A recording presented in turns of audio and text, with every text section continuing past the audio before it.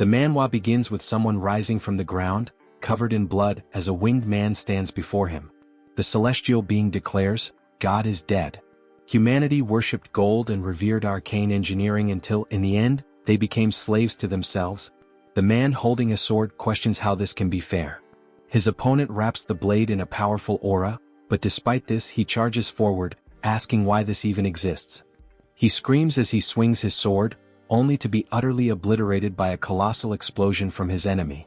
It is then revealed that this is all part of the most popular apocalyptic fantasy game of the moment, Arcane Seoul. The defeated man screams in fury, calling the game a pay-to-win garbage. His name is Kim Joonsoo, a 22-year-old university student. His opponent mocks him, saying that he did pretty well for a free-to-play player, but in the end, it was his bad luck. After all, he had been playing on auto mode the whole time. The enemy's ID is rich heavenly demon Chan Joonsoo insults him, but the opponent simply prepares to end the fight, admitting that it was fun and that he had never seen a player get this far without spending money. Joonsoo is in a public place and clearly furious. He yells, outraged that he had invested 10,000 hours into the game, only to be surpassed by someone who spent thousands of dollars. He sighs, realizing that the real idiot was him, wasting time on this terrible game. He decides that at least he'll do his daily missions before focusing on his homework. After all, even though he hates the game, he still sticks to his routines. With little hope, he does a free gacha pull, already expecting a terrible result, just like every other time, probably getting another generic warrior named Kim. However, when the draw finishes, he is shocked. A platinum chest appears on the screen and his heart races. When he finally sees the character he got, he is astonished to realize it's the heavenly demon himself, an SSR unit. He wonders how the hell he pulled this off, as it's the best character in the game. The chances of getting the heavenly demon in a free draw are ridiculously low. There are an absurd number of zeros in that percentage. Excited, he begins to dance in public, declaring that this game now deserves the Game of the Year award and that he needs to start leveling up his new character. It is revealed that the most efficient way to level up a character in Arcane Seoul is by sacrificing other already leveled characters to serve as experience. Now Joonsoo no longer feels envious of the whale players, the ones who spend fortunes on the game. He decides to use all the countless warrior Kims he's accumulated over his thousands of hours of play to strengthen his heavenly demon. On the screen we see the characters being consumed one by one, their experience pouring into his new champion. With a smile on his face, he says that he'll finally be able to play the game just like the whales.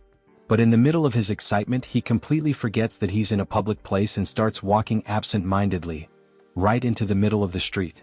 When he looks to the right, he realizes, of course, the phone slips from his hands and he mutters that this situation feels strangely familiar. When he opens his eyes again, he's staring at an unfamiliar ceiling, completely confused. He wonders why he's in a hospital. His head throbs and then the memory comes rushing back. He walked right into traffic like a complete idiot and nearly got run over. He mentally curses himself for being so careless. Suddenly, a woman enters the room, calling him Warrior Kim, surprised that he's awake. He furrows his brow and asks what she's talking about. The woman says she'll call the doctor and leaves in a hurry. Joonsoo is puzzled by the name she used, and when he looks at the clipboard with his information next to the bed, he's shocked. It clearly says Warrior Kim. Additionally, the report indicates that he suffered a dislocation and a concussion due to the accident.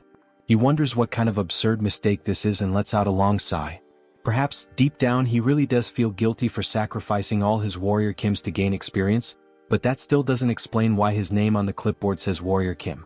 Trying to make sense of the situation, he attempts to get up, but the instant he puts weight on his leg, a searing pain shoots through his body, and he lets out a deafening scream. A nurse rushes into the room, telling him that he can't move yet. Still writhing in pain, he asks why it hurts so much. At that moment, the doctor enters the room and explains that he was hit by a truck and, considering the circumstances, got off with few injuries. Still completely confused, Joonsoo furrows his brow and asks what they're talking about. The doctor responds that they still need to do more tests and that he'll need an MRI and a magical vision test. He freezes when he hears the word magical and wonders what the hell they're saying. Is he having a stroke? Is he still dreaming? Meanwhile, at the reception, they're calculating the costs of his hospitalization, including the tests such as the CT scan and MRI. When they finally give him the total, his heart almost stops. 22.3 million won, around $16,000. Totally outraged, he retorts that he was there for just 4 days, so how can the bill be this absurd? The receptionist, with complete calm, answers that he doesn't have insurance and has to pay everything out of pocket. Confused, he asks what she's talking about. After all, every Korean has national health insurance. The woman looks at him as though he's delirious and responds with a question. What are you talking about? You don't have insurance from the Legion or the Magic Tower. A chill runs down Joonsoo's spine when he hears those names. He doesn't fully understand what's going on, but those words sound strangely familiar. Legion, Megacorp, Magic Tower, Sacred Order. Then it hits him. These are the 4 factions that dominate Arcane Seoul. The world where God abandoned humanity. Where arcane science advanced drastically. Where Earth was overrun by monsters. Where humans modified their own bodies to survive. His mind starts to fail him. He falls into denial. No. The summary? This world is a hell to live in. Hours later, he finds himself in a dark alley shouting at the top of his lungs. Why the hell did I end up in this game? He remembers how happy he was when he went to sleep that night, after finally getting the heavenly demon. But now he realizes the cruel irony of fate. He didn't reincarnate as a protagonist. He became a tutorial character. Maybe this is divine punishment for sacrificing all of his old characters. Finally, he arrives at Warrior Kim's house. Looking around, he lets out a heavy sigh. This crap is smaller than my bathroom. He can't believe this guy was so miserable. Exhausted, he throws himself onto the bed. His body is battered. He has no money. And now, what should he do? Then reality hits him like a punch to the stomach. If this is really the world of Arcane Seoul, events like nuclear wars, dimensional rifts, and even the rebirth of ancient gods are going to happen soon. And when that happens, this place will turn into a true hell on earth. He has no idea how he ended up here, but one thing is certain. If he stays still, he will definitely die. Then, suddenly, something occurs to him. His gaze locks on his own hands and he finally understands what this means. Without hesitation, he grabs a pen and raises it above his palm. Looking down, he murmurs that he needs to test this before it's too late. For a moment, he hesitates. But then, gathering all his courage, he stabs the pen into the top of his hand with all the strength he can muster. The pain explodes in his skin, and he lets out a loud scream as he pulls the pen out. It has pierced his hand completely. Immediately, a green aura begins to swirl around the wound, healing it before his eyes. A smile spreads across his face. I knew this would work. He has just obtained a trait called Wound Recovery. Now everything makes sense. The reason he created and sacrificed so many Warrior Kims was because this character is the only one without a base trait. However, this means it's possible to unlock and swap traits freely, allowing players to shape Warrior Kim however they want. For someone like him, who always played strategically and never had luck with rare characters, Warrior Kim was the best choice. And now, he is Warrior Kim.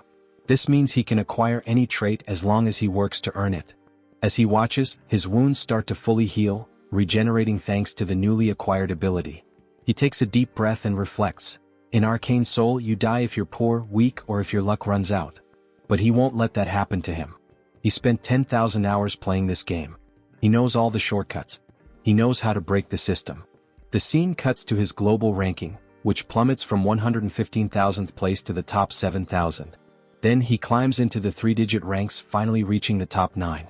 Now he's above monsters, literally in the top 9. He doesn't know exactly what that means, but he'll figure it out. Plan change, make money. Now he walks confidently into a talent agency, muttering to himself. With Warrior Kim's body, this is a free pass to the top. Inside the player registration sector, a man reviews his file and raises an eyebrow. So, this is your first time at a player recruitment office? Joonsoo nods in confirmation. Yes. I want to enter the monopurification field. The recruiter stares at him, surprised. Monopurification? Joonsoo nods. He needs money to fund that pay-to-win gacha nonsense, and using his own body for work is the only option available. The man leans back in his chair, putting his feet on the table. He sighs, then looks at Joonsoo with an amused expression. They even call it monopurification, but do you have any idea what clearing a dungeon really means? The badge on the table reveals his name, Choi Seon-soo, Player Recruitment Director. Joonsoo crosses his arms and responds without hesitation. Of course I know. Seon-soo lets out a sarcastic laugh. Are you sure? Because honestly, your resume is completely empty. Joonsoo rolls his eyes and confidently responds. It's obvious that I understand how this damn game works. I know that the mana contained is what caused the monsters to overrun the world of Arcane Seoul. He continues explaining, clearing a dungeon isn't just about killing monsters and collecting loot.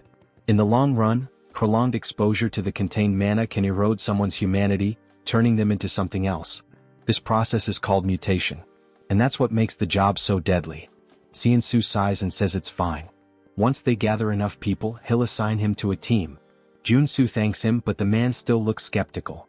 He stares at him and asks if he's absolutely sure about going through with it. I am, Joonsoo answers without hesitation. Joonsoo sighs again and comments. I've seen many guys like you take this job for money and come out completely dead inside. Joonsoo laughs casually. Relax. I'll leave here in better shape than you. Joonsoo frowns, confused by the response, but Joonsoo just smiles and says, working hard without spending a dime has always been my specialty. First contact with the team. He then meets his team leader, a man named Deer. Deer crosses his arms and looks at him with a stern expression. So, you're the newbie they sent here? Joonsoo shrugs. I guess so. I'm just here because I was assigned. Without warning, Deer grabs the collar of his shirt, pulling him closer. You think this is a playground? He says, his eyes cold. Do you think you have what it takes to be here? Joonsoo doesn't answer, simply staring back at him. You'd better not beg me to save you if you start mutating, Deer continues. If I see the slightest sign of it, I'll kill you on the spot. Joonsoo smirks and calmly responds. I'll keep that in mind. For him, this is nothing new. In the real world, people always try to scare the newbies. But what really intrigues him is the fact that Deer is an R-rank character in the game. This is what he looked like before awakening. Joonsoo thinks, noticing that, at this moment, Deer's legs are still normal. Before the tension can rise any further, another man enters the room and sighs. Deer, I've told you not to treat the newbies like that. We're short on staff. The man is introduced as Hedgehog, a veteran with 5 years of dungeon clearing experience.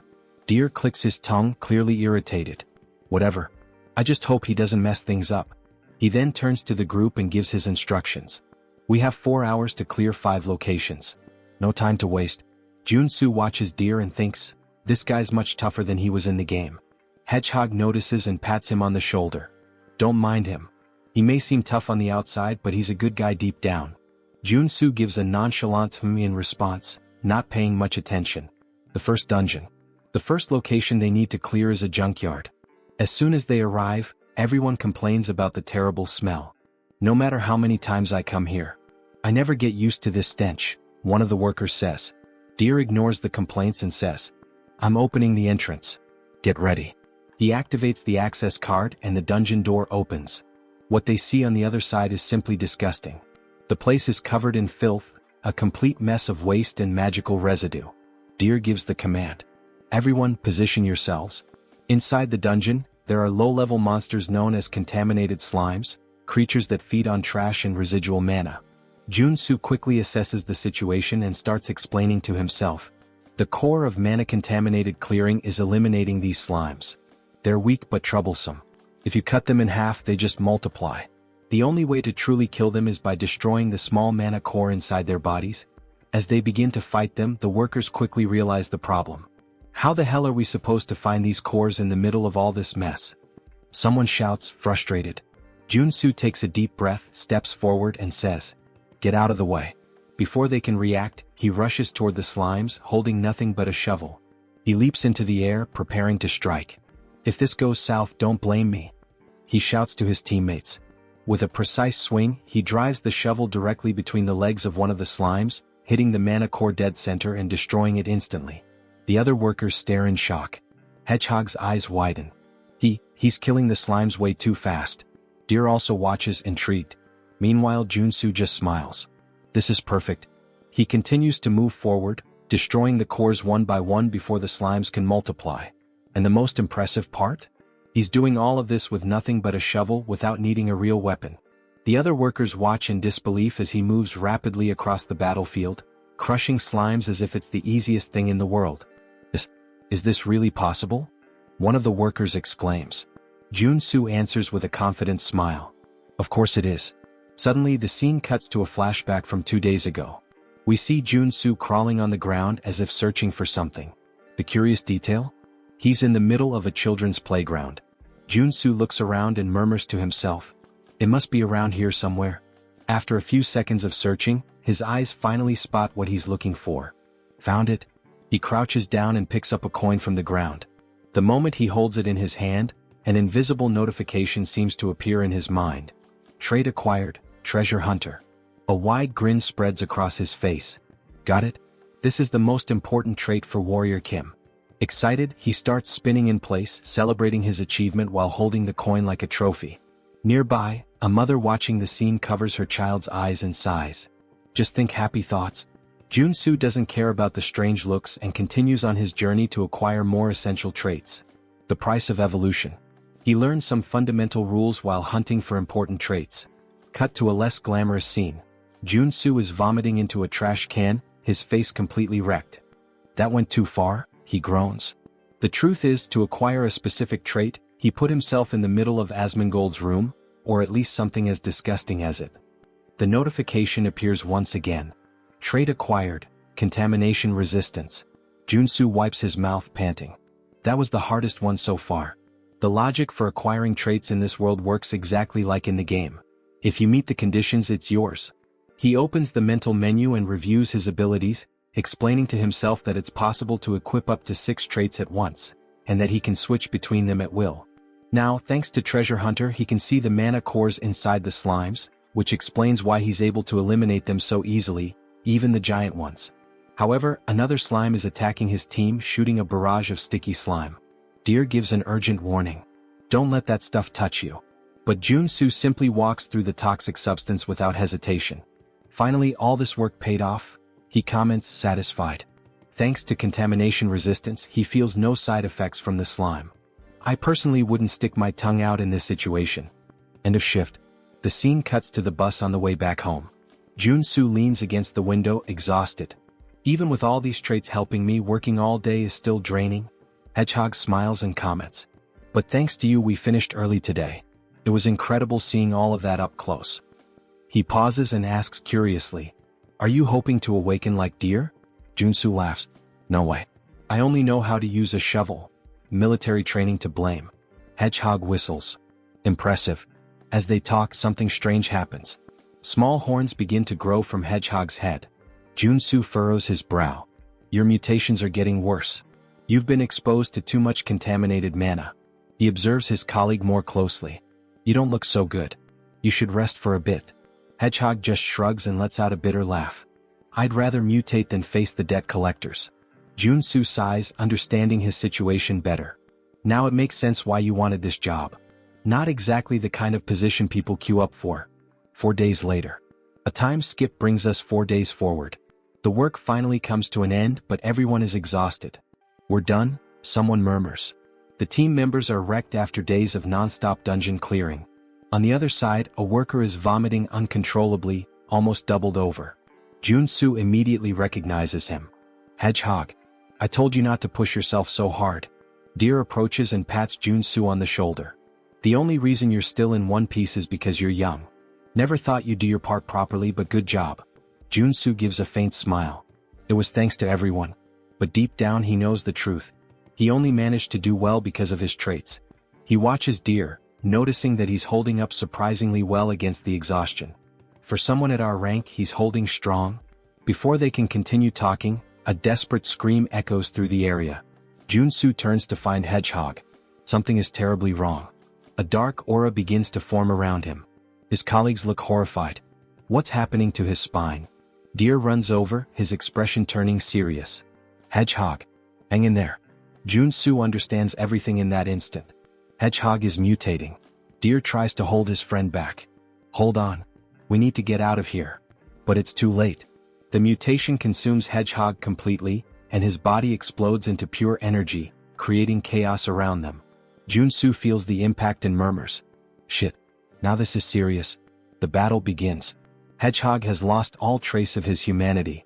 His silhouette now resembles that of a giant porcupine, and his foaming mouth makes him look like a rabid dog. Joonsoo watches the creature and immediately concludes. He's gone. There's nothing left of Hedgehog in there. If they don't defeat him, no one will walk out of here alive. But there's a problem. All the traits Joonsoo has acquired so far are specialized for monster cleaning. None of them are useful for combat. He struggles to find a way out, but nothing useful comes to mind. The first attack comes directly at him. Joonsoo has no time to react. The strike hits him square in the face, sending him flying like a ragdoll into a wall. He crashes to the ground, spitting blood. The power difference, it's absurd. A new notification appears. Trait acquired, endurance. He smiles faintly, wiping the blood from the corner of his mouth. It's still too early to give up. If he wants to survive, he needs to act now. He quickly opens the menu and starts switching his traits. I need something that will actually help. He selects strength, which will increase his physical power. Mana heart, which will allow him to control his magical energy. And endurance to reduce the damage he takes. Let's see what I can really do. The counterattack begins. Joonsoo finishes selecting his traits. Mana absorption allows him to absorb magical energy directly from the environment. Deep breathing accelerates his mana regeneration, ensuring a steady flow of energy. Finally, the last piece of the puzzle, corruption resistance. Now that his traits are set up, he's much better prepared for combat. Hedgehog charges at him, screaming as Joonsoo activates strength, multiplying his physical power by 10. He swings his shovel back and roars, spinning his body with full force before delivering a crushing blow. The impact hits Hedgehog square on, launching him into the air. Joonsoo feels a flicker of hope. This is working. I can really win this. But then, in midair, Hedgehog starts spinning violently, turning into a deadly ball. Joonsoo's eyes widen. That should be illegal. Hedgehog launches himself at Joonsoo like a projectile, but at the last second he crashes into a rock, losing control and flying back up. Joonsoo yells, completely confused. What am I supposed to do in this situation? He doesn't have time to react. The attack hits him full force, smashing him brutally into the ground. Hedgehog pulls away, laughing, but then his eyes widen as he notices something. From the rubble, Joonsoo leaps out, completely unharmed. Thanks to endurance, his resistance to damage was multiplied tenfold. He winces in pain, groaning. Even with endurance, this still hurts like hell. But he has no choice. If he stops now, he'll die. He steels himself, clenching his fists. With no other option, he launches into an unrelenting assault. Blow after blow, Joonsoo unloads a barrage of punches at Hedgehog, refusing to retreat. But then one of the spikes on Hedgehog's back curls backward and shoots out like a missile. Joonsoo dodges at the last second, but before he can react, a swarm of spikes is launched at him, piercing his body and embedding themselves in his flesh. He is thrown to the ground, completely covered in blood. But he refuses to give up. Joonsoo forces his body up, breathing heavily. Just a little more. He charges at Hedgehog again, preparing for another punch. But then, blood explodes into the air. Joonsoo feels something violently ripped from his body. His mind tries to process what just happened. His hand has been obliterated. His eyes widen in complete shock. His senses still can't understand how this happened. But before he can react, Hedgehog fires another spike. This time, his mind registers what's happening, but it's too late. His entire arm is torn off. The pain strikes him like an electric shock. Joonsoo lets out a scream of pure desperation. But Hedgehog doesn't stop. He clenches his fists, preparing a final crushing blow. Joonsoo closes his eyes, gasping. This is exactly what I expected. Hedgehog lands the blow. The ground shakes violently as the impact hits where Joonsoo had been lying. The price of victory. A flashback unfolds in his mind. He remembers when he used to play this game just as a mobile game. Back then, everything felt easy. All he had to do was press a single button to defeat monsters. He never stopped to think about what the character felt. He pushed it to the limit over and over under the guise of efficient training. But now he finally understands. He understands the pain. He understands the suffering required to earn even a mediocre trait. And above all, he understands that there is no victory without sacrifice. When Hedgehog looks down, he realizes something is wrong. Joonsoo blocked the attack. His arm regenerated. Before Hedgehog can react, Joonsoo rushes at him with lightning speed. His fist connects with the creature's face, and the impact is devastating. Hedgehog is thrown away, sliding across the ground, incapacitated. Joonsoo exhales deeply, gritting his teeth. There is no victory without a price to pay. He looks at himself. His muscles are pulsating and growing uncontrollably. His body has been pushed to its absolute limit. A notification appears in his mind. Trait acquired, mutant muscles. Joonsoo smiles despite the pain. The real fight is just beginning. The awakening of the monster. Joonsoo's body is still covered in spikes. Hedgehog is thrown against a wall and Joonsoo grins to himself. The reason he had recklessly charged at him with all those attacks was for the trait. By pushing his limits with mana heart and strength, he knew he could gain something greater. And now they merge, activating his new trait, mutant muscles. Hedgehog charges at him again without hesitation. But Joonsoo stands his ground. Everything I've done so far was for this moment. Hedgehog throws a punch. Joonsoo easily blocks it. Then he starts to laugh. This doesn't work anymore. Go ahead, hit me again. Hedgehog snarls and then his fist deforms, sprouting sharp spikes. He lunges forward, slamming the punch directly into Joonsoo's chest. The impact is brutal. Joonsoo is thrown to the ground, his body pierced from all sides. It seems like he won't get up from this. But then, his body begins to regenerate. His organs rebuild. But something feels off. The regeneration is not just healing him, it's transforming him. Hedgehog watches, confused, as Joonsoo unlocks a new trait, mutant body. His arms grow, his structure expands, and his physique now matches Hedgehog's. Joonsoo smiles. Thanks, Hedgehog. I needed this. All of this happened because of you. He moves forward without hesitation. Hedgehog howls and charges straight at him. Neither of them backs down. What follows is a battle of pure brute force. Punch after punch, they exchange blows evenly matched. The monster battle. Nearby, Deer stirs. Dazed, he lifts his head. What the hell is all that noise? His blurry vision clears, and he freezes. A monstrous battle unfolds before him, something straight out of a kaiju movie. His eyes lock on Joonsoo. Wait, that's Warrior Kim? Deer can't believe what he's seeing. A normal human can't fight a mutant on equal terms, can they?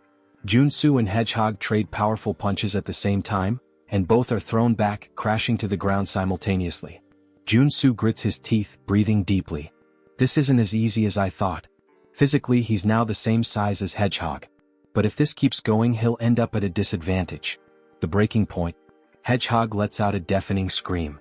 Joonsoo narrows his eyes. This is dangerous, but I have no choice. He activates corruption resistance, a trait that's helped him before. And then, he deletes it.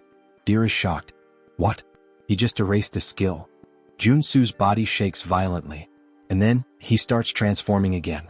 His skin darkens, twisting and stretching, his muscles expanding uncontrollably.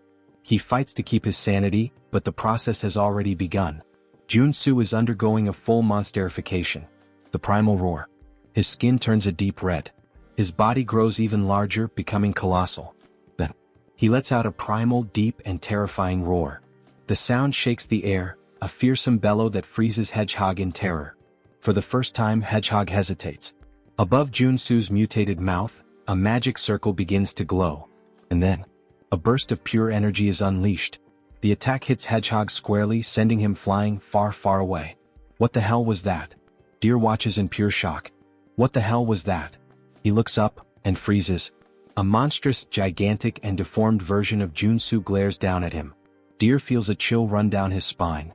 He really turned into a mutant? How is this possible?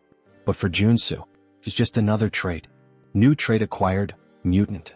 Deer swallows hard, his instincts screaming at him to flee immediately. Holy shit. He begins to crawl away from Joonsoo, panic taking over. Then suddenly, Joonsoo extends his hand toward him. Deer shuts his eyes tightly, bracing for the worst. But instead of a fatal blow, he hears coughing and groaning in pain. His eyes open. Joonsoo is standing, panting. And just like that, he's human again. The final sacrifice. Then Joonsoo collapses face first into the ground, muttering that he made it. We learn that corruption resistance is the last line of defense. If you're possessed by the mutant form and mutant muscles, and you erase the resistance, you turn into a full mutant. The common belief is that once transformed, you can never go back to normal, but Joonsoo knew otherwise. He needed this, and he was sure he could change the trait back while still thinking clearly, even if only for a second. That's why, even though his body was disintegrating and rebuilding repeatedly, and the pain was unbearable, he kept fighting for his sanity, allowing him to swap corruption resistance for the mutant trait. The end of the battle. The scene widens, showing an aerial view of the area where the cleanup is happening, and Joonsoo is exhausted. He says it felt like every muscle and bone in his body was moving, and he never wants to go through that again. Struggling, he gets up, stumbling toward Hedgehog's body. A purple orb leaves Hedgehog's mouth. Joonsoo grabs it, and it's revealed to be a level 1 mono core. He starts to smile sarcastically, saying it was worth it. Soon he starts dancing, joking that clearing the field is really profitable. Deer approaches and asks if he's alright, commenting on his mutant transformation and asking what happened. Joonsoo replies that it would be annoying if strange rumors spread, so he just says he kinda bet he could turn back and got really lucky. Deer is surprised, saying it was an insane risk, and Joonsoo hands him some level 0 mono cores since he now has a level 1 mono core. Joonsoo says he wants to head back now, breathe some fresh air, and everyone is surprised since he saved their lives and even gave mono cores, hoping they'll keep his secret. But Deer looks at him with suspicion. Back at Seonsoo's building, we see him starting to flatter Joonsoo heavily. Joonsoo wonders what all this flattery is about. Seonsoo responds that he should have said something if he were a superhuman, so they could have given him proper work instead. Now Joonsoo understands why all the praise. In the world of Arcane Seoul, a superhuman awakens a skill that grants them powerful mana. In a world like this, where strength equals power and authority, superhumans are practically the nobility. But it makes sense for Seonsoo to think this way since it takes a superhuman to defeat mutants. Though in Joonsoo's case, it's just a game design flaw since he can acquire traits. Seonsoo puts his hand in his pocket and says he should pay Joonsoo for the cleanup. Joonsoo responds that would be nice, trying to stay calm, but inwardly he has that mischievous smile, thinking he'll let Seonsoo think he's a superhuman for now. Seonsoo pulls out a mountain of cash from his pocket and says that they cleaned 5 regions, and that they get 20% of the total fee, which amounts to 50 million wons. If they split it among everyone in the group, Joonsoo should receive 5 million, but this time they'll do it differently. Seonsoo places all the money on the table and says they'll only keep 5% of his share and will even give him a bonus of 12 million. Joonsoo's smile reaches a whole new level now, with his tongue even turning into a heart. He exits the room singing, and someone comments that he seems to be in a great mood, while the other says he must have been well paid. Joonsoo confirms, saying yes, since they finished the job, and acknowledges the man as someone he's worked with. The man explains that he's here because he wants to ask a favor. Joonsoo asks what he means by that, and the man reveals that his wife is sick and asks if he can lend him some money. He apologizes for asking since they don't know each other. Joonsoo responds that it's not a good idea to help someone when you know nothing about them, because they could end up stabbing you in the back, and it's hard enough to stay afloat right now. Joonsoo takes the man's hand, which is pleading, and tells him that he's much older than Joonsoo, so he doesn't need to do this. Although it's not much, he can use it and hands over many level 0 mono cores to the man. Joonsoo says he feels too bad to ignore him. What a conversation, huh? The twist. Later that night, we hear the man laughing, calling Joonsoo an idiot, saying he pretended to be poor, but gave him so many mono cores. He's boasting to Deer. Deer replies that the man must be new to this kind of thing, and the man says he would have given more if Joonsoo had said his son was sick too. And he complains that what's annoying is that Joonsoo was paid more than everyone but gave such a tiny part, along with that superhuman talk about the profit split. Deer sighs, saying that Joonsoo isn't a superhuman and that it's better they teach him a lesson. The beggar asks if Deer has any ideas, and Deer smiles, saying that idiot probably has some strange skill. While Joonsoo is happily helping the poor, Deer says that since they know his secret, they can teach him a lesson about how truly scary the world can be. The scene shifts to a luxury resort, where we see Joonsoo through a window, receiving a massage. He comments, saying that money is really wonderful. He never imagined he'd see the day he could get a massage in a place like this, and being in the game is so much better than reality. The masseuse presses hard on his arm, and Joonsoo mentions he spent 3 whole days resting at the hotel but still feels pain. From now on, he'll have to think twice before using any mutant-related traits. Changing traits isn't as all-powerful as he thought. His body changes depending on the traits, and the intensity of the side effects increases as his body changes. The problem now is survival after limiting the use of traits. He looks out the window and recognizes a few people, saying that's the Iron Fist gang, while we see them all by the pool. He explains that Arcane Seoul is ruled by local gangs, not the law. That's natural since there are so many monsters around, and people have to rely on superhumans. He says he's managed to survive so far, but it would be foolish to rely only on his traits in such a dangerous place. He starts to smile, saying that in the end, it all comes down to being overloaded with equipment. He goes to a miscellaneous goods store, and a woman asks if he's there to sell things. He says yes and mentions he has some monster byproducts. She looks at his clothes and warns that they don't buy level 0 mono cores since he's not dressed well. He replies that he already knew that. He pulls something out of his bag and says that this is what he would like to sell, revealing a blue mono core, which surprises her. She asks if it's a level 2 mono core, and he confirms, telling her to take a good look at it. He comments that it's nice to see she's surprised. He's really happy he managed to get a level 2 mono core, and the effort at the hotel was worth it. If he can sell it for the highest price, this will be the right path. He asks if she sells weapons and armor. She replies that she does and lets him into the back area. As he enters, he's surprised, saying that it looks like she has everything back there. He thinks the government should start keeping an eye on this woman since all the essential game items are there as well. She tells him to make himself comfortable. He responds affirmatively and then begins to get excited. He says that now is the time to get properly equipped. He starts putting various weapons into his backpack and says that now that he has weapons, it finally feels like he's playing Arcane Seoul. Then he hears a woman calling for him and turns around. She asks almost casually if he's a mercenary, saying she needs help. He replies that he's not a mercenary and suggests she should look for someone else, but she pulls out a little money, explaining that she's on a business trip and that the Iron Fist gang scared her. She asks if he could protect her until she reaches her lodging. He realizes she's trying to offer him at least 500,000 to be her bodyguard, and wonders if he should accept now that he's well equipped. He places a hand on her shoulder, saying that he can't ignore a lady in distress, and tells her it's time to go, looking ready for the situation. They start walking through some alleyways and she says they're almost there. He wonders why she's staying in such a shady place, saying that, forget about people, there isn't even an ant around there. She quickly dashes around a corner and when he turns, all he sees is darkness. She says they're nearly there and urges him to hurry. He replies that it's too dark and he can't see anything. Then his eyes begin to glow yellow as he acquires the night vision trait, and says that now he can see, but he didn't plan for this. In her hands there's a pistol aimed directly at him, and she remarks that he's a lot more cautious than she expected. He wonders who she is and if all of this was a trap, only for him to turn around and see Deer, who laughs and asks where he thinks he's going. Deer says it's good to see him again like this, asking if he agrees. Joonsoo asks what he did to deserve this and Deer responds that he didn't do anything, he just looks stupid. There's no other reason, calling him naive. Joonsoo lets his weapons drop, immediately rushing to knock the woman down. Deer asks why he would start a conversation just to run away. He tells the woman to shoot him and she fires her gun directly at him, hitting him in the back. He starts falling down the stairs. Then Deer asks, "What the hell?" saying she should have shot him in the leg, not the chest.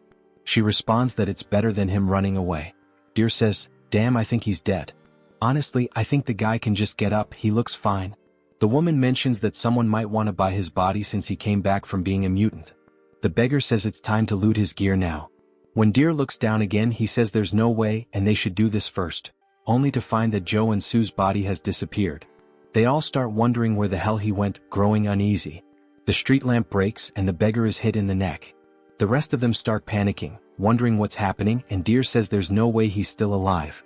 Joonsoo says that he can't die at the hands of someone who repays kindness with betrayal, and it's a good thing he left the store after putting on the bulletproof vest. Thanks to that, he acquired the trait of playing dead after being shot. Deer looks around in panic, saying he can't see anything since the street lamp broke, wondering where Joonsoo is. Joonsoo suddenly appears behind him, saying he's right there. He says he saved his life, so now he's going to take it, landing a punch directly to Deer's face. Joonsoo punches Deer in the face, sending blood flying everywhere. Deer falls to the ground but instantly gets back up, wiping his mouth. He stands up and kicks Joonsoo, who dodges. Joonsoo says he should be grateful for being saved in the first place, asking if Deer thinks trying to kill the person who saved his life is the right thing to do. As Deer is about to fall to the ground from the attack, Joonsoo tells him to bite the curb and is about to land a kick when the woman shoots her gun at Joonsoo, asking Deer if he's okay. She manages to hit Joonsoo in the arm with a shot, and he says he was too careless. In Arcane Seoul, the scariest thing isn't the monsters or mutants but the people. He was incredibly naive and trusted them too easily. He places his hand on his waistband and pulls out his weapon to avoid making the same mistake again. He shoots the gun out of the girl's hand and then shoots one of the men in the shoulder, telling them that's enough, as we see both of them on the ground, writhing in pain. Something bounces off the wall, and Joonsoo turns, thinking he should kill Deer to stay safe, only for Deer to launch a surprise attack. Joonsoo wasn't expecting that but manages to react just in time by blocking the kick, although he loses his weapon. We see that Deer's legs have now transformed, and he's awakened as a level 1 superhuman. Joonsoo says the game is poorly made, explaining that the superhuman awakening is something all playable characters can undergo. It's considered the basic growth system in the game. According to the world of Arcane Seoul, a level 1 superhuman is strong enough to threaten an ordinary civilian with an automatic rifle. Joonsoo starts backing away to create distance, while Deer declares he will kill him, and now Joonsoo has to deal with a superhuman with nothing but his body. Deer disappears instantly before Joonsoo, and he wonders where the hell he went. We learn that Deer has two unique traits: stereoscopic movement and kick. Stereoscopic movement allows him to use his incredible leg elasticity to move freely in any direction he wants. In his case, he's running on wall. Joonsoo looks up and sees him coming from above. He used stereoscopic movement to gain height and is now coming down with a kick, using both the momentum and the height. Joonsoo says he needs to dodge this, and he rolls to the side, letting the ground get completely smashed. Deer is surprised and irritated that he dodged, preparing to attack again, saying that this time Joonsoo won't be able to dodge. The impact happens and Deer starts to smile, thinking it's over. But Joonsoo says, "Sorry, but I didn't plan on dodging." As we see, he blocked the kick with a weapon, calling him a mutt who doesn't know his place. He knew buying that extendable baton was a great idea. A few hours ago in the girl's store, he was wondering if a weapon would really be worth it. Since Warrior Kim is a warrior class character, even though he gets stronger, there's a limit to how effectively he can use a weapon. That's why he decided to buy a close combat weapon, which turned out to be nothing other than this extendable baton. Each character has weapons and traits that are more effective for their class. We see Deer's leg trembling, and Joonsoo manages to push him back. To defeat Deer, he needed to use a close combat weapon and traits suited for a warrior like him. He swings the baton downward, hitting Deer and knocking him to the ground, then acquires a trait called Strike. This is a trait specific to the warrior class. He then starts spamming his attacks to acquire even more traits, using moves like a downward strike, uppercut, and even an advancing attack. He tries a side strike, though it's unclear if he gained a trait from that moment. Deer searches for an opening and as soon as he finds it, delivers a direct kick toward Joonsoo. Joonsoo hesitates, wondering whether to dodge or not, but decides he can't stop now after coming this far. He grits his teeth, saying that even if he has to break bones, he'll block the attack with his elbow, hitting Deer's leg. He tells himself he needs to keep attacking. The fight continues with blows exchanged one after the other. Then Joonsoo acquires a trait called Combo and starts smiling, saying, "That's it. The best trait build for the warrior class at the early stages is combining strike and combo." He uses his left hand for punches and his right hand to swing the baton, taking down Deer like it's a cut scene. Deer begs him to stop as he begins to lose consciousness, but Joonsoo throws the baton directly into Deer's chest, hitting him with the strike trait. Deer finally loses his strength and collapses to the ground. Joonsoo shouts, saying that he succeeded and defeated an awakened one. His arms begin to burn, as though the air itself is searing his skin. He wonders what this sensation is as he looks at them. His whole body starts to ache as a red aura begins to swirl around him. He says he can feel something about to overflow inside him, thinking he knows what's happening. There's a brilliant explosion from where he stands, and now, with a golden aura surrounding his fingers, he says, "This is the day I learned the cruel truth of the world of Arcane Seoul, and now I am awakened as a level 1 superhuman." Joonsoo clenches his fist with excitement and starts shouting, saying that the time has finally come. He then pulls the fiercest face he's ever made, resembling Lloyd, and is so pumped up that he does a handstand, announcing that he's about to start taking low-interest loans and landing high-paying jobs. A man approaches him, asking what he thinks he's doing. When Joonsoo turns around, he's shocked to see a giant, old man holding an enormous weapon. This man is Iron Fist Kim, the second basic character available in Arcane Seoul after Warrior Kim. He's a reinforced soldier class character who specializes in firearms, primarily using his prosthetic arm to shoot.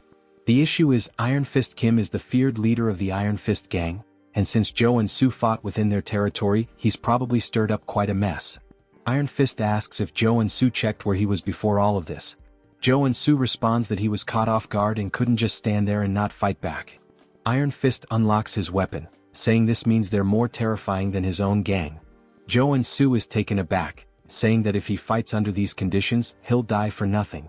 Iron Fist presses the weapon directly to Joonsoo's chest, stating that he made a terrible choice and will show him what happens when someone messes with his territory. Joonsoo pauses for a moment, then asks if that's the best he's got, mentioning that Iron Fist forgot something. Joonsoo grabs the weapon and puts his finger on the trigger. He shoots himself in the chest, saying that he's not the type to die so easily. Iron Fist is stunned, seeing the guy just kill himself with his own weapon, calling him a psychopath for pulling the trigger on himself. Joonsoo starts laughing, asking if that's all, saying it was easy. We see that he acquired the regeneration trait. Iron Fist laughs, calling his ability interesting. Joonsoo explains that the upgraded version of Wound Recovery is regeneration, and it can only be obtained when you become a level 1 superhuman. He warns Iron Fist that it will be the end for them if they start underestimating him. He realizes he'll need to bluff his way out of this. He points to the triple homicide case behind him, saying that, as they can see, he didn't survive by chance and that he doesn't care who they are. If they mess with Warrior Kim, they'd better be prepared. Iron Fist laughs, asking if that's his name, saying he likes his audacity, but he'll let him go this time. However, now Joonsoo owes him a favor. He puts a hand on Joonsoo's shoulder, saying that he surely knows what he means. Joonsoo says he'll remember this, wondering if maybe Iron Fist recognized him. Iron Fist then extends his hand, suggesting that they might work together on a job next time. When Joonsoo looks at her hand, he thinks that Iron Fist is not the type of person who would betray him. In that case, it wouldn't be bad to form a connection here. He says it's a deal as they shake hands, telling her he'll see her next time.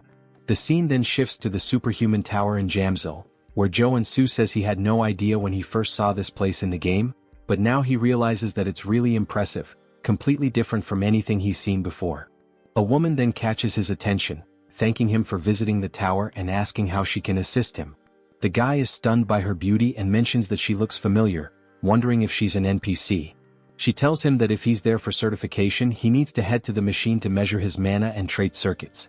He thanks her and starts walking towards it, thinking that he didn't even ask for help, but she guided him anyway. It just shows how much of a novice he must look. He thinks that once he gets his certification, he'll truly start his life in Arcane Seoul. Suddenly, he hears a loud noise that startles him. When everyone tells him to look at the ceiling, saying the saint has arrived, he looks up and sees a bright light descending from an airborne ship. As the light appears right in front of him, we see some enchanting text spread across, while people are teleported. Joonsoo is shocked, recognizing it as the Old Father's order and wondering why a boss monster is there. People begin praying, saying it's an honor to be in her presence, but Joonsoo remembers that, since he's still in the tutorial timeline, she's a saint and not a boss monster. As the story progresses, it's revealed that the order is actually a cult disguised as a religion, and she is a complete psychopath. While people continue to praise the saint, they mention that she must be there for a level-up renewal. She then starts releasing a powerful aura, so strong that it knocks people down, with a golden light pulsing around her. Joonsoo looks away, saying that it's a rather flashy way to do things, and that it's kind of too noisy. As the machine begins reading her mana, it starts collecting her energy until it completely disappears, leaving everyone in suspense, wondering what she'll get. We then see that she is 27 years old, a priestess class with mana level 8 and a 6-layer circuit. They can't believe she's only level 8. She smiles as they say she has up to 6 traits, which the layered circuits represent. But Joonsoo has a different opinion. He's sweating nervously, saying that it's not the time to celebrate. A level 8 superhuman can be compared to an aircraft carrier, and she's a walking national powerhouse.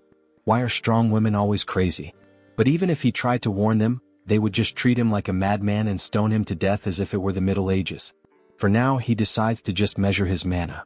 It would draw too much attention if he had 6 traits, so he'll lower it to 3. The saint suddenly turns, sensing something. When her men ask what's going on, she says that she's found something that caught her attention. She appears right behind Joonsoo, saying that he has an interesting ability. He says, "Damn," surprised, and then repeats what she just said, asking if she really noticed that he swapped his traits. He freezes for a second as the window remains open. Everyone wonders why the saint is talking to him, saying he looks like a normal guy.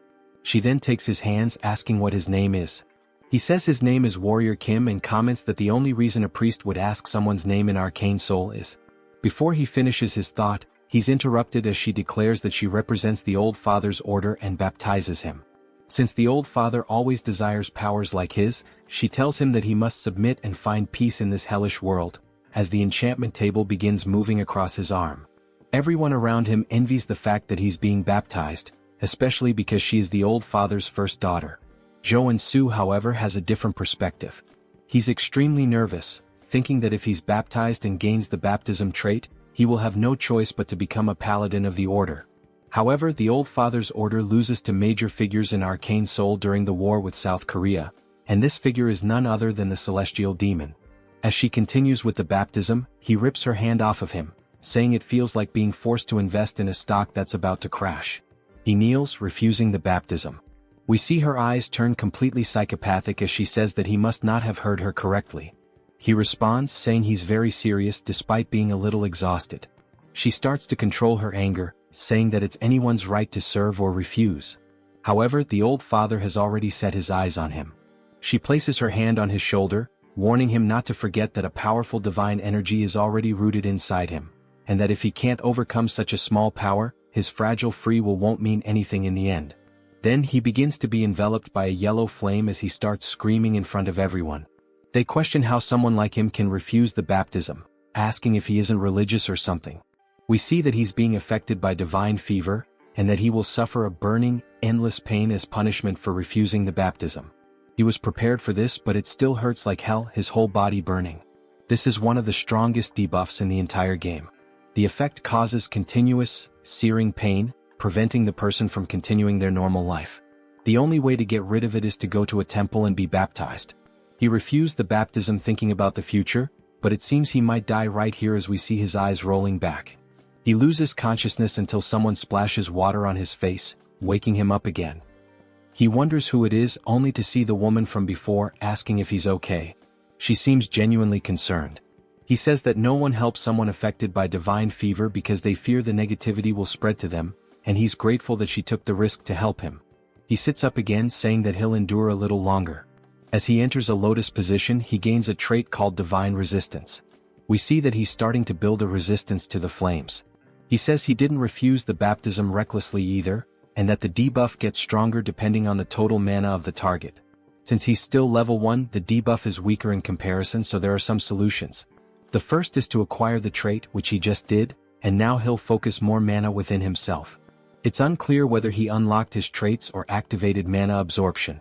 Still, he starts screaming in pain, while the woman continues to pour bottles of water over him, telling him that he'll make it. This immediately cools his body, and he says it feels like life-giving water. He needs to focus on this contrasting sensation between the fire and the water. As he begins to balance them inside him, it feels as though time stops. The burning pain and the sensation of cold begin to merge into one, while he uses the mana within him to extinguish the fire. When he opens his eyes, a powerful blue light starts emanating from him. It even blinds the poor girl. We then see that he has gained another trait called Mana Barrier, as the flames can no longer harm him. He smiles, saying that this is the common level 1 skill that a defender warrior should acquire. The woman asks if he's okay, and he replies that he's fine now, thanks to her. But everyone is in disbelief that he managed to overcome the divine fever, asking if that's really possible. Of course, he hasn't fully overcome it, and this is just a temporary measure against the fever, using the barrier. But at least he's free from the burning pain, and the black flame even makes him look cool. Now it's his turn to measure his mana as he steps onto the magical device. He begins to charge up, rising higher and higher. He smiles, awaiting the measurement, and we see that the device reports he is level 1 but has a 6-layer circuit. They can't believe he has 6 traits, saying this is the birth of a super newbie. It must be why the holy figure had her eyes on him. Joonsoo says that he has attracted a lot of attention, and that his goal is to be the overpowered protagonist, but hidden in the shadows. The woman then congratulates him, saying she's never seen anyone start with a 6-layer circuit and that they can now issue his license. They move to another part of the tower, where she places it on the table, congratulating him for being officially certified as a superhuman. He starts crying tears of joy, saying that he worked so hard to achieve this, and she says she'll explain all the privileges. He replies that he doesn't need an explanation as he already knows everything. He begins to list the privileges, and she's surprised at how well he knows them. He says that he's addicted to games, or rather, a doctor in superhumanology. He then warns her that he doesn't like to waste time. While we see a crowd watching them, he asks if there's a way to leave discreetly. She laughs, saying of course she's already prepared a way. We see him blush as she stands up, asking him to follow her, smiling. They both appear cloaked, and he thanks her for taking such good care of him. She even provided him with a secret passage, along with a cloak, saying that it was nothing as everyone should help each other in the end. Just by wearing the cloak he acquires the stealth trait. The guy is broken. The woman then points to the exit, saying that he just needs to walk there as she can only guide him to that point due to the rules. He bows, saying that this is more than enough and thanks her for everything she did. She wishes him a good journey back. As he watches her walk away, he says he didn't know such a kind person existed in Arcane Seoul. She's also beautiful, and once he becomes stronger, he'll have to repay the favor. Then he wonders what her name is. When he looks at the business card, he's completely incredulous. We see that her name is Baek Soren. He says this is the name of one of the 3 strongest warriors in the SSR class in the game. She's a berserker and has always had a rather intimidating appearance. He finds it strange that her face looks familiar and never would have imagined she once had such a calm demeanor. He wonders what happened to her between then and now. The scene shifts to him working as he cuts a slime in half. He says that he takes back everything he said about being cool as a superhuman, mentioning that he's been cleaning these monsters for a whole week and is about to die from exhaustion. Me too, man, me too. He then sits down, sighing, saying he's only finished 1 cave, but he's so tired that he can't go on. His efficiency is terrible. All of this happened because he focused his traits on maintaining the mana barrier. If he could customize them to specialize more in monster cleaning, he'd have been done hours ago, but now he can't do any other work because of that damn debuff. He needs a rare potion called Nectar to get rid of the divine fever, but it's so expensive that this monster cleaning job isn't worth it, and he starts feeling incredibly depressed. His phone starts ringing and we see it's none other than Seonsu. He wonders how many times this guy is going to call him, saying that Seonsu is persistent. Before he can reject the call, thinking he's tired of this guy, an idea pops into his head, and he starts grinning wickedly. At Seonsu's agency, he's thrilled to see him and says he can't believe he managed to overcome the divine fever without being baptized, starting to turn into a big brown noser. Joonsoo says that things have ended like this and asks if Seonsu has found the job he requested. Seonsu tells him not to even mention it, saying it was so difficult because nectar is a medicine that can only be obtained through level 5 or higher requests. Joonsoo says that if he hasn't gotten the nectar, he'll leave, but Seonsu tells him to wait, explaining that it involves their exclusive contract, and he needs to secure it at all costs. And of course he did. Joonsoo starts smiling, saying that since Seonsu is so desperate for a superhuman contract, he knew he would do anything to ensure the request was fulfilled. He then sits back asking what the content of the request is. As Seonsu hands him the paper, he asks if Joonsoo has heard of Security Number 1. Joonsoo says this is the first time he's hearing about it, wondering if it's a security company. Seonsu explains that it's a private military company, one of the top 10 in the sector. The CEO and the vice CEO are a married couple, both come from traditional martial arts families, which makes their foundation very solid. Joonsoo asks what they might be lacking that would require them to make such a request. Seonsu replies that the issue is their son. He's already over 20, but still hasn't awakened as a superhuman. Joonsoo finds this surprising, given that both parents come from martial arts families. Seonsu says the rumor is that he's already accumulated level 8 mana, but simply can't awaken, which is a mystery. Their condition was for a warrior-type superhuman, level 1 or higher. So, it seems to fit perfectly.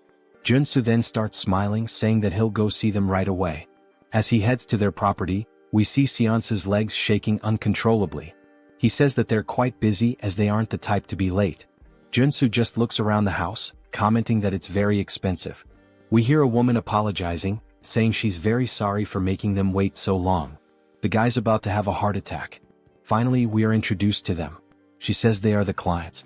The husband's name is Seo Youngju, and the wife's name is Lee Miria. Seonsu bows, saying it's nothing, thanking them for the time they've spent with them. Joonsoo does the same, saying they must be superhumans of at least level 6, as both have a considerable amount of aura. Youngju sighs and says he can tell this one is weak just by looking at him. Miria tells him not to be like that, and if he's going to act that way he should go back to his room. He sits on the couch, saying he can't do that, and she says he's so stubborn before asking both Joonsoo and Seonsu to take a seat. They thank her, and Miria says that since they've come all the way here, it means they intend to accept their request. Joonsoo says that first he'd like to see the condition of their son, as there might be a special reason preventing his awakening. Youngju bangs his fist on the table, asking if he really thinks he'd share that with a novice like him, and he's absolutely furious. Miria tells him to calm down and apologizes, saying he gets worked up easily about anything concerning their son. She says this isn't something they can tell a stranger, but if he accepts the request, they'll call the son in and explain the situation. They're sure he's also desperately in need of the nectar, as they can tell the divine fever is affecting him. Joonsoo says that if it's a confidential matter, but they know exactly what he needs, it only makes him more certain that he will accept the request. He says he'll accept it and asks them to call the son in. While they do, he opens the door. He introduces himself as a Woojin. Joonsoo says it's a pleasure to meet him and shakes his hand, noting that he doesn't feel any mana coming from him. Then he notices something and tells the guy that his cloak is really cool. The guy responds that it's more than he deserves, but he always wears it with gratitude. Joonsoo says he imagines he needs it to seal his mana. The entire family is surprised and Joonsoo smiles, saying that the moment he saw the gloves he was sure of it.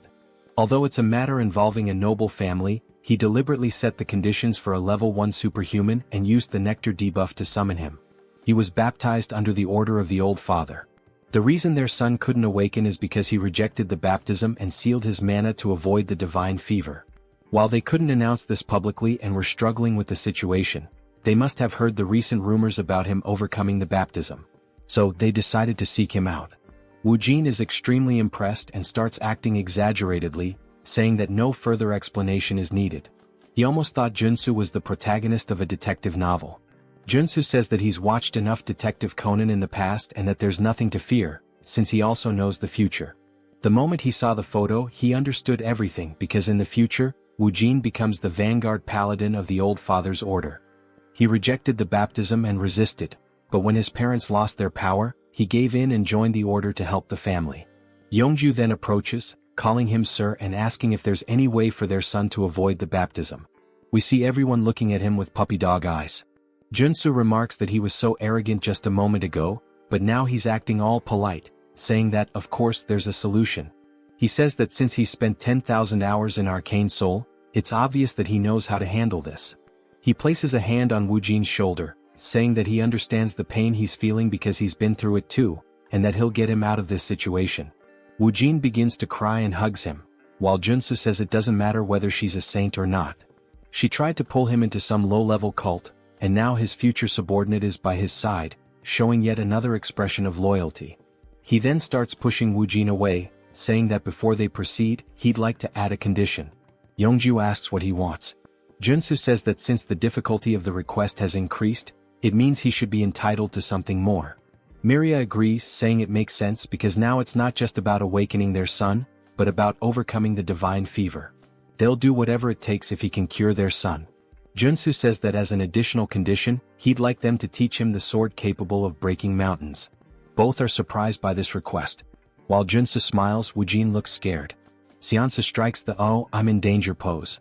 It's not Yeongju but Miria who steps forward, releasing a strong aura of murderous intent, saying that he surely understands what he just asked for. He looks up, startled, wondering what's up with her murderous aura. It's far more terrifying than her husband's. He realizes she would be furious because the sword capable of breaking mountains. He explains that people might doubt his decision to learn swordsmanship in the 21st century, but in Arcane Seoul, it's a different story, where strength equals authority.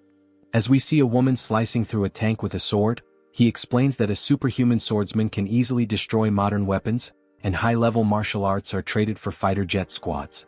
If a level 1 superhuman learns and continuously trains in the sword capable of breaking mountains, they can easily reach level 4, which is essentially a cheat code for the early game. He recalls that it was said that only elites could learn this technique, and he wonders if he has crossed the line. He tells her that he would only ask for this as an exchange if he truly completes the request. Woojin then calls her, which snaps her back to reality, and she stops releasing the murderous intent. She says it's fine, and if he succeeds she will give him a memory chip containing the sword, along with the nectar. Joonsoo is surprised that it actually worked, and he thanks her while once again showing his sinister smile. He thought she was going to kill him but now he might be able to get the sword, which is great. She tells him that if he fails, both she and her husband will be genuinely disappointed, even angry. He responds that that won't happen, and that they should start as soon as possible. As we see them heading towards a warehouse, Miria says that a room with a mana focus circle and 200 intermediate grade mana potions have all been prepared, just as he requested. He says that should be more than enough, and that he would prefer to be alone with the patient during the treatment. She apologizes for what happened earlier, explaining that Woojin was forcibly baptized before he even had a chance to start school. He never got the chance to make friends, let alone go out as a family. He had to suffer being forced to stay in his room. It seems that she was being overly sensitive due to the situation, so she will trust him completely now. Joonsoo comments that everyone had to suffer because of the saint's trap, and Woojin tells his mother that it's okay. Joonsoo notes that in the game, Woojin ends up opposing his family, even though they were the reason he joined the order. It makes sense that he became so cold in the future, but he feels sorry for them. He says that he will succeed at any cost, and now that it's just the two of them they can begin. We see Woojin trembling and Joonsoo tells him to take it easy, asking what he's afraid of. Woojin replies that he thought Joonsoo was going to torture him, forcing him to awaken using electric shocks or something like that. Joonsoo asks what the hell they've done to him so far, and explains that the general treatment for curing divine fever is to drink nectar after awakening. However, since he had too much mana in his body, the divine fever was so severe that he couldn't awaken, and he failed. Joonsoo then tells him not to worry but to remember one thing. Everything he sees today is a secret. Joonsoo says he's about to begin. First, he needs to expand the mana barrier to its absolute limit. Then the barrier will weaken. As we see the divine fever starting to consume Woojin once more, he removes the caps from the healing potions, pouring them into his throat, saying that now is the time.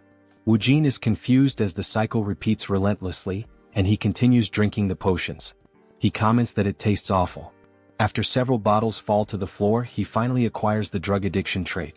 The damage taken and mana consumption increase, but the effects of the drugs are amplified. He says that now, if he focuses on the mana shield with the drugs, he can level it up, transforming it into an area shield. After configuring the shield around him, he wipes his mouth, saying that the divine fever has been completely expelled from the barrier. Woojin says that was amazing, and Joonsoo responds that it's still too early to be impressed, asking him to take off the glove. Woojin is confused, asking if he heard correctly, and Joonsoo explains that he needs to push his hand through the barrier, and then he just needs to grab his hand. Woojin says that the two divine fevers will create a resonant reaction. Joonsoo begins to step out of the barrier while the divine fever starts to burn him again. He says that the pain will be bearable as he stays inside the barrier, and asks him not to question why, just follow the orders. Woojin's heart starts to race because it's the first time he's taking off the glove since he was baptized. He places his hand through the barrier and it starts to burn intensely. It's even more painful than Joonsoo's divine fever, even though it's only his hand. Joonsoo wonders how much mana this guy has in his body, to the point of being terrifying, but he grabs his hand because there's no other choice. Then he experiences one of the most unbearable pains he's ever faced, as if his entire body is burning. He screams in agony, saying it hurts much more than when he was originally baptized. Joonsoo's eyes start to roll back and he says it feels like his bones are being shattered into pieces. He bites his lip, saying that he needs to stay focused and endure it. Then he hears the notification of a new trait appearing, and he immediately jumps back into the barrier toward Woojin, and the two of them fall to the ground. Joonsoo starts to pant, and we see that he's still holding Woojin's arm, while Woojin acquires the damage absorption trait, meaning he can absorb damage from others. Joonsoo says that this was a success, and Woojin is staring at his hand, now gloveless, saying that he can't believe it's still bearable. Joonsoo says that everything was planned to go this way. Besides the barrier, he used damage absorption to take some of his divine fever for himself, which means his fever is severely weakened, and now it's the final stage. He hands a wooden sword to Woojin, saying that he can't stop and that he needs to attack him until he awakens. Woojin says he understands, and that it's time to use the swordsmanship he's been training since childhood. He then takes his stance and attacks Joonsoo, who we see getting hit in the forearms. While using the armor to block the attack, Woojin runs behind him, and Joonsoo just looks at his guards, armed with fear, since they're made of iron and were broken by a wooden sword. This means the situation is going to get bad. He acquires the protection trait and says that even with this trait, he'll be in a critical state if he's hit even once by these attacks. And to think that this is coming from a guy who hasn't even awakened yet is pretty terrifying. When Woojin begins to attack again, Joonsoo extends his hand, dodging the strike. He places his hand on Woojin's shoulder, spinning in the air, wondering what on earth they've taught this boy. He's struggling even to dodge the attacks. When he lands, he turns around and notices a small aura starting to leak from Woojin, and he's also acquired the evasion trait. Joonsoo smiles, saying that this means Woojin is about to awaken. As Woojin releases more aura than before, Joonsoo remarks that this is bad because the sword also starts to glow, and Woojin is now ranked SSR. It seems like he's unlocked a powerful trait, one with the sword, a state where the sword becomes the person themselves. That's an insanely powerful trait for a warrior class. But it's not the time to get excited, as the guy is completely in a trance, firing a wave of aura directly at Joonsoo. He watches it approach and says that if he gets hit, he'll definitely be dead. Joonsoo says he needs to use all possible defensive traits and focus the barrier on his arms. With the help of the mana focus circle in the room, he might actually have a chance, and he begins using them together. The attack closes in and explodes, and the impact alone destroys the ground beneath him, sending out a powerful shockwave. We see a shield forming from the smoke as he acquires the mana shield trait. He says he's glad he managed to pull it off, and that when you combine mana barrier with protection, this is the result. He comments that he really almost died there. Woojin starts to stagger, which surprises Joonsoo as he watches the guy fall unconscious. Joonsoo asks how he can just lie there so peacefully after trying to kill him. He's relieved that Woojin is just sleeping since he was a bit worried he might be having a seizure. He probably just lost control due to the awakening. In the game, Woojin was a strong character with an SSR rank just like he is now. But because he awakened as a warrior instead of a paladin, he acquired the sword trait as his initial one. Joonsoo then picks him up, saying he doesn't know how this is going to change the story, but Woojin is a guy with privileges and immense strength. It's good that he now owes him a favor as he smiles again. This guy might just be a villain. We see Joonsoo lying on his bed, and they're extremely happy that he's truly overcome the divine fever to the point of bowing in gratitude to Joonsoo for everything. Joonsoo says it was nothing, and Seonsu once again becomes a sycophant, holding out a cup for him to drink. Miria gently pats Woojin's head, saying it's been so long since she's seen him sleep so peacefully and that she doesn't know how to repay this debt. Yeonju nods and she does the same. He says that, along with the promised nectar and memory chip, they would like to offer an additional success fee. Joansoo replies that he doesn't have to, and the other man responds that he would like to give 1 billion wons, although this may seem small compared to what Joansoo has done for them. Joansoo nearly dies on the spot and forces a smile, saying that it would be painful for his heart to refuse, but of course he's actually overjoyed to hear this. That night, while he and Seonsu are on their way back, Seonsu says it was truly a lottery win. Joansoo looks at the reward saying that it looks great. Seonsu asks if he's going to drink the nectar immediately, and Joansoo says yes, since he has to do it anyway. He plans to take a break for a while. Seonsu says he understands, as Joansoo doesn't want to attract attention from the Order or anyone else who might hear about the rewards and try to pursue him. But it's a shame because if he refined the nectar and consumed it, it would significantly increase his mana. Joansoo agrees, saying that if he refined it, his superhuman level would increase a lot instead of spending it on treating the divine fever. They head to a hotel, and when Joansoo steps out, Seonsu says he'll see if he can find the necessary equipment to refine the nectar, so Joansoo should hold on to the drink. Joansoo says he'll think about it, but he's not thinking anything of it and he tears off the label. He decides to drink it as quickly as possible. He learned how cruel Arcane Seoul can be during the incident with the deer, and he can't guarantee Seonsu won't betray him. He also has traits that can maximize the effect now, as he's a drug addict with mana absorption and potion dependency. These are just traits. He begins drinking the nectar and drops the bottle due to the pain he feels, describing it as if every fiber of his muscles were being dismantled and reassembled. He closes his eyes trying to focus, saying there's an incredible amount of mana inside him. His eyes begin to glow yellow as he shoots a brilliantly bright beam through the window. He's now reached level 2, but the divine fever still seems to be present. He says this is one of the best tier 1 traits in the entire game, and since it was added to his traits along with the mountain sword, he's relieved as he can now focus on training these two traits without any problems. His phone starts ringing and when he checks, it's Seonsu who says he has something to tell him. Joansoo ignores it, saying he'll just train, but the phone keeps ringing several times until he answers, asking why the hell Seonsu is bombarding him with messages. He looks at the phone and sees that it's actually a strange message. He starts decoding the letters and reads between the lines, saying it's telling him to run from the Dagger Gang. He says he can't believe he found a secret message in the text and that the Dagger Gang is one of the rival gangs to the Iron Fist. If Seonsu had wanted to betray him, he would have called as usual to buy time. Considering that he sent the secret message, it must mean he was captured first, and it looks like the information was leaked while Seonsu was trying to prepare the equipment.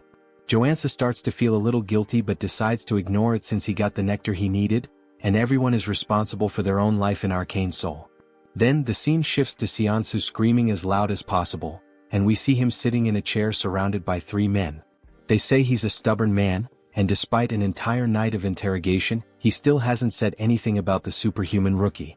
Seonsu says he signed a contract because he trusted him, and he won't reveal anything no matter what they do to him. The man says he didn't want to resort to this but he had no choice. A man starts walking toward him menacingly, holding an axe, asking if he's going to use his right hand or left. Seonsu doesn't answer, and the man raises the axe, laughing, saying he doesn't care and that he's going to cut off Seonsu's right hand. But just before the axe comes down, an explosion happens behind them and they turn, wondering what it was.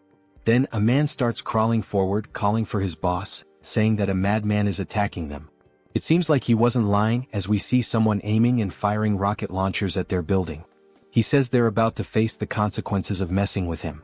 He can't just let someone who keeps their promises in this cruel world of Arcane Seoul be left alone.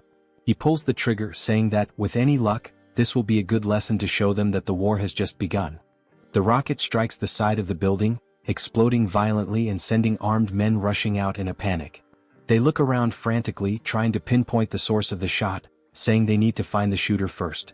Joonsoo chuckles, commenting that, just as expected, they're spilling out of the building like a bunch of cockroaches.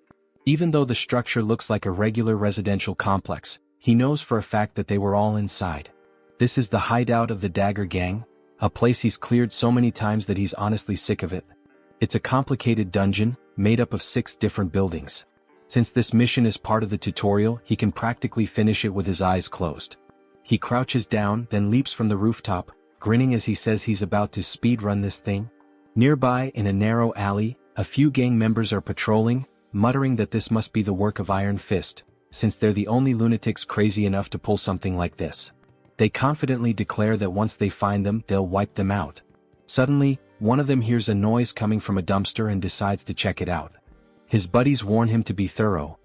The man creeps forward, peering down the alley, trying to locate the source of the sound. He doesn't see anything. But in the blink of an eye, Joonsoo emerges from the shadows.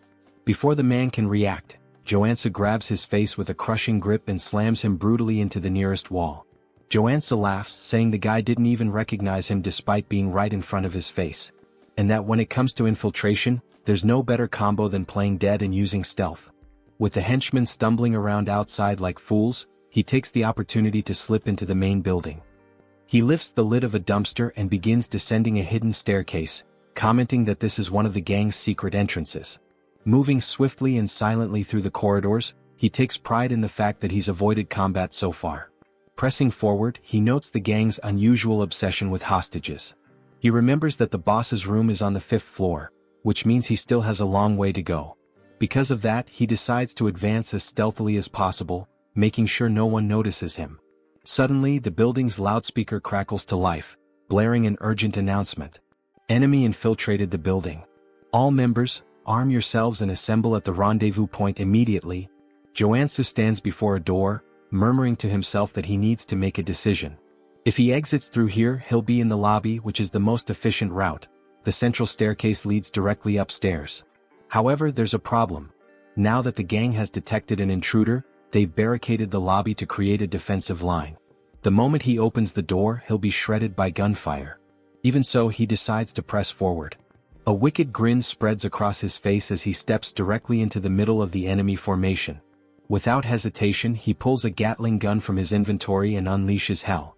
Chaos erupts. The enemies panic, scrambling to retaliate, but the front line is obliterated under the relentless storm of bullets. The rear guards manage to recover and open fire on him. Joonsoo decides he's had enough of this game. He pulls the pin on a grenade and tosses it. The gangsters freeze, watching in horror as the grenade arcs through the air, before detonating right in their faces. Laughing, Joonsoo ducks back behind the door, muttering that stealth was never his thing.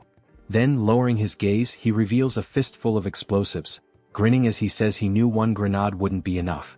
Without hesitation, he hurls 8 more into the room and slams the door shut. Screams of terror echo from the other side. Joonsoo simply smirks. "Hope you guys enjoy the show," he muses. Moments later, silence. Stepping back out, he surveys the scene. Bodies litter the ground. He wonders if he managed to wipe out the entire group in one go, but he knows better than to lower his guard. And sure enough, as if on cue, one of the enemies suddenly staggers to his feet, gun raised, screaming that Joonsoo is going to die. Joonsoo watches calmly. Then, at the very last moment, he sidesteps the shot. A notification pops into his mind. New trait unlocked. Sensory awareness. He chuckles. This was exactly the trait he needed from this dungeon. And now, there's not much left to gain here. Joonsoo stares down the enemy, letting out a cold, sharp laugh before stating flatly that the only one dying here is him.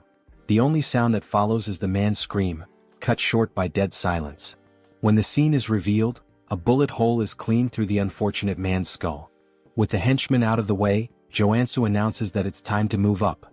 He may have reached the 4th floor without much trouble, but he knows the real danger begins now. The fourth floor houses the gang's gambling den, and directly above it on the fifth floor is the boss's room. Moving cautiously, he edges toward a corner and peeks around, expecting enemies. But to his surprise, there's no one there. His brow furrows.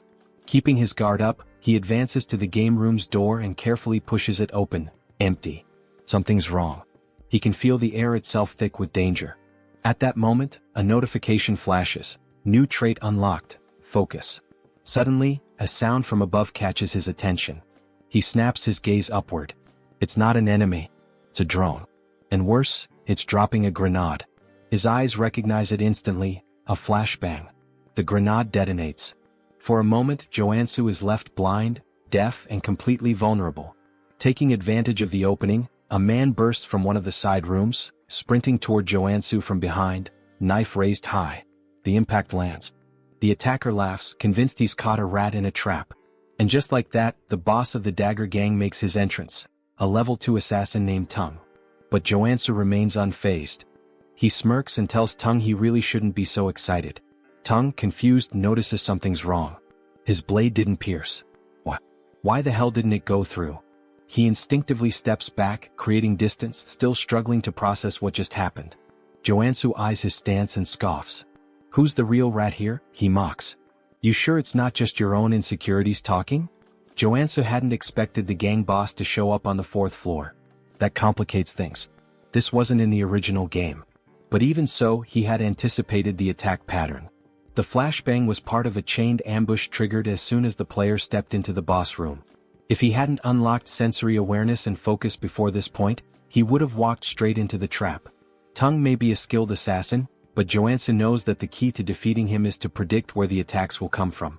Tung, in disbelief, asks how Joonsoo managed to block his ambush. Joonsoo simply smiles and replies that it's the bare minimum. Without wasting any time, he draws his blade and warns Tung that he's going to regret picking him as a target. He moves swiftly, launching an attack, but Tung dodges at the last moment. In the blink of an eye, the assassin disappears and reappears behind him. You're acting pretty tough for someone so slow, Tung taunts. Tung throws a dagger directly at Joonsoo. He notices the movement, spins his blade, and deflects the projectile in midair. As expected from an assassin. You're damn fast, Joonsoo acknowledges. He quickly realizes that the dagger was enchanted with poison. One simple touch and it would be lethal. The longer the fight drags on, the worse it'll be for him. Tung grins maliciously. You're pretty lucky, huh? How about making a deal? If you surrender now, I'll only cut off one of your arms. Joonsoo rolls his eyes. Less talking, more fighting? Tung laughs and mocks him. I can tell from a mile away that you're a gunman just by how terribly you hold that sword. And you talk too much. Joonsoo wonders why Tung is so confident about that. Maybe it's because until now he's only used firearms. The gang leader charges at him, declaring that he's going to make his death painful. Joonsoo raises his sword above his head. I only have one shot, and it's now. He strikes, but Tung easily evades and laughs. Too slow? But that's exactly what Joonsoo wanted. In the middle of the swing, he twists his body, spins the sword, and redirects the strike straight at Tung's head. The assassin's eyes widen in shock, realizing too late the mistake he made. What? A marksman using a combo attack? Tung falls to the ground but manages to block the blade at the last moment. Joonsoo smiles, shaking his head. I hate to break it to you, but as soon as I switch traits, I stop being a marksman. He releases a faint aura around his body and declares, Now I'm a classic warrior trained in fencing. He adjusts his stance and activates the Mountain Crusher style. His blade descends with overwhelming force. Blood flies. Tung lets out a scream of pain as the blade tears through his chest. Joonsoo laughs. You dropped your guard. That's why you lost. Tung, on the verge of death, grips his knife tightly and throws it forward, shouting that he won't fall so easily. Joonsoo, completely caught off guard, didn't expect anything more from someone who was already defeated. The impact happens. Blood sprays through the air. Tung is sprawled on the ground, motionless, but Joonsoo looks to his side and sees the blade lodged in his own body. Damn it. I dropped my guard. Amateur move. He feels the poison spreading quickly through his veins. Without wasting any time, he reshuffles his traits to counteract the toxin. He manages to hold on, but the pain is intense. Outside he hears voices. Hurry. We need to get in. There's an intruder in the building. Joonsoo looks around. His vision begins to blur. He feels his energy draining from his body. No time to waste. I need to get out of here. On the 5th floor we see Joonsoo tied to a chair. He struggles until he falls to the floor trying to reach a shard of glass. I need to get out of here fast. He hears footsteps approaching. He looks up and sees none other than himself. The other Joonsoo crosses his arms and asks, "How the hell were you captured?" Without waiting for an answer, he crouches down and begins to untie him. Once Joonsoo is free, he can't hold back his tears. "You came all the way here, to save me?" The other Joonsoo merely sighs. "We'll talk later. We need to get out of here. They're coming." Now free, Joonsoo tries to stand but can barely walk. Joonsoo watches him and clenches his fists, frustrated. "I can't believe they did this to you." He then crouches down. "Get on my back." Joonsoo hesitates. "I can't ask for anything more. We don't have time for that. Hurry up." Joonsoo hesitates for a moment but eventually gives in. "Just this once." He climbs onto Joonsoo's back, apologizing for the inconvenience. Joonsoo, however, is surprised by his loyalty. "I thought this world was a hell where I couldn't trust anyone, but I guess I was wrong." Back in Joonsoo's office, Joonsoo devours healing soda bottles one after the other, trying to purify his body. After a while he finally smiles. "I did it, poison resistance. That took hours." Joonsoo says, bringing even more bottles.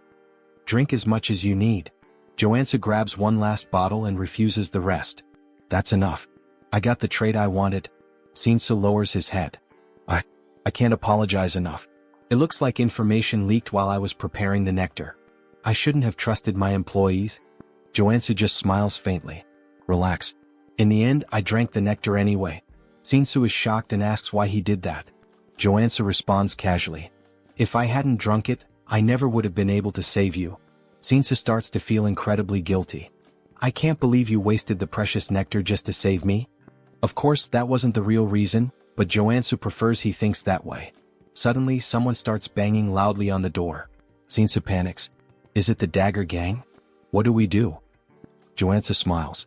Let's welcome them.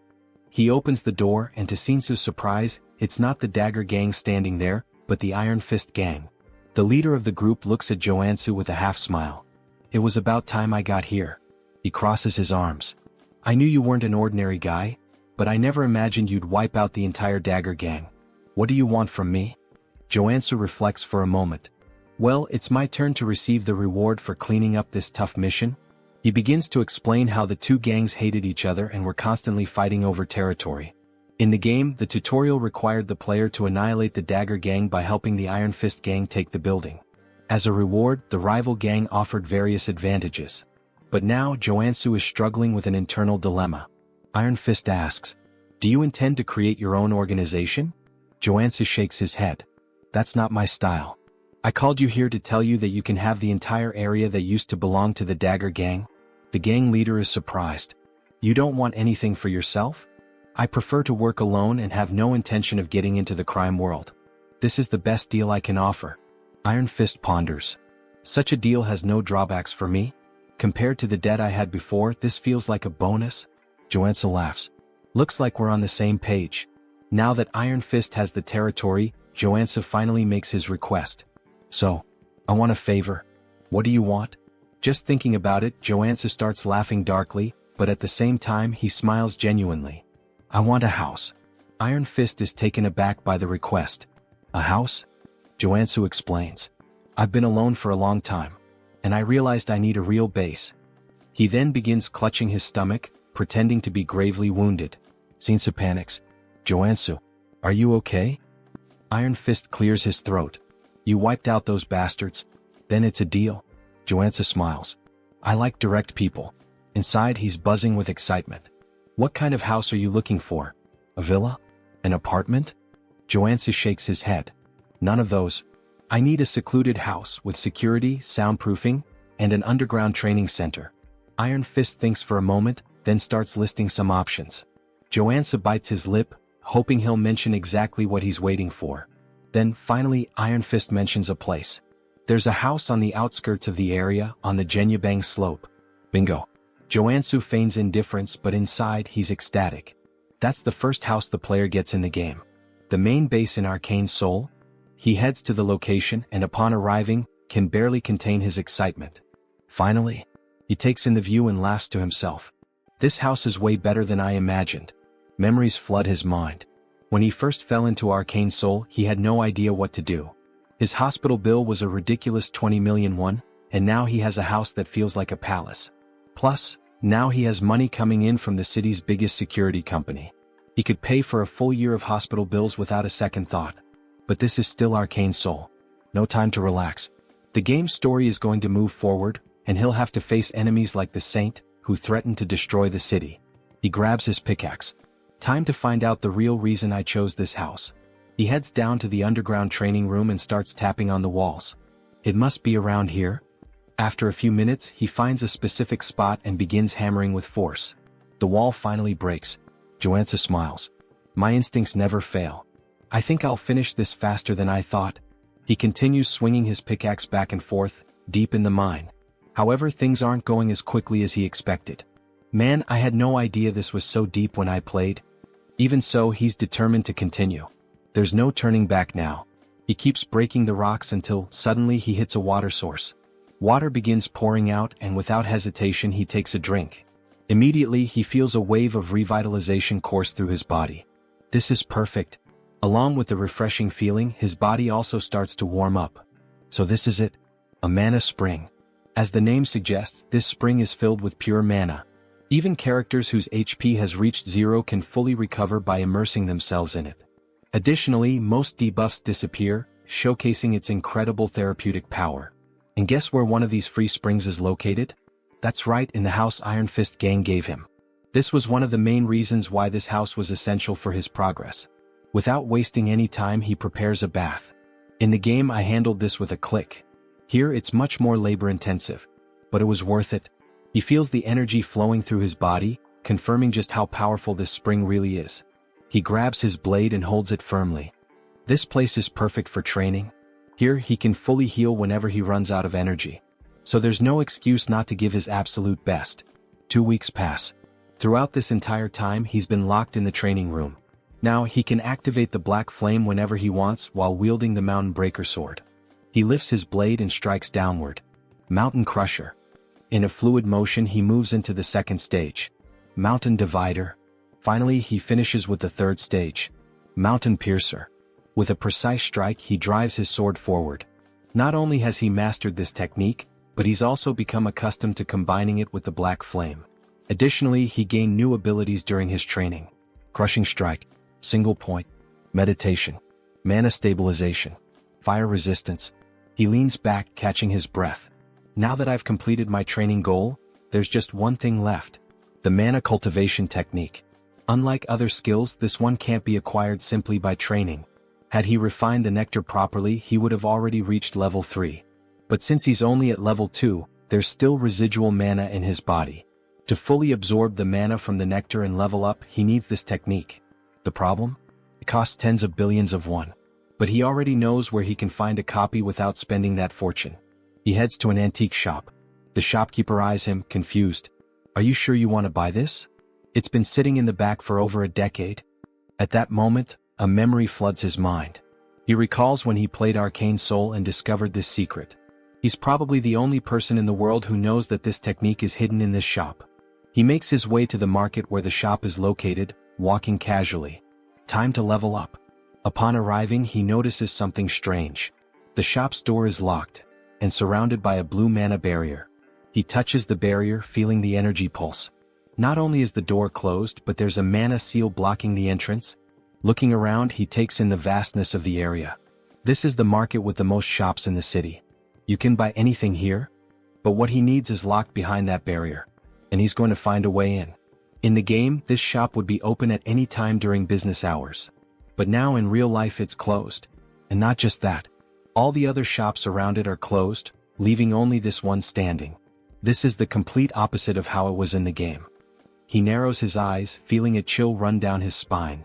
This means that the world of Arcane Seoul isn't exactly as I knew it. He finally spots a store with its lights still on in the market and heads over, asking the man inside if things are going badly. He remarks that even the owner of one of the few shops still open doesn't seem to be doing well. The man responds that it's obvious just by looking at him. He's not in a good situation and has to fight off thugs every single day. How could customers possibly come under these conditions? Joonsoo comments that he thought the Iron Fist gang was the only one around. The man tells him he's dead wrong. Ever since the Dagger gang was wiped out, several other groups have been battling each other daily. There's the Iron Fist gang, the Venom gang, and the Naked gang. Who in their right mind would want to step into this mess? Now Joonsoo understands why all the markets are closed. According to the original story, the Iron Fist gang destroyed the Dagger gang and rightfully claimed the territory, naturally bringing the market under their control. But this time he was the one who took down the Dagger gang. Because of that, the market has turned into a battlefield with other gangs fighting to claim it. Joonsoo is considering his next move when he suddenly hears people shouting, telling someone to take them down. The old man says they're at it again, and Joonsoo decides to check out what the thugs are up to. Rounding a corner, he sees a man being thrown into a small tent. A woman confronts him, reminding him that she already told him this was Venom gang territory. She's talking to a member of the Iron Fist gang, flipping him off as she orders him to go back to his own turf. And that's when we're introduced to Steel Scorpion, the sub-boss of the Venom gang. The Iron Fist gang member is bleeding from the mouth. Then, the most elegant voice ever is heard, asking what all the commotion is about. Everyone turns to see none other than our Lord and Savior, Captain Underpants, arriving on the scene with his allies. Scorpion immediately starts yelling that the perverts have arrived. The leader of the Naked gang, known as the Exhibitionist, though I'd rather just call him Captain Underpants, declares that this three-way intersection belongs to him and orders everyone to clear out. If you really want to keep fighting, he warns. The Iron Fist gang members start backing off, calling them lunatics and saying they should take this chance to get the hell out. But one of them accidentally bumps into Joonsoo, who sighs, saying this whole thing is a complete mess. The Iron Fist guy recognizes him and Joonsoo helps him up, telling him to focus on his job. Then he shouts, ordering both Captain Underpants and Scorpion to stop fooling around and come to him. The guy he just saved asks what the hell he's doing, and Joonsoo calmly replies that he's here to help. If he wants the market to return to normal, he needs to establish a clear hierarchy. Scorpion barks at him, demanding to know how he dares to tell her what to do. Captain Underpants chimes in, asking if he's trying to make an offering. Joonsoo explains that if he fought at full power he would probably win. But that would only cause unnecessary damage to the merchants. So he's come to a decision. There's only one way to settle this. He's going to unleash everything from the very start and show them his true strength. Both of them recognize the black flames in his swordplay, realizing that he's the same warrior who single-handedly annihilated the Dagger gang. Joonsoo confirms this and adds that this time he's feeling generous. He's offering them a deal they can't refuse. He doesn't want to drag this out, he'd rather settle it with a one-on-one duel. So what do you say, he asks. Scorpion scoffs, laughing with disdain. Do you seriously think we're dumb enough to agree to a direct fight against a warrior? Joonsoo smirks. Don't worry. We'll compete in the area you have the most confidence in. Sometime later, after a bit of negotiation, we hear Joonsoo talking with Captain Underpants. The so-called leader smirks and declares that his specialty is mind control. If Joonsoo can resist it, he wins. Captain Underpants then gets excited, saying it's an honor for such a handsome man to know so much about him. Scorpion looks like she can't believe what she's hearing, while Captain Underpants continues, insisting that they don't even have to go through with this competition. Joonsoo can just join his religion instead. Joonsoo replies, "Nah bro, I'm good," and tells him to think for a second. His religion isn't even one of the 7 major ones or even one of the lesser ones, it's literally an unnamed backyard cult. Why would he join a random sect that isn't even listed anywhere? Captain Underpants sighs and says that, as expected from a non-believer, Joonsoo will have to be enlightened by the love and mercy of his goddess. He then stretches out his hand and a green aura begins to form around him. He commands Joonsoo to kneel before him so that he may grant him the privilege of meeting his goddess. As the aura starts wrapping around him, Joonsoo immediately recognizes that the mind control ability of a combat priest is no joke. He struggles against the influence, admitting that he feels the urge to kneel, but his traits are far too strong to let that happen. Then, without warning, he delivers a brutal uppercut, sending Captain Underpants flying. As the cult leader crashes to the ground, Joonsoo casually apologizes but warns him that not even a saint could manipulate him. His divine resistance is too high. Captain Underpants' followers rush to carry him away, muttering that it was one hell of a fight. Joonsoo then turns to Scorpion and says it's her turn now. She folds her arms and smirks. Not bad, I'll give you that. But the Venom gang is on a whole different level compared to the perverts you just dealt with. Joonsoo grins. Yeah, I don't think so. But I guess we'll find out soon enough. He tilts his head toward her. Your specialty is obviously poisons, right? Then go ahead, prepare the strongest one you've got. He gestures at himself. I'll drink it. She laughs. If you're that eager to die, I'll be more than happy to help. The Iron Fist guy starts begging, saying he knows Joonsoo is strong, but drinking poison is literally suicide. Joonsoo waves him off. Relax. I got this. Scorpion extends her hand, holding out a small vial. Drink it. If you survive, you win. If not, well, obviously you die and that means I win. He takes the vial and examines it. As expected. You gave me picnic knockout, the most painful poison among all the gangs. He sniffs it and grimaces. Ugh. Smells like ass. Just so you know, if I survive, I'm punching you in the face. She cackles. Then don't come crying for the antidote later.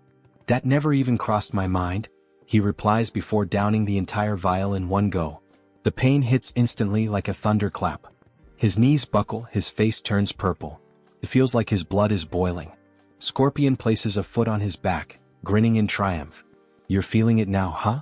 If you beg for your life like a good little dog, maybe, just maybe, I'll consider helping you. Woof woof. But Joonsoo isn't here to play games. He grits his teeth and forces himself to focus. The poison was created using a mix of special medicines. Ordinary resistance won't be enough. He needs to take control of the venom inside him. Slowly he directs it toward his arm. Scorpion's eyes widen as she realizes what he's doing. Then a silent notification flashes through his mind. New trait acquired, drug resistance. With this, he can now manipulate poison using his own mana. Joonsoo draws his sword. Time for the final step. Without hesitation, he slashes his own palm. Blood drips from the wound, then, it transforms into a stream of pure venom. The entire crowd falls silent. No way. He actually expelled the poison? Someone mutters in disbelief. Scorpion shakes her head, calling it insanity. But before she can react, a chill runs down her spine. She realizes too late, he's already on top of her. Joonsoo grabs her finger and, with a sharp twist, rips it off. Her scream echoes through the market as the severed finger hits the ground. She collapses, trembling. Do you really think you can just walk away after doing this to me? Joonsoo rolls his eyes. Quit your third-rate villain monologue and get lost. Staggering to her feet, she backs away, vowing she won't forget this. Meanwhile, the Iron Fist guys erupt in cheers, yelling that she and her gang got exactly what they deserved. Joonsoo lets out a tired sigh. The outcome was never in doubt. The real problem starts now, getting the shops to reopen. The merchants exchange uneasy glances. Just because the Iron Fist gang won, does that mean the extortion will continue? Joonsoo folds his arms and looks at them. I hope you all understand, I did all of this to reach this outcome. The Iron Fist guy beside him nods furiously. There's just one thing the Iron Fist gang needs to keep in mind from now on, Joonsoo says. Of course. What is it? Joonsoo grins. The protection fee for this market will be half of what the Dagger gang used to charge. The Iron Fist guy's eyes go wide. Wait. That means we won't make any profit at all. Joonsoo stares at him, expressionless. Are you really arguing with me? And no way. The boss will totally understand. The merchants overhear the conversation and can't believe what they're hearing. Half the fee? To them, this is practically a miracle. In an instant, Joonsoo becomes a hero. They start bowing, thanking him in every way possible. He chuckles. I just did what needed to be done. But I do expect some good discounts now. After all, this market has everything and I plan to take full advantage of that. The merchants immediately offer him an 80% discount. Joonsoo smirks. Good thing I leveled up my NPC affinity. With the antique shop finally open, Joonsoo heads inside. The shopkeeper greets him with a smile. I've heard a lot about you from the other merchants. The hero who saved the market. Joonsoo shakes his head. Nah, I just did what was right. The shopkeeper laughs. Don't be so modest. Those gangsters have been tormenting this place for years. He lifts his bandaged arm and explains that he had to close the shop after getting beaten up. His arm was broken in the attack. Joonsoo frowns. Were you able to get proper treatment? The shopkeeper nods. Yeah, I had a qigong treatment. Worked like a charm. If it weren't for the therapist, I'd still be in the hospital. There's a qigong therapist in this city? Joonsoo asks, surprised. The shopkeeper smiles. Yeah, and he's damn good at what he does. I can introduce you. Joonsoo thanks him but says he came here to buy something first. The shopkeeper gestures toward the shelves. We have everything, except what we don't. Joonsoo laughs. Now that's how you run a shop. He scans the store, admiring the quality of the goods. Then, tapping his foot against the floor, he says, I want to see what you've got downstairs. The shopkeeper's eyes widen. How do you? Joonsoo flashes a smug grin. I have my ways. Of course he does. He's a no-lifer. They head downstairs and the shopkeeper explains that he normally never shows this collection to new customers. But for Joonsoo, he'll make an exception. Appreciate it? Below, the secret collection gleams before him. A true treasure trove of magical artifacts. Joonsoo's gaze sweeps across the items, confirming that Chunbok has always had rare pieces, both in the game and now. But the real prize is right there. The hornpipe of the ancestral god, which contains a secret mana cultivation technique. This is the jackpot. Now that he's secured the most important item, he might as well grab a few extras.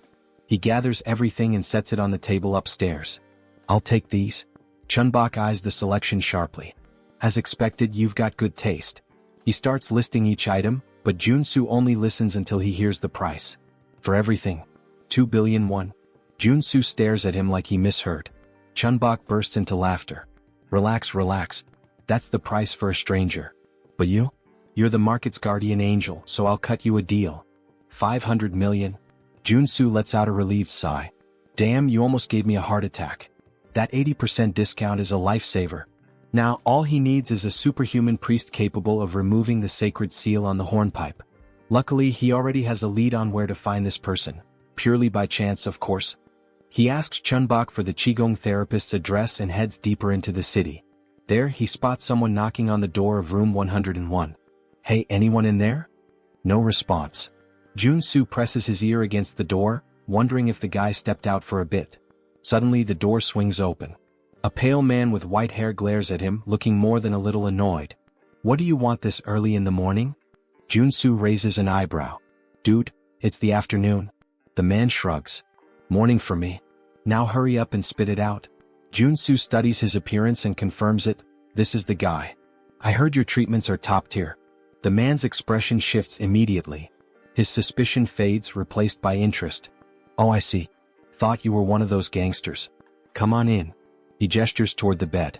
Lie down. Where's the injury? Joonsoo glances around the room, noticing a statue in the corner. That just confirms his suspicions even more. The therapist frowns. What are you doing? Just get on the bed. But Joonsoo smirks and reaches into his bag. Actually, I'm not here for treatment. He pulls out the hornpipe of the ancestral god and holds it out in front of the man. I came here for you to remove the seal on this item. The man furrows his brows. What do you mean, remove the seal? I'm a therapist, not a priest. If that's what you want, go to a temple. Joonsoo shakes his head. Not a chance. A temple would charge a fortune. Not to mention they might just confiscate the item. He then smirks and continues, but if you do it for me, I'll pay you 100 million won. Priest Kim. The man freezes. How do you know that name? Joonsoo shrugs. Of course I know. You're the third tutorial character in Arcane Seoul. He explains that Kim is a priest of a forgotten religion that worshipped a god who died 3,000 years ago. Among the countless corrupt priests in Arcane Seoul, Kim is one of the rare few who are truly innocent. With so many frauds out there, finding a good-hearted guy like you is practically a miracle, Joonsoo says with a grin.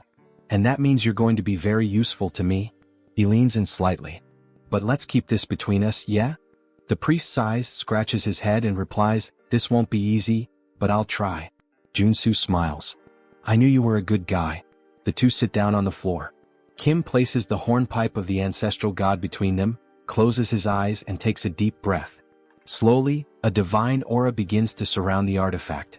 The seal weakens bit by bit and he murmurs, it's working. The sacred ribbon wrapped around the artifact starts unraveling, then snaps entirely, revealing its true nature. Just as expected, the hornpipe holds within it the Einherjar cultivation technique. Kim stares at the item in awe. I actually did it? Joonsoo nods. As expected, you've got incredible talent. Kim keeps his gaze fixed on the hornpipe. This is a mana cultivation technique? Joonsoo confirms and thanks him. Then, without hesitation, he brings the hornpipe to his lips and blows. A powerful energy field spreads through the room, hitting him like a tidal wave. His mana circuits start purifying. The bad mana inside me, it's being completely absorbed. A deep sense of tranquility washes over him, as if he's reached a new level of serenity. If he keeps this up, in 2 weeks he'll reach level 3. Kim claps his hands impressed. This is the first time I've ever seen a warrior using a mana cultivation technique. It's a rare sight for sure, Joonsoo replies. Kim grins. You must be exhausted. Lie down for a bit. Joonsoo shivers slightly. I just got hit with too much information at once. I'm fried. He lets out a deep sigh and collapses onto the floor. I'll rest for a while. I'm in your care. Kim chuckles. For what you paid me, you can stay as long as you want. As Joonsoo drifts into deep sleep, a thought lingers in his mind. This guy is really reliable, just like in the game. Having a trustworthy priest around is going to be a huge advantage later on. Sometime later, a sound wakes Joonsoo. Something is being poured. He opens his eyes, confused. What the hell? The strong smell of gasoline floods his nostrils. He turns and sees Kim pouring gasoline over the bag full of money. Joonsoo's eyes widen. What the hell are you doing? Kim sets the gas can down and pulls out a lighter. Oh, forgotten god, accept my offering and rise once more. He drops the lighter. The fire devours the bills instantly. Joonsoo can only think, what the hell is happening? Without hesitation, he lunges forward and grabs Kim's wrists. Are you insane? He pushes the priest to the floor, pinning him by the shoulders. What the hell is wrong with you? Why are you burning the money I just gave you? Kim, his eyes glowing with devotion, responds, it's an offering to my god. Joonsoo clenches his jaw. And why the hell would a god need money? Kim answers as if it's obvious. Because my god only accepts cash offerings. It's the only way to obtain divine power. Joonsoo sighs. Ah, so this is that phase where you still believed in this nonsense. He crosses his arms and continues, the god you worship has been dead for 3,000 years. Even in the game, your religion was weak and had no influence, until you resurrected him. Which means, you clearly didn't know how to worship him properly. And you know what? Your method is wrong. Kim furrows his brows. Wrong? Yes, Joonsoo states firmly. You're not supposed to burn cash. What you actually need to burn is gold. You have to melt it down and vaporize it. Kim's eyes widen in outrage. Only a heretic would say that. Joonsoo shrugs. Or maybe it's something only someone who actually knows what they're doing would say. I bet you've never even tried it before. Kim scoffs. Don't talk nonsense so confidently. The Order has practiced this method for thousands of years. Oh yeah. Joonsoo smirks. Then why is your god still dead? The argument hits so hard it practically leaves a bruise. Kim is speechless. Joonsoo stands up and dusts himself off. Melting gold is kind of complicated these days. But I have another solution. Kim eyes him suspiciously. What solution? Well, Joonsoo grins. You helped me obtain my cultivation technique, right? So now it's my turn to help you. Cut to a pot filled with a shimmering golden liquid. Kim stares at it, hesitant. I'm pretty sure we shouldn't be doing this here. Joonsoo pushes a bowl toward him. Just drink it? Kim hesitates. If you do, your divine power will increase drastically, Joonsoo insists. But you need to focus and sense whether your god is responding. Kim bites his lip. Diske, since you won't shut up about it? He closes his eyes and downs it all in one go. Joonsoo smiles, satisfied. Suddenly, Kim trembles. His chest burns, his hair stiffens, and divine energy begins to surge through his body. Joonsoo crosses his arms. So, how do you feel? Kim's eyes widen in shock. Holy shit. This is real. This is way better than burning millions in cash. Joonsoo nods. Your growth will skyrocket if you stick to this method from now on. Kim wags his tail excitedly. I have no idea how I can ever repay you for this. Then, as if suddenly remembering something, he pulls a necklace from inside his robes and hands it to Joonsoo. Take this, Kim says. Joonsoo takes the object and examines it. A sacred artifact with the heal ability. Not bad. Kim smiles. I believe my god will be pleased to see you with it. Joonsoo holds the necklace between his fingers. Well, since you're offering, it would be rude to refuse. Then he thinks to himself, this turned out to be even more profitable than I expected. In fact, Kim's order also provided incredible quests in the game.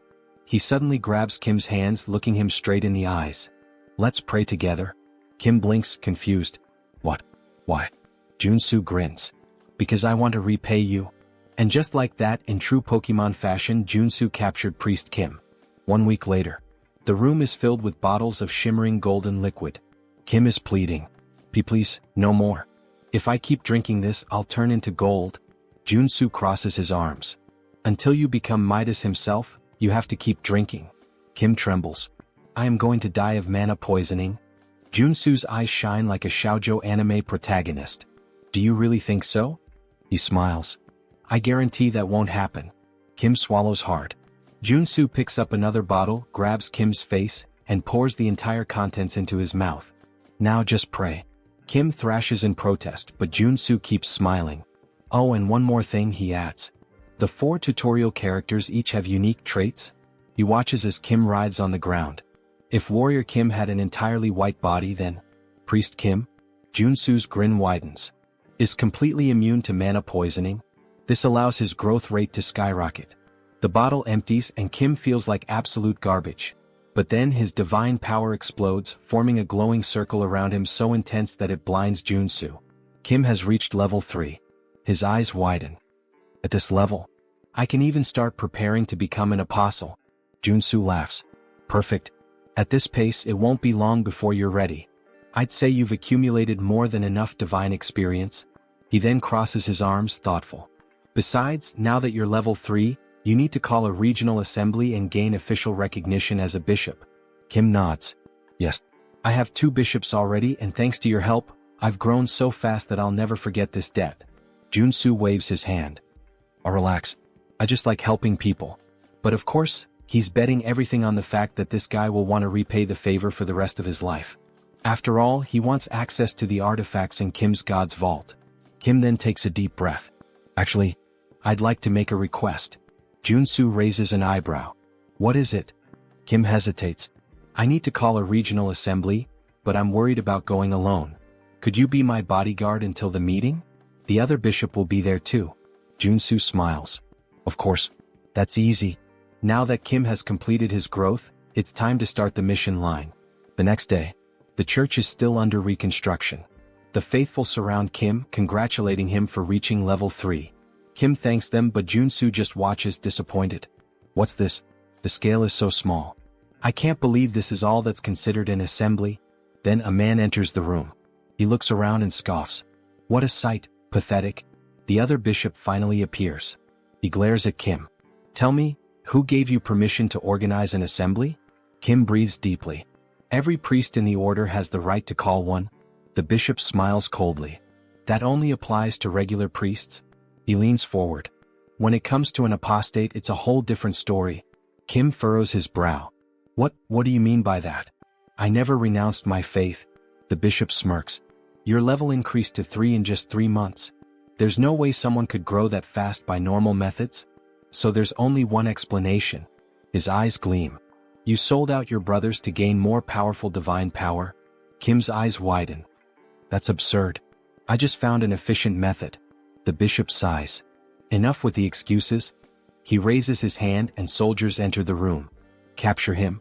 But before they can move, Joonsoo steps forward. Hey, we can't let you scare the kid like that. The soldiers turn to him. And who the hell are you? Joonsoo laughs. I'm his bodyguard. The bishop narrows his eyes. This is an affair of the order. We don't need outsiders interfering. Joonsoo smiles. But I just said I'm his bodyguard. So I'm not an outsider. He crosses his arms. By the way, what kind of boomer logic is that? Kim then speaks up. I just drank gold to level up. This can't be considered a crime. The bishop grows furious. Consuming gold is the act of a heretic. How dare you commit such blasphemy and still expect to escape unscathed? Kim opens his mouth to retort, but the bishop raises his hand. A fireball materializes in his palm. I'll purify you personally and offer you to our God. He casts the spell. Kim screams. The explosion lights up the entire room. Everyone holds their breath. Did Kim? But when the dust settles, Joonsoo is standing in front of Kim, unscathed, with a mana shield still glowing around him. He sighs. Attacking someone without warning? He furrows his brow. Now that's blasphemy. The bishop is left speechless. Why you blocked my magic? Joonsoo smiles. So, you really want to attack a potential apostle like this? The bishop grits his teeth. There's no way a heretic can become an apostle. Kim looks at Joonsoo confused. What do you mean? Joonsoo smiles. Don't worry. He pulls something out of his pocket. Just eat this and pray. Kim blinks. What? Why? The bishop raises his hand again. If you don't want to burn along with Kim, get out of the way. Joonsoo smiles even more. If I prove that he is an apostle? He narrows his eyes. What will you do? Suddenly, a golden aura fills the room completely. Kim falls to his knees, his eyes shining. He begins to pray. The bishop's eyes widen. It can't be. The arrival of an apostle? Joonsoo crosses his arms. There's a reason I didn't make Kim an apostle yesterday. He glares at the old man. It's because you have a serious mental delay. He then gives a half smile. And also, you're a detestable villain who envies Kim. So I need to eliminate you here. He grips the hilt of his blade tightly. The requirement for Kim to awaken, he points, is to consume a golden relic from another order. The bishop's eyes widen. Joonsoo smiles. And with you being accused of blasphemy, it won't be hard to ensure Kim becomes the true apostle. Suddenly, a golden halo appears above Kim's head. His eyes shine. The bishop takes a step back, terrified. Joonsoo raises his blade. Now that the apostle has arrived, his eyes turn cold and sharp. It's time to teach this blasphemer a lesson. He then looks at Kim. By the way, I want to ask something to your god. He smiles. How should we punish a bastard who murdered a bishop out of envy, and tried to blame his own son as a heretic to kill him? The bishop pales. How do you know this? Then, Kim hears the voice of his god. He lifts his head, and with an unwavering tone he responds. The only answer is to kill him. Joonsoo swings his blade, aiming directly at the bishop's neck. The blade stops a hair's breadth from his skin. He smiles. If this is the divine order, I can't refuse. The bishop trembles, his eyes filled with despair. Please, have mercy. Joonsoo runs the blade across his throat. Blood sprays and the body collapses to the ground. The air in the church grows heavy. Everyone is in shock. Someone has just died in the house of their god. Joonsoo then smiles indifferently. The problem was solved before this worm could cause any more damage. Even Priest Kim seems stunned. Still, he was one of our bishops. Joonsoo shrugs. No reason to feel sorry for him. He deserved this. He then looks at Kim. And now, what is your god commanding you to do? Kim closes his eyes for a moment as if listening to something. Then he breathes deeply. He ordered me to go to the Levant region where our order began, and offer gold there. Joonsoo smiles. I told you gold was the best choice. He crosses his arms. Now go there and expand your influence. Kim bows deeply. I don't know how I can repay you for all of this. Joonsoo pats him on the shoulder. You don't have to. I already planned to take advantage of it. Sometime later, Joonsoo arrives home. He stops in front of the statue of Kim. He smiles, satisfied. The reward for helping the priest was worth it. He looks at the valuable items he acquired. Among them, his first holy sword of rank or worth billions. But the most interesting thing is the divine statue, which creates a sanctuary around it. The sanctuary effect turns an area into a safe zone, protected by the will of its owner. If an enemy tries to invade, they suffer an expulsion or suppression effect. In other words, he can train like a madman without worrying about any interruptions. He begins his training. His sword strikes cut through the air. Time to have some fun. He raises his blade, an excited smile on his face. Some time later, Joonsoo is submerged in the bathtub, holding his breath. He wants to test how long he can last without air. He emerges, looking like a wrinkled old man, gasping desperately. Okay, maybe I trained too much? Even the mana source isn't healing him properly. But still, he had plenty of time to practice his Enherjar cultivation technique and his mountain-crushing swordsmanship. And now, finally, he can assess the results. He picks up his phone. Joonsoo appears on the screen. Been doing well? Joonsoo laughs. Of course. But I need a warm-up. He stretches, excited. Is there anything I can help with? Joonsoo makes a face. Actually, we have a rather troublesome request. He pauses for a moment. Do you remember the first landfill? Joonsoo frowns. How could I forget? It was the first job I did, where I fought the porcupine. Joonsoo nods. Well, a whole cleaning team went in there, and they were massacred. This means that there are at least 6 active mutants there now. Joonsoo narrows his eyes. And why the hell haven't you called in the Janitors Association? Joonsoo sighs. The authorities asked us to handle it secretly. They don't want this to become a scandal. Joonsoo snorts. If this leaks, some of them are going to lose their jobs big time. He crosses his arms. And what's the reward? Joonsoo scratches his head. The payment is kind of pathetic. 100 million for a level 1 mutant. 300 million for a level 3. Joonsoo rolls his eyes. Is that all? Actually, Joonsoo smiles. They're offering an artifact. An arcane rifle with a cursed debuff. Joonsoo raises an eyebrow. What kind of debuff? Joonsoo hesitates then smiles. It's an item that's related to you. A rifle used by the old order of the father. Joonsoo's eyes widen. Then he chuckles softly. This mission. I can't refuse. That arcane rifle used by the order. It has a black flame debuff that consumes its user. But Joonsoo has already overcome that before. He gets up from the bathtub. Alright. I'm heading there right now. Joonsoo is definitely fired up. He heads toward the landfill and right from the start, he can feel a sinister aura emanating from the place. As he moves forward, holding his rifle, he mutters. They haven't cleaned this place for just a few days, and it's already this chaotic? Something's very wrong here. His senses are scrambled, he can barely see properly. He needs to prepare for a surprise attack. With a quick movement, he activates his sensory focus. Almost like an immediate warning, he feels something moving fast in the mist. He looks around, tense. The sounds of the creature come from multiple directions. He can't pinpoint exactly where the enemy is. A strong wind blows behind him. He spins around immediately. And there it is, something like a gargoyle bat leaping straight at him. Joonsoo pulls the trigger. Die. The monster is riddled with bullets, but instead of falling, it flies away only wounded. Joonsoo frowns. Is that it? He keeps firing but soon realizes the bullets are ricocheting off the creature's wings. The beast loops through the air and launches back at him. Joonsoo rolls to the side, sliding to avoid the strike. Oh shit. If he hadn't switched to the evasion trait, he would have been torn in half just now. A flying bulletproof enemy? If I keep this up, the longer this fight lasts, the worse it'll get. There's only one solution. He lowers the weapon, aiming directly ahead. The monster charges toward him. I need to end this with a single shot. The enemy gets closer and closer. Bang. The shot hits directly between the eyes.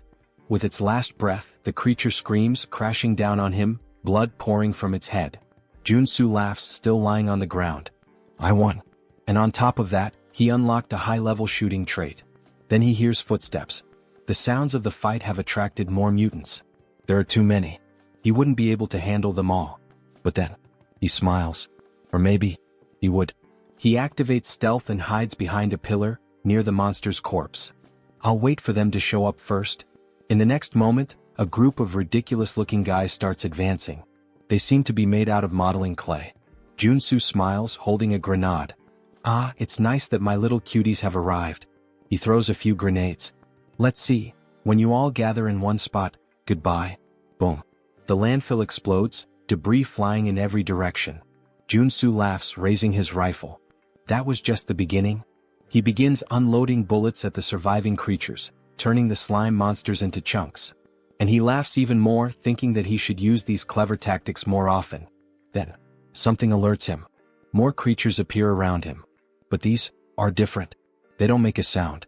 Joonsoo hasn't noticed them until now. And there's one more thing wrong. They're not mutants. They're specters from a necromancer. And there are a lot of them. Suddenly, a radio in one of the specters begins to play. A voice speaks directly to him. Can we have a little chat? Joonsoo narrows his eyes. Are you talking to me? Then he sees it. The specter wasn't speaking. There was a speaker attached to it. He sighs, understanding everything. Well. So you're using these specters to communicate, huh? This means you're the necromancer who created them. The voice responds. Why are you causing destruction in my territory? Joonsoo scoffs. Your territory? This is a contaminated landfill, my friend. But then, something clicks in his mind. The truth hits him like a weight. The Cleaners Association on the surface seems like a benevolent organization. They clean contaminated mana, bringing safety. But in reality, they're one of the most dangerous groups in Arcane Seoul. Ah, I get it. The mana cleaning is just a cover. Behind the scenes, the organization is involved in all kinds of crime, expanding its influence. And this This is probably yet another one of their schemes. They created this situation on purpose. The government would have no choice but to ask for their help. And with that, the Cleaners Association's influence would only grow. Joonsoo closes his eyes for a moment. Then, he smiles, full of adrenaline. This just got a lot more interesting. Meanwhile, the Cleaners Association already has another plan in motion. They intend to use these incidents as an excuse to dismiss public employees who oppose them, consolidating their power even further. The necromancer's voice echoes through the speaker. There's really no reason for us to fight, you know? He pauses. I've got a proposal for you. Joonsoo rolls his eyes. Here we go. You're quite talented, the necromancer continues. Why don't you join us in the Cleaners Association? Joonsoo scoffs. And why would I join an organization that spreads terror with monsters and landfills? The voice stays calm. I'm serious. With your skills, you'd be at the top of our hierarchy. Without a second thought, Joonsoo flips him off. No fucking way. Besides, he adds, that name is garbage. Totally lacking style. The necromancer bursts out laughing. Looks like you don't know your place. If you don't want to join us, the voice turns cold and sharp. Then you can just die. The specters charge toward Joonsoo. He shoots, causing a massive explosion that sends the specters flying in all directions. Sit down, buddy, he taunts. But the specters aren't mutants, they're magical summons. As long as there's mana, they simply regenerate. Joonsoo lets out a frustrated sigh. Oh shit. I forgot that firearms are useless against these things. He holsters his weapon and pulls out his sacred sword. Well, if that's the case, sacred attributes will take care of them. The necromancer's voice falters for a moment. A sacred sword? I thought you were just a shooter. Joonsoo charges, slicing through the specters with precise strikes, cutting them in half. Shut up, he growls. I'm going to find you, and when I do, you'll regret it. He advances, slicing through the fast-moving specters, severing limbs and limiting their mobility. Thanks to his attribute advantage, the fight isn't difficult. But the specters keep coming. Okay, enough, he mutters. Time to change tactics. He activates his resistance traits and combines them with the abilities of his artifacts. The sword, gloves, and necklace he bought from the store. Now, with 9 traits active, he believes this will be more than enough. Let's see how far this takes me. He launches forward, releasing an attack in the form of 4 aura blades, sending the specters flying backward. It works, but it's draining my energy pretty fast. He fires another attack, destroying even more of them. But some simply ignore the damage. The world around him begins to spin. Shit. I'm getting dizzy. But, just one more attack. His body starts to glow blue. He takes a step forward, and in the blink of an eye, he surges straight ahead like lightning. The ability he just unlocked is called Charge. A trait that allows him to move at high speed, dealing damage to everything in his path. He grins excited. I didn't expect to get this, but I'm glad I did. As he cuts through the specters like a rocket, he's already thinking ahead. If I can unlock another skill now, that'd be perfect. He bends his knees and leaps into the air, unlocking another trait called Jump. Yeah, it's exactly what it sounds like, he laughs. With Charge and Jump combined, escaping or attacking becomes a breeze. As he descends at high speed, he mocks. Now these idiots won't even know what hit them. He leaps and charges repeatedly, bouncing across the battlefield like a human projectile. After a while, he collapses, exhausted. Most of the specters have been destroyed. But his body is on the verge of breaking down. The necromancer's laughter echoes from the speaker. I didn't expect you to be a paladin. Now, I want you even more. Joonsoo struggles to get back on his feet. If you're so confident, why don't you show yourself? The necromancer responds with contempt. What kind of idiot mage would face a warrior in direct combat? Instead, accept my gift. Before him, a corpse begins to move. It's a shield bearer, a level 2 undead. Joonsoo clicks his tongue. This is going to be a problem? He still hasn't fully healed. The shield bearer raises its weapon and brings it down violently toward him. Joonsoo narrowly dodges. But before he can react, a purple arrow soaked in dark mana cuts through the air, and it strikes him in the back. He spins quickly, trying to understand what's happening. The necromancer's voice comes through again. Your moves are pretty decent. I can't wait to turn you into a death knight. Joonsoo narrows his eyes. This reminds me of a rule in Arcane Seoul. When you fight a necromancer, you should never focus on their servant. He leaps into the air, pretending to prepare an attack, but it's a feint. Instead, he dives straight to the ground, sliding beneath the undead's shield. His eyes scan the area, searching for the origin of the shot, until he finally spots it. Up high in the balconies, a silhouette stands out. So, it's you? Joonsoo activates charge, dodging the shield-bearer's attack and rushing directly toward the necromancer. He propels himself off the ground, soaring through the air. Time to finish off this coward. He draws his sacred sword, pointing it at the enemy. You made a fatal mistake by revealing yourself. Karen, the necromancer, smiles with disdain. So, you have a brain after all? Joonsoo narrows his eyes. Now that I see your face, I recognize you. You're Karen, a Reincarned necromancer. One of the directors of the Association of Cleaners, and the final boss of this damn landfill. Superhuman level 3. Karen raises his hand indifferently. Things aren't going to go the way you expect. Suddenly, spectral purple hands shoot out from his back, grabbing Joonsoo from all sides. He struggles trying to break free. Karen simply laughs. You'll never catch me. Then he fires magical arrows and releases a devastating electrical discharge. Joonsoo screams in pain while Karen watches, satisfied. That scream? It's beautiful. He laughs loudly. You should have known your place. Joonsoo, still trapped, smiles. Actually, this is my ultimate technique. He raises his hand, conjuring a massive black fireball. Black flame. Karen's eyes widen. What? Joonsoo forces his arm to break free. This is the end of the game. Karen tilts his head. Why are you trying so hard? It's actually adorable. Joonsoo grins slyly. You really think so? From the very beginning, I never intended to finish the fight quickly. Karen furrows his brow. Joonsoo continues. When a boss uses their ultimate attack, if you equip the right traits, something fun happens.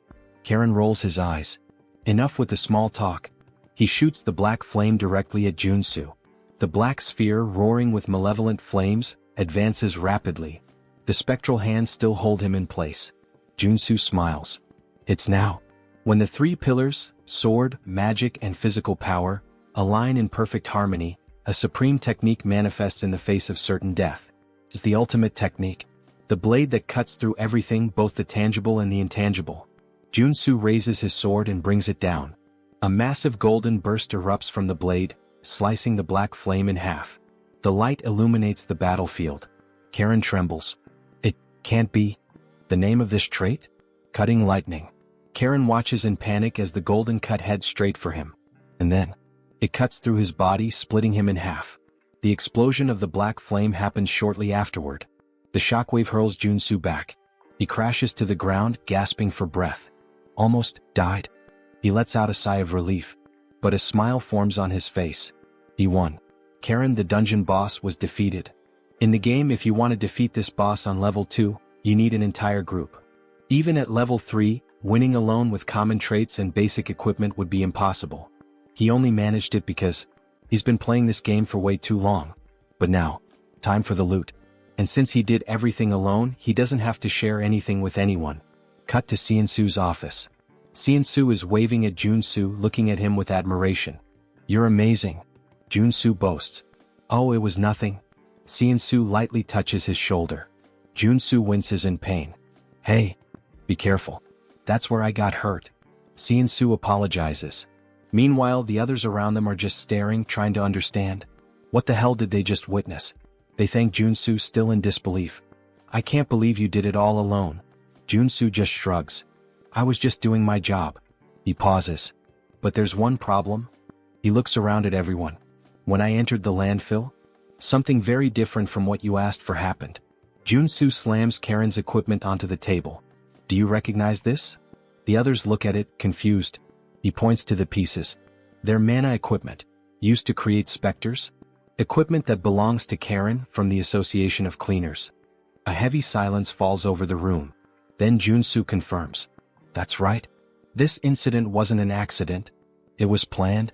The man slams his fist onto the table, his face red with anger. I can't believe those bastards did this. Joonsoo crosses his arms. Looks like they never liked you from the start.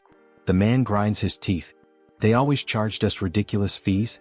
We've had our own conflicts before, but I never imagined they'd take it this far. Turning innocent people into mutants? Joonsoo observes his reaction. Did he really not know? But thinking about it, it makes sense. In the game, The reality of the association is only revealed after the player completes this mission. The man lowers his head, ashamed. I'm sorry we put you in unnecessary danger because of this. Joonsoo shrugs. I just did what I had to do to blow up the bad guys. He smirks. But, of course. I hope there's a good compensation, not just a simple apology. The man nods, picking up 2 boxes and placing them on the table. This is the reward we promised. Joonsoo furrows his brow. Wait a minute. Why are there 2 boxes instead of 1? The man explains. One contains the arcane pistol we promised. The other is an extra reward for you taking on such a dangerous task.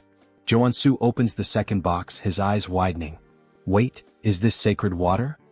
He nearly freaks out but quickly hides his excitement. This is an essential potion and I always have to buy it at the temple. Are they giving it to me for free? The man gives him a final warning. Stay safe. We'll use this evidence to officially accuse the Association of Cleaners. Joonsoo clicks his tongue. So that means they're going to retaliate against me, right? The man confirms with a nod. Exactly. But we can't just let this slide. Joonsoo smiles, confident. Don't worry. I'll find a way to survive. That night, Joonsoo and Siansu are driving through the city center. Siansu at the wheel sighs. Maybe it's a good idea for us to stay off the radar for a while. The Association of Cleaners won't let this go. Joonsoo shakes his head. I don't think hiding is the best plan. After completing the landfill mission, the player gets a chain of quests. Eventually we'll end up clashing with them again. It's natural. After all, I just killed one of their directors. He looks out the window, thoughtful. But the most important thing? The association's quest line splits into 2 routes. The worst one is doing nothing and just wasting time. Siansu raises an eyebrow. And why is that? Joonsoo smiles bitterly. Because in that case, the president of the association attacks your house with dozens of superhumans. Siansu swallows hard. Joonsoo continues. On the other hand, the easier route is the one I'm considering. He turns to Siansu. Have you ever heard of Jenyabong? Siansu goes serious. Of course. It's that restricted area south of the region. There's a huge poppy plantation there. If you're caught inside, you're screwed. Joonsoo smiles sideways. Exactly. And guess what? That place belongs to the Association of Cleaners. Siansu's eyes widen. They have dealings with poppies? Joonsoo shakes his head. No. It's not about the poppies. They're conducting body modifications and human trafficking there. They're nothing but a luxury crime syndicate. Siansu's eyes widen. Are they crazy? Joonsoo nods. Exactly. And that's why I'm going to strike first. Siansu jerks the steering wheel abruptly, almost crashing the car. What? Say that again? Joonsoo ignores him and instead pulls out his phone, showing a list of supplies. Claymores. EMP bombs. Among other dangerous and expensive things. Siansu blinks, confused. What the hell do you plan to do with all this? And, do you have any idea how much this is going to cost? Joonsoo smiles wryly. Money is something only amateurs worry about. These items? I got them while cleaning up the monsters at the landfill. Siansu inspects the materials and nods, impressed. This should cover the costs. But, Joonsoo, even you couldn't take on the association alone. The president is level 4. The executives, level 3. Joonsoo leans back in his seat, looking at him with a confident smile. Who said I'm going to fight alone? For now, just focus on getting the items on the list. 2 days later, Poppy Farm hideout. The night was dark. Guards patrolled the perimeter, but they didn't notice the shadow creeping up from behind.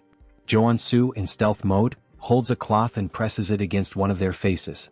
The guy trembles, his eyes widen until his body goes limp and crumples to the ground. High level, he's done. The other guard turns at the sound. Hey, what? Bang. A direct shot to the chest. The man falls dead immediately. Joonsoo deactivates his stealth and cracks his neck. I never get tired of infiltration. He smiles, satisfied. This should take care of the external security. And, to think I said I didn't like stealth before. Well, sometimes it's worth it. He moves away, grabbing his communicator. But before he could speak, crack. A man flies into the wall, his face deformed by the impact. And then he appears. Iron Fist. Thanks for clearing the way. We've taken control of the underground with no trouble. He spits on the ground, scanning the area. These guys are real monsters. They forced body modifications on both kids and adults. and then traffic them out of the country. Joonsoo nods. That's exactly why we need to put an end to them. He adjusts his earpiece. Did you finish checking the place? Iron Fist walks through the lab examining the machines. Yeah. This place is a legitimate modification workshop. Joonsoo smiles. Great. Once we're done, it's yours. I'll help you strengthen your men. Iron Fist crosses his arms, studying Joonsoo. This sounds good. But are you sure you can take on the association? If they get involved, it's going to be a problem for everyone. I don't want to deal with the fallout. Joonsoo laughs, pulling out his lighter. Have you ever seen me act without a reason? He lights the flame, watching it dance between his fingers. This farm is their main source of income. But the security here is much weaker than the rest. That means it's the perfect place to start bringing down the association. Iron Fist narrows his eyes. Wait, what are you? Joonsoo tosses the lighter. The next morning, Association Tower. A man runs down the corridor panting. He bursts into the presidential office. Mr. President, we have a problem. The man sitting at the desk furrows his brow. What happened? The employee swallows hard. The poppy farm was attacked. The president furrows his brow. By who? The man trembles, his voice caught in his throat. It was the man who killed Karen. He took control of the hideout. The president clenches his fists. Then, boom. His punch destroys the desk, cracking the floor. How dare they? His eyes burn with rage. And then, the screen presents his name. Park Dae-iop, president of the Association of Cleaners. The assistant, trembling, extends the phone to the president. Sir, look at this. On the screen, a ridiculously bold selfie of Joonsoo appears. Behind him, the poppy farm is ablaze. The president grits his teeth, his eyes twisting with fury. Then, with a single grip, he crushes the phone in his hand. I will make sure the warrior Kim is reduced to ashes. Sometime later, farm grounds. The poppy field? Completely destroyed. In its place, an entire battalion from the association. Soldiers scan the area dazed. I can't believe it's all gone. That warrior Kim is a damn psychopath. In the middle of them, a bald man steps forward. It doesn't matter. Our only job is to capture him. The Department of External Affairs will show the president what we're capable of. The troops begin advancing. Baldy, the bald man, eyes the surrounding buildings. He might be sniping from one of these. Stay alert. One of his men grips his weapon tightly. If he shows up, we blow him to hell on the spot. Suddenly, something glints from a window. There. Gunfire rips through the air, striking the barrel of a rifle. Falls and Baldy smirks. My prediction was right. The troops start celebrating, but then the ground trembles. Baldy frowns. What? Boom. A massive explosion sends soldiers flying. The survivors glance around, panic setting in. Are those claymores?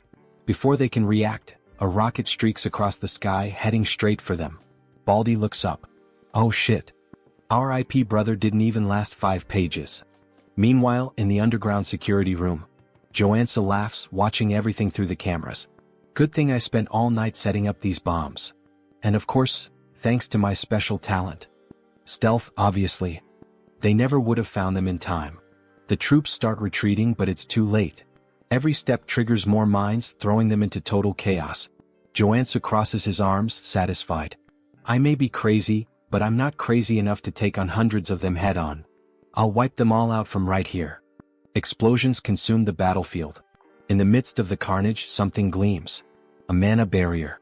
The association's president, Dae-iop, narrows his eyes. Looks like he came well prepared, despite the way he taunted us. Beside him, a man steps forward. Leave this to me. I've analyzed all his patterns. His voice is so cold, so precise it almost sounds... Wait. He talks exactly like me. He must be a robot. On the screen, a name appears. Cyborg. Superhuman class R level 3. Vice President of the Association. Dae-iop glares at Cyborg, his voice dripping with hatred. Bring him to me. I'll make sure he dies the most painful death possible. Suddenly, boom. A grenade detonates near them. Cyborg doesn't move. The blast radius doesn't reach here. Well, since they're throwing grenades to test the waters, we can just clear the traps and move forward. Another rocket fires straight at them. Sometime later, Cyborg raises his hand and simply swats the rocket aside, sending it exploding behind him. His men stare, slack-jawed. He turns to them. Did you track the shot? Yes, sir. It came from the right side of the rooftop. Good. Shoot him. The troops opened fire, tearing the location apart. But as the dust settles, it was just automated turrets. Cyborg grins, satisfied. We're almost at his hideout. Time to show that bastard what hell looks like. Or maybe, he's already getting a taste of it. Inside the bunker, Joonsoo clenches his teeth. As expected of cyborgs? Not even remotely human. Suddenly, a red alarm flashes on the control panel. Joonsoo leans forward, surprised. They're here already? Faster than I thought. This newbie hunting event really lives up to its name. Then, crash. The doorknob explodes. The door creaks open. And in the entrance, two women appear, smiling. Why are you hiding down here, little rat? Come play with us. God, I wish I were him right now. The moment that thought crosses our minds, we're introduced to Ebony and Viper. Both are level 3 superhumans and executives of the association. They step into the room and... The chairs? Empty. The screens? Just images of Joonsoo flipping them off. Viper frowns. How did he know we were coming? The answer? Joonsoo, invisible, grinning in the corner. Of course I saw this coming. As Ebony and Viper scour the room, Joonsoo observes. The Custodian Association wants to put on a big show, pretending this is a straightforward conflict. Meanwhile, their assassin executives attack from behind. He chuckles softly. Too obvious. I know all your tricks. Click. He pulls the pin on a flash grenade and tosses it to the floor. Ebony narrows his eyes. What is? Flash. Both are blinded instantly. They realize too late. It was a trap. Joonsoo dashes past them, cackling. Damn, that was perfect. I've got no business with you too. Viper, still dizzy, screams in fury. I'll kill you, you little shit. But he's already sprinting up the stairs. The assassins will catch up soon. I need to move fast. Gunfire. Bullets zip past his head. He twists, gritting his teeth. Shit, they're already on me. I need to focus on defense. He activates his mana barrier, forming a shield in the hallway. Bullets slam into it, but don't break through. And yet, crack. The barrier begins to splinter. Joonsoo grins defiantly. Shoot all you want. I'll block everything. Ebony smirks. You sure about that? Bang. A bullet pierces the barrier. Joonsoo's eyes widen. Shit. The shield shatters. Shards fly across the corridor. He stumbles back, trying to recover. Ebony steps forward, gun still smoking. How'd that taste? These bullets are laced with explosive magic. Joonsoo mutters a curse under his breath, but then, his eyes land on a clock. Important enough to catch my attention now? Viper pulls out a crossbow, loading a shot. Oh, and don't forget. The sweets come from the sides. Twang. The bolt whistles through the air, and buries itself in his side. Tisk. Pain flares through his body. Viper smirks cruelly. That's nothing. Compared to the pain you're about to feel. Joonsoo grits his teeth. You guys are just dime store villains, in ridiculous latex suits. Viper's smile vanishes instantly. What? She lunges forward, and kicks him square in the face. Bow. Joonsoo is sent flying. Straight into the clock he had just noticed. Viper laughs, enjoying herself. Bet that hurt like hell. By the way, that poison's pretty strong. It's already in your arteries. Good luck surviving. Ebony steps up, grabbing Joonsoo by the collar. It's over. Time to bring you to the president. But then, Joonsoo smiles. A confident smile.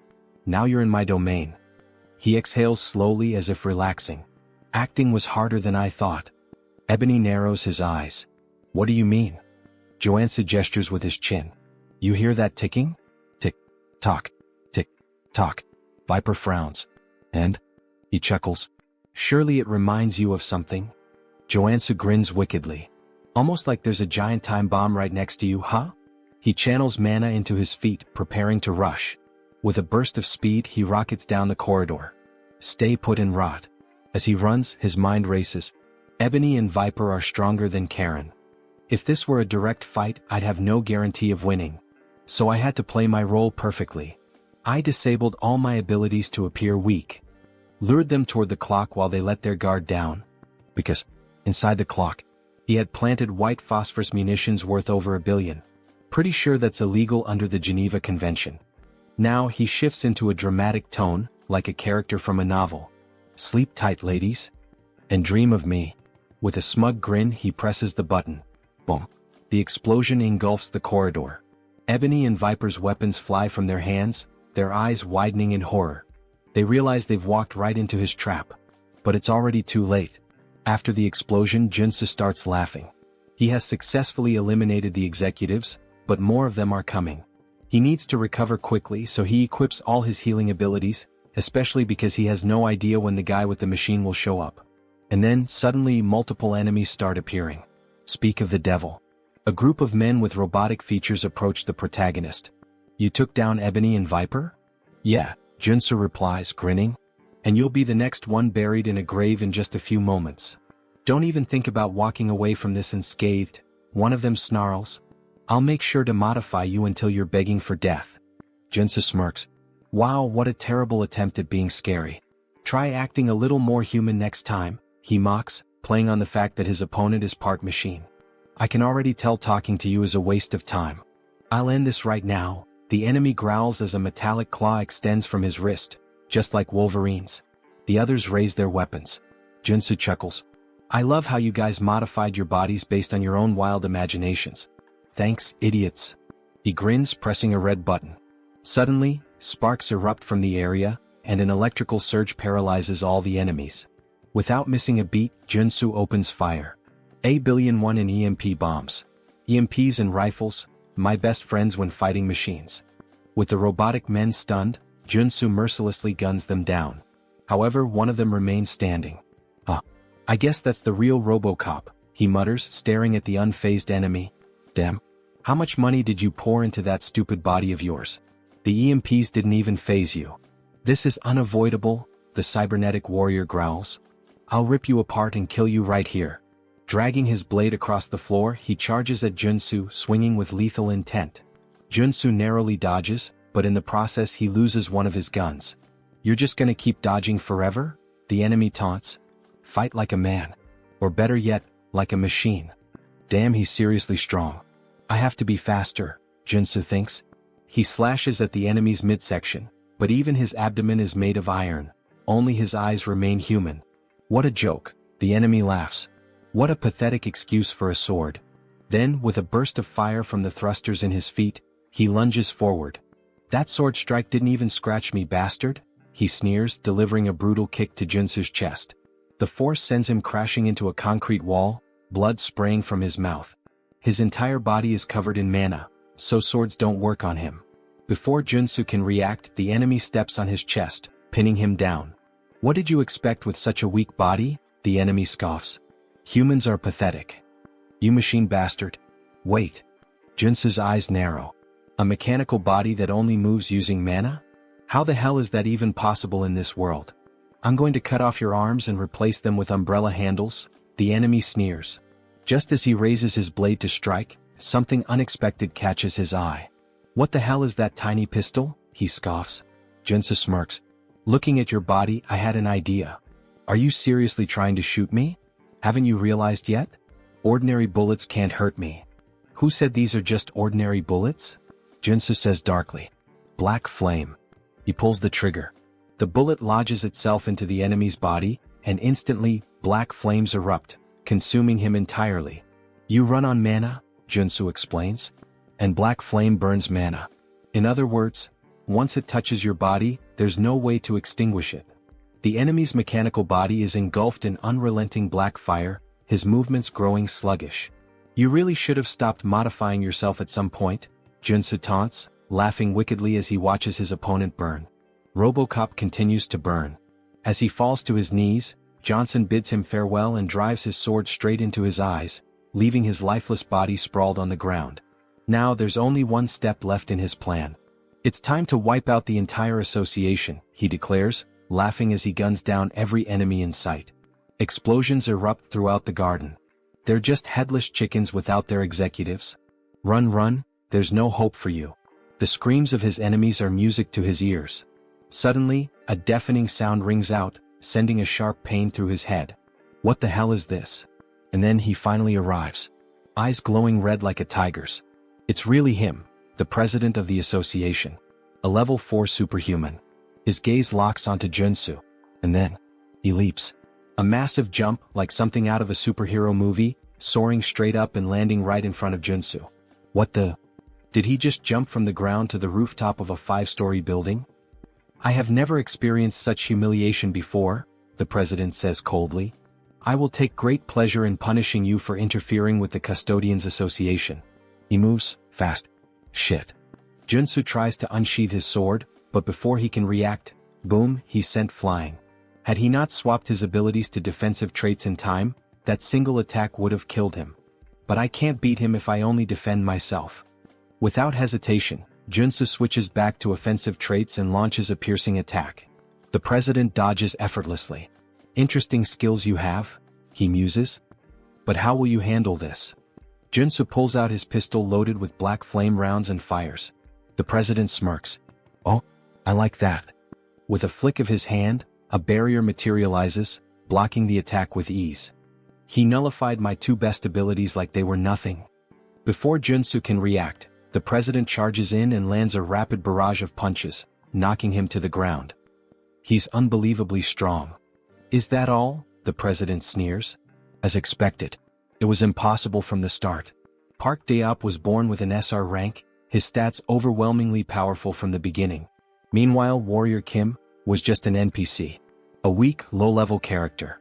The gap between them was absurd. Is this your final battle? The president taunts. You know how I took down your subordinates? Joonsoo asks, wiping blood from his mouth. What? I took out Ebony and Viper with white phosphorus rounds. The cyborg? EMP bombs. Now tell me, what do you think I've got prepared for you? You? Prepared for me? Impossible, you idiot. No, it's not. Joonsoo's body begins to change. For a level 2 superhuman to defeat a level 4 superhuman, there's only one way. Trait activated, body mutation. Muscle mutation. His body shifts and twists into something monstrous. Warrior Kim has become a mutant once again. What? He chose to become a mutant. Joonsoo's breathing grows heavy. I won't be able to control myself for long. But he's prepared for this. Flashback. In the shop he bought a specific item, Berserk Glasses. This item grants the frenzy trait for a limited time. And that's exactly what he needs right now. Joonsoo crushes the glasses. A new sensation floods his mind. All distractions disappear. His thoughts fade. Only bloodshed, death, and combat remain. Here we go. Joonsoo launches a furious barrage of punches. The president blocks them, eyes narrowing. He doesn't know what ability Joonsoo just activated, but one thing is clear. This is about to get fun. Let's begin again, the president says, activating his own ability, Rage. His base stats skyrocket. Now let's have some real fun. Both fighters charge at each other. Fist meets fist. Neither backs down. This won't be enough to take me down, Joonsoo grins. Same to you, the president replies. Their battle turns into a brutal exchange of punches, fists flying like a high-speed boxing match. A real Japan versus USA boxing showdown. Who got the reference? Leave a comment on the video. Joonsoo lands a solid jab straight to the president's face, sending blood spraying through the air as the impact forces him back. New traits acquired, super strength and iron armor. A primal roar erupts from Joonsoo's throat, his excitement for battle overwhelming all reason. I can do this all day. Alright, the president chuckles. I'll admit you're strong. It's been a while since I had a fight this good, but I'm done analyzing you. This is my victory. Quit bluffing and fight. Joonsoo growls, throwing another punch. But the president effortlessly dodges. All you do is throw mindless punches, he scoffs, sidestepping each blow with ease. Then, in one swift motion, he counters, driving a devastating punch into Joonsoo's gut. Blood spurts from his mouth. Bastard. The president smirks, dodging again. Go on, keep swinging those sloppy, untrained fists, he taunts. And then, boom, he delivers a brutal uppercut, sending Joonsoo flying. Damn it. In close combat he has a massive advantage. The frenzy trait's effect is starting to wear off. There's no other way. I have to go all in on this next attack. Joonsoo knows he can't win a hand-to-hand fight. He begins channeling his energy, preparing to swap his traits. What kind of cheap trick are you planning now? The president sneers. You're done. He charges forward to end it, but Joonsoo grabs his wrist. Fine. I'll admit it, you're better than me in hand-to-hand combat, Joonsoo says, locking eyes with him. But as you can see, I'm not a brawler. A dangerous grin spreads across his face. I'm a swordsman, you bastard. Joonsoo channels power into his hand. And in an instant, a massive sword materializes. Before the president can react, a blinding light erupts point blank, piercing straight through his heart. You can use that ability barehanded? The president gasps. This was a good fight. His body trembles, and then collapses lifeless. Joonsoo exhales heavily. Shit. I really pushed my body too far this time. A system notification appears. Status effect, disease. Suddenly, a wave of unbearable pain surges through him, like his body is tearing itself apart. Arg? But then, a golden beam of light bursts from his body. His monstrous form begins to fade, his body slowly reverting back to normal. Warrior Kim has ascended to level 3. Oh god. Thank you, I leveled up just in time. A weak chuckle escapes his lips. I really am one lucky bastard. Then, his body gives out. He collapses unconscious. When Joonsoo finally regains consciousness, he finds himself submerged in the bathtub of his own home. Home? Mr. Superhuman, are you alright? Joonsoo blinks, looking up at the concerned face of Director Choi. What happened? Choi. I thought you were dead. Choi says, tears welling in his eyes. You were lying there, surrounded by all the members of the association. So, you brought me back home? Joonsoo asks, piecing it together. Yeah, Choi nods. I noticed you were still breathing, so I threw you into a mana spring. You've been unconscious for a week. A whole week. Now that Choi mentions it, he does feel a lot better. You're seriously amazing, Choi says, shaking his head. You single-handedly wiped out the president of the Plumbers Association. Yeah. I know, Joonsoo smirks. I guess I'm kind of a big deal now. Not just kind of, you're insanely incredible. Stop flattering me, Joonsoo laughs. Oh, and by the way, Choi adds, I took the liberty of collecting all the loot from the fight. Take a look later and let me know if you need anything. Got it? But first, I need to fully recover. Joonsoo's expression darkens slightly. Now that I'm level 3, there's somewhere I need to visit. A malicious smile crosses his lips. 1 week later, Joonsoo arrives at the Mana Measurement Center. Now that he's level 3, he will officially be promoted, receive a certificate, and gain access to countless benefits. This is insane, Mr. Superhuman, Choi exclaims. I've never seen anyone level up as fast as you. You're gonna start your own country soon at this rate. Joonsoo scratches his head, looking embarrassed. I wouldn't go that far. Maybe I should get my certification now? He asks, flashing a JoJo fan grin. The examiner chuckles. Of course. Please come this way. After a while, the girl officially hands over the certification paper. Thank you. I'm so jealous of you. Ha. Me? Why? Joonsoo asks, puzzled. For so many reasons. I wish I were as strong as you. Baek Soren showing this kind of emotion? Feels so strange. Unimaginable even. In the game, she's a berserker warrior, a ruthless killing machine, more like a psychotic girl drenched in blood than someone who'd ever say something like this. Joonsoo pauses, thinking. He doesn't have any immediate plans after this, so... Hey Baek, would you like to become a superhuman? Of course. Who wouldn't want that? Then how about you become my student? Baek blinks in surprise. If you agree, I promise, I'll turn you into a superhuman. And a strong one at that. And how exactly do you plan on doing that? Trust me, Joonsoo smirks. Warrior Kim has the ability to see latent potential.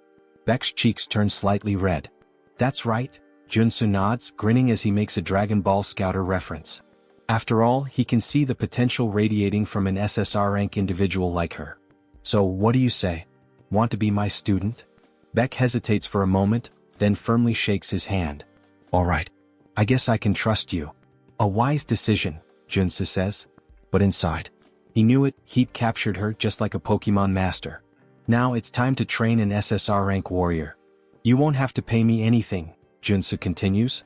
Just return the favor once you awaken as a superhuman. That's nice and all, but I should warn you, I already failed to awaken once, even after undergoing rigorous training. It won't be easy even for you, Mr. Superhuman.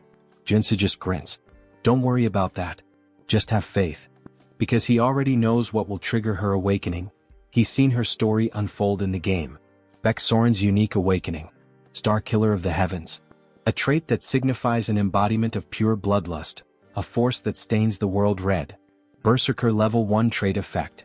Combat Experience plus 1000%. While this trait dramatically increases the experience gained in battle, it comes with dangerous side effects. It risks corrupting her mind, turning her into a bloodthirsty psycho-killer obsessed with combat. Her awakening event perfectly matches her unique trait. You'll need to prepare yourself, Joonsoo warns. Prepare? As in, I'll need a lot of money? I don't make much in this job, Beck jokes, making a quiet hand gesture. No, Joonsoo shakes his head. You'll need something far more important than money, mental fortitude. Beck tilts her head, confused. But before she can ask more, "Excuse me, Mr. Kim," a staff member interrupts. "You've been invited to a meeting. Would you follow me to the 5th floor lounge?" Joonsoo's eyes narrow. An invitation to the 5th floor? That's strange. As he and Beck step into the elevator, a realization dawns on him. In this tower, superhumans are divided by their power levels. He's being summoned to the 5th floor. That means a level 5 superhuman invited him. Who could it be? As the doors slide open. "Professor? Wait, it's really you?" A familiar voice greets him. Seo Woojin, a level 5 superhuman. "Congratulations on earning your level 3 certification," Woojin says warmly. "I'm so happy to see you here." "I'm happy to see you too," Joonsoo replies. But inside he's assessing him. Despite his natural-born talent and wealthy family, Woojin reaching level 5 this quickly is still surprising. "He's already surpassed me. Also," Woojin continues, "I'd like you to have this." He hands Joonsoo a small ornate box. "A gift? You didn't have to." Inside, Joonsoo sees the item description. Item acquired, Mana Focus Crystal. A rare artifact that enhances mana control and efficiency. Perfect for Warrior Kim. A warrior who relies on mana. For a split second, Joonsoo almost drools at the thought. But instead, he clears his throat and coolly says, I shouldn't refuse a friend's gift, right? Thanks, Woojin. Use it well, Woojin nods. But then Woojin's expression turns serious. "Mr. Warrior," he says, "there's another reason I called you here." Joonsoo raises an eyebrow. "A favor?" "Yes," Woojin nods. Joonsoo leans in slightly. "Why do you suddenly look so serious? Could you help some of my friends who are also suffering from divine fever just like you helped me? They contracted it as well?" "Yes. The 4 of them have been dealing with this since childhood. They were blessed alongside me. For people suffering from divine fever, huh? Wait a second. Is he talking about those characters? If so, then this is the perfect opportunity to make things a lot easier." "Of course," Joonsoo nods, radiating an angelic aura. "I could never refuse to help those in need. Thank you so much, Sir Warrior, for your generosity. But before we begin the treatment, I'd like to meet them first." "Of course. I'll arrange a meeting right away." Later that day, Woojin's estate. "Here they are, Professor." As expected, Joonsoo was right. These 4, they're the supporting characters meant to assist Paladin Seo Woojin. They're all children from wealthy families, essentially kidnapped and forcibly baptized under the orders of the Old Father. Joonsoo folds his arms and cuts straight to the point. "Let's be clear, you were all forced into this baptism without consent, right?" "Yes, that's correct." "Is it really possible to cure this?" One of them hesitates. "My treatment is painful," Joonsoo warns. "But if you endure it, you'll awaken, just like Woojin did. If you follow every single one of my steps, you will succeed. Do you have what it takes to withstand it?" For a moment, the 4 hesitate. Then, in unison, "We'll do whatever it takes. Please help us." Joonsoo smirks. Spreading massive black angel wings, he declares, "Then let's begin." 1 week later, all 4 of them awakened. We actually did it." Just as Joonsoo had predicted, their innate talent ensured a smooth awakening. "Professor, thank you so much." The 4 students burst into tears, overcome with gratitude. Joonsoo nods, satisfied. "You endured my method, that credit belongs to you. Well done, students." Just then their parents enter the room. "Professor, we can't thank you enough. You've freed our children from this curse. As a token of our appreciation, though it's not much, we hope you'll accept these gifts." A mountain of presents is placed before him. Joonsoo waves his hands modestly. "You didn't need to do this. Their success was thanks to their natural talent." But inside, he's grinning ear to ear. "This order only favors rich families. Which means I can milk this system for all it's worth." For a brief moment, he makes one of the funniest faces seen in this entire manhwa. Lately, his luck has been insane, like he's been rolling SSR pulls in a gacha game. Now then, let's see what I got. Rewards obtained. Extreme speed trait. Steel-plated boots. Detection trait. Helmet. Fury trait battle axe. Acropolis trait shield. Nectar, a rare consumable item. All of them are valuable. All of them perfectly suit his needs. We selected these gifts together, one of the parents says. We hope you like them. Joonsoo smiles. You have my sincerest gratitude for these rewards. But now, it's time for his real reward. You mentioned you wanted to talk to me for a moment, right? Yes, one of the parents nods. I have a favor to ask of you. A favor? Joonsoo tilts his head. Yes. I represent the Galaxy Shopping Mall. Joonsoo raises an eyebrow. All right. How can I help the savior of my son? The man hesitates before answering. I'd like permission to enter the underground gold mine beneath the Harem branch of Galaxy Mall. A gold mine?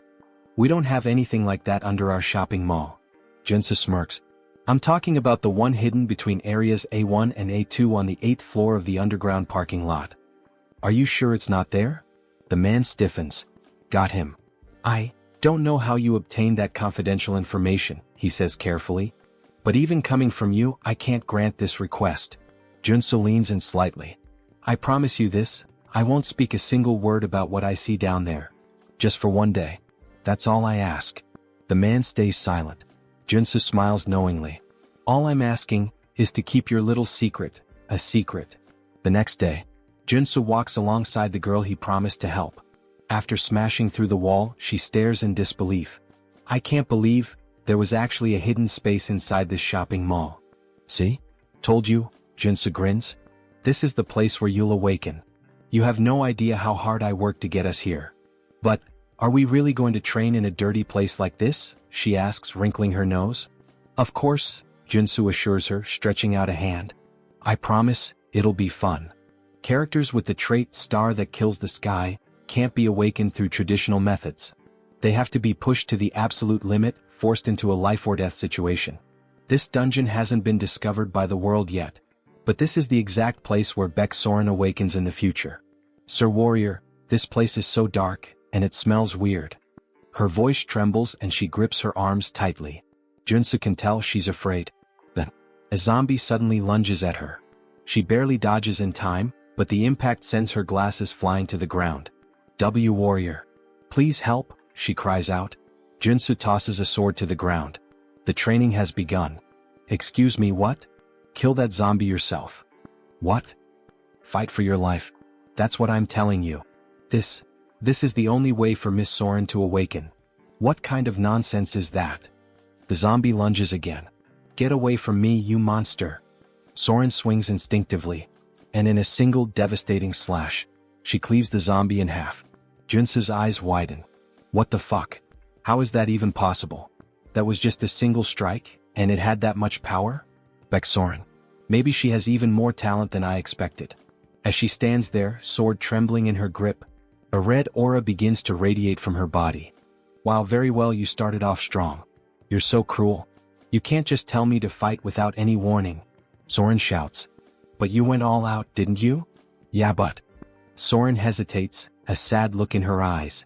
As expected from one of the top 3 warriors in the game, even without awakening, she fought like a character with the sky-destroying star trait. The moment she entered battle, it was as if she became a completely different person. You really think I have to fight for myself? Yes, but don't worry, I won't let you die. At least not yet. That doesn't sound reassuring at all, haha. Let's just keep going. She continues cutting down zombies. You mentioned taking a few superhuman classes before. Did you learn any sword techniques? Nope. I've never even held a sword before, nor learned any techniques. But you said I had a certain talent, right? She says proudly. Then there was that instructor who had to use every possible method just to acquire a single trait. Isn't that way too overpowered? This place is way deeper than she expected. She can't even see the end. How much longer will they have to keep moving forward? Maybe there's an exit just around the next corner. As things stand now, we're not getting out of here until she awakens. Suddenly, a zombie attacks them. Wait, is that a drill? Drill-wielding undead. The drill zombies were tough enemies back in the game. Maybe he should help her, but with a devastating strike, she slices the zombie's arm clean off. If you're a zombie, fight fair. Don't you dare use a weapon. Then, with brutal efficiency she cuts the zombie in half. Joonsoo watches in surprise. Well, that was a clean victory. She felt her body moving on its own. But just then the still-living zombie sinks its teeth into her foot. You bastard. What do I do now, master? Well, common sense says if you get bitten by a zombie, you'll turn into one too. Please kill me before I become one of those things, she cries. Miss Soren, of course I came prepared for this. Wait, is that holy water? Yes. In this game they actually developed a cure for the zombie virus. After the chaos they decide to rest for a bit. She had been so desperate, she really thought she was going to turn into one of those horrible creatures. It's a harsh world out here, but these zombies are acting strange. Some of them are even picking up weapons and using them like gear. It's almost like this place was artificially designed. Well, you're not wrong. The Galaxy Mall was built much faster than any other location of this size. It was thanks to the efforts of a massive workforce. But because of the extreme labor conditions, many were injured and some even died. But the official reports claimed there were 0 incidents during construction. The corrupt executives of that wicked corporation just dumped their bodies here. Later, the representative of Galaxy Mall learned about the situation. However, since it would critically damage the company's public image, he decided to cover it up and keep the area a secret. Such corruption was only possible because of how rotten this world had become. Soren never imagined there would be such a tragic story behind this place. But how did you find out about their secret? Because when the Order of the Old Father unleashed zombies to overrun Seoul, the dungeon that opened up was none other than Galaxy Mall's forbidden area. Well, let's just say the professor has a special ability. Wow, and you already have so many abilities. Since this was the place where Beck Soren was first attacked by zombies, he figured it would be the perfect location for her to train and awaken. But up until now, there had been no sign of her awakening. These victims are still suffering even after death. I just hope we can at least put them to rest. Oh, so it looks like you've finally found some determination. At the same time, she couldn't shake the strange feeling that she had to keep fighting. Alright, let's go. It's finally starting. All of a sudden, the temperature in the area plummets. This place, it's eerie. Let's be careful. Then they spot an open warehouse, almost like a giant freezer. What is this place? Upon entering, they see a radio. There are 3 bears in the house. Papa bear, mama bear, baby bear. A children's song. This is creepy. 3 bears in a house. The song starts to glitch, distorting into an ear-piercing screech. What the hell is this? Then, an ice spear shoots straight at Soren. Watch out. Joonsoo throws himself in front of her, blocking the attack with his own body. Sir Warrior, are you alright? He hadn't expected an ambush like this. Then a grotesque monster emerges. Conjoined Phantoms. Boss of Galaxy Mall's forbidden area. Level 3 mutant. A level 3 mutant? Soren, you need to get out of here, now. This thing is way beyond your abilities. But the creature launches another barrage of ice spears. I don't want to hear any complaints, get out. And I don't want a popsicle either. He deflects the attack, but suddenly the enemy starts channeling another ability. A massive ice lance forms in midair. He can't block this one. Professor. Soren, run. I'll buy you some time. How can I just leave you here? She cries. One of us has to make it out alive. She can't do it. Miss Soren, the reason I was so sure about your talent is because you possess the ability, Sky-Slaying Star. The Sky-Slaying Star? This can't be true. Believe in yourself. If you do, you'll awaken. And with that, my final lesson is complete, my apprentice. The monster fires a storm of ice arrows, obliterating everything in the area. Believe in herself? Oh. As the icy onslaught subsides, Soren stands frozen in place. Then, alright. I will. I will trust in my own abilities, Professor. A golden light surges around her. Her eyes burn red. What was this power she was wielding? Ha ha. Then please, don't give up. Joonsoo watches in awe. In an instant, she shatters the thick layer of ice encasing her. She has finally awakened. Beck Soren, SSR rank superhuman, level 1 warrior. What is this power? It's real. I've truly awakened. Before a spear can pierce her, Joonsoo moves, cutting it to pieces. Now that you've awakened, it's time to drop the act. The Sky-Slaying Star has a condition for awakening. You must face a life-threatening situation and possess the mental strength to overcome it. You put yourself in danger just to make me awaken? You did an excellent job. But now, it's time to fight. Baek Soren, the sky-slaying star. The mutant lets out a furious roar, then begins channeling a new attack. He looks pretty pissed off, Professor. Don't worry. You'll be fine as long as you deflect his attacks before they touch your body. To prove his point, he demonstrates, effortlessly knocking aside an incoming strike. See? It's not that hard. But when he glances back, he sees Soren trapped in ice. Are you alright? Right. Even though she's awakened, she's still just level 1. It's unrealistic to expect her to master everything perfectly right away. She had been caught by multiple ice barrages, yet she wasn't seriously injured. Looks like you're fine. Upon awakening, every warrior receives their initial trait. Hers was Indomitable, a trait that grants strong resistance against all abnormal status effects. Before awakening, she constantly felt like she was about to die. Now she barely feels a thing. Fascinating. As expected from an overpowered character, she got Indomitable, the best defensive trait. As for him, since he had overseen multiple awakenings from his previous apprentices, he had gained the Perception trait, allowing him to see all of his enemies' traits. A ridiculously powerful PvP ability. Oh yeah, that's broken. I don't think that'll be of much help right now. Well, don't worry about it. For now, let's train with your new awakening. Both of them start running. She acquires the haste trait. Good, you've already picked it up. Her combat growth is incredible. Her body feels like it could take off at any moment. She wants to keep fighting. Watching the professor leap to dodge 2 ice blocks, she instantly learns the same technique. Wait, I'll cut it for you. But before he can react, she's already next to him. What the? How did you get here? Well done. You can already use that ability. It felt like I was flying. Will she surpass Joonsoo in just a few days? Just like Seo Woojin did? Alright, Professor. What's the next move? Use the traits you just learned to pull the mutant's attention. While you keep him occupied, I'll finish him off. I've already taught you everything I could, so it's best to end this quickly. Understood. Soren starts dodging every attack with ease, gliding across the ice as if she were skating. Come on, hit me, you dumb mutant. She suddenly gains 2 more traits. She keeps accumulating traits. Her talent is truly something beyond normal. Alright. Now that I've helped Baek Soren awaken, it's time to wrap this up. Joonsoo channels a golden aura into his sword. With the skill flash, he unleashes a devastating light-infused slash, instantly obliterating the mutant. Well, congratulations, Professor. That was amazing. Nah, that was nothing. Then a phone appears on the ground. So this was the monster's mana core? How does a phone work as a monster's mana core? Well, this happens a lot with ghost-type monsters. A worker who ended up here valued his daughter more than his own life.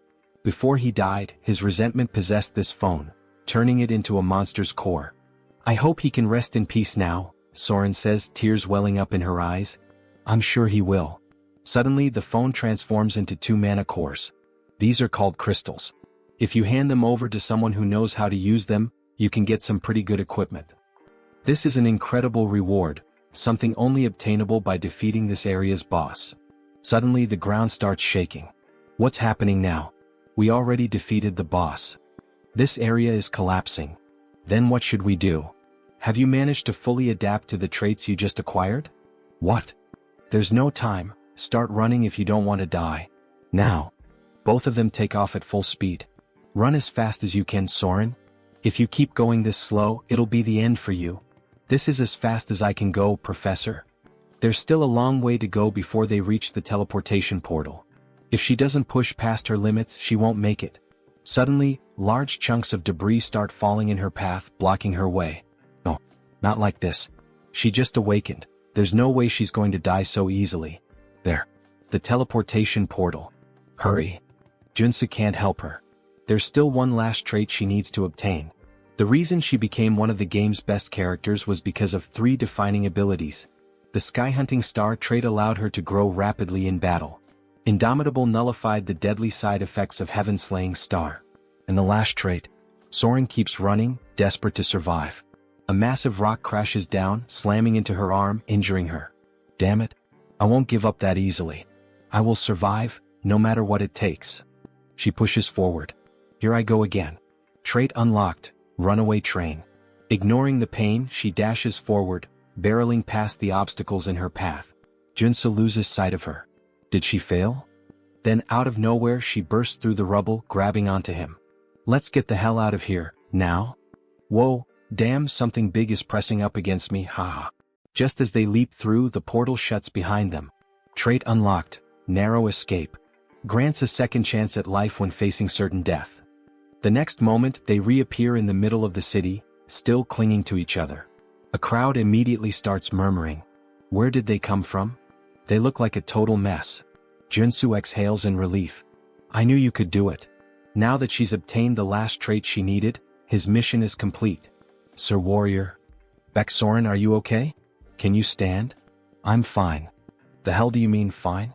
Your face is completely red. That's just because. Sir Warrior, just let me stay like this for a little longer.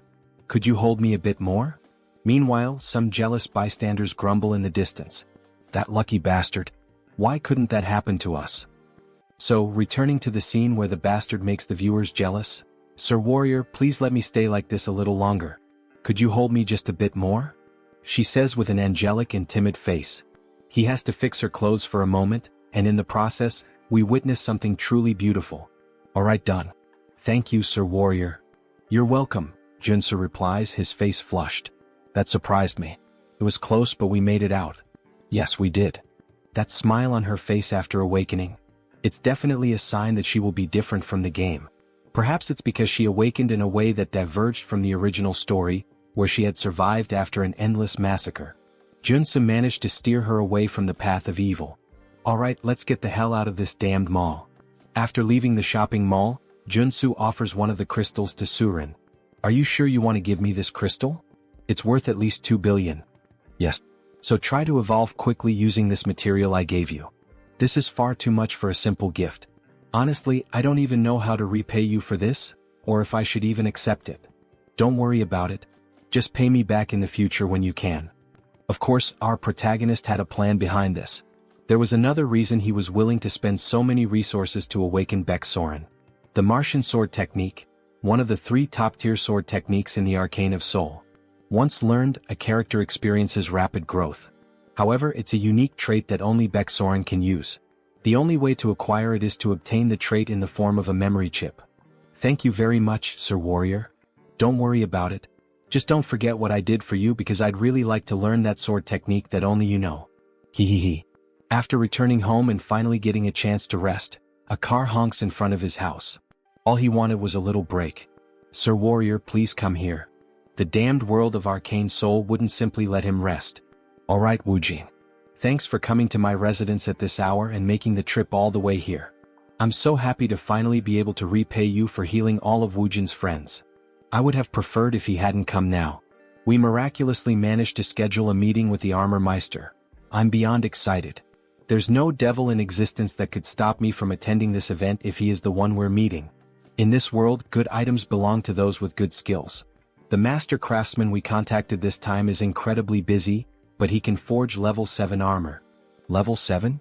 Alright, let's go now. Moments later, they arrive at the entrance of a grand house, with several guards stationed outside. Are you serious? What a fine house for such a fine craftsman. Woojin, do you have any idea what religion this artisan follows? Religion? Why are you asking something like that all of a sudden? I see, so you don't know. Of course he wouldn't. Considering all the suffering he endured because of the Order of the Ancient Fathers, it made sense. This is the home of an artisan devoted to the Order of the Old Father, Joonsoo. Joonsoo is a devout believer firmly committed to his faith. In the future, he will stand at the forefront of the war artisans of the Order. Joonsoo, the Artisan of Death, mid-boss of Episode 3. I already refused to be baptized, yet he's still willing to craft armor for me? What does he want from me? Stop. Extend your hand for identification. Identification. Show me your black flame. Grabbing the protagonist's hand roughly, what the hell is with this guy? Here it is. He then releases a powerful surge of black flames. Are you satisfied now? Yet the guard doesn't seem pleased. What is the meaning of this? Let go of his hand. We are visitors with a reservation to see the artisan. Stop. Who said you could treat my guest this way? The master artisan, Joonsoo. Level 6 superhuman. Sir. My apologies for the intrusion. Refusing baptism and awakening the black flame. You are indeed an honored guest. And this is how you treat me? Please forgive me. The light and the savior recognized by the saint. What? The light and the savior recognized by the saint. What the hell does that nonsense even mean? Alright, now come inside. Let's start discussing what kind of equipment you're looking for. Alright. A plate armor of this style is my specialty. Since it's a request from the saint, I can craft it in this design if you'd like. Before them stands a medieval suit of armor, reminiscent of the Templars. Joonsoo scans the area, searching carefully, until he finally finds something that catches his interest. Alright, I've decided. I'd like this outfit.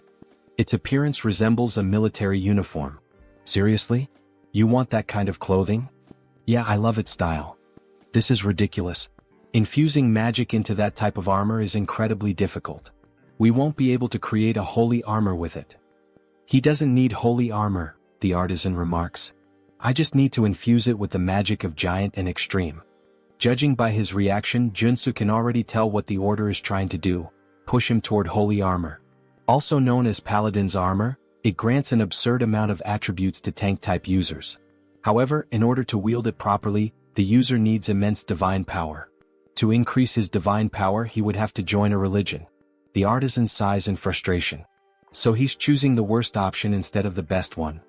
But fine. The customer makes the final decision. They're pretending to offer me something good while trying to trap me in their religion.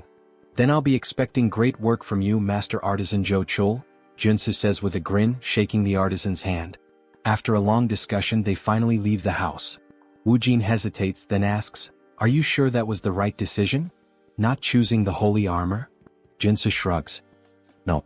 I just like the other one more." Meanwhile, the guard from earlier continues watching Joonsoo strangely. "I can only imbue a few traits into this type of armor," the warrior comments. "Are you really going to make it the way he asked? So, you want me to defy the saint's order? She said that man is the light and the savior of our order."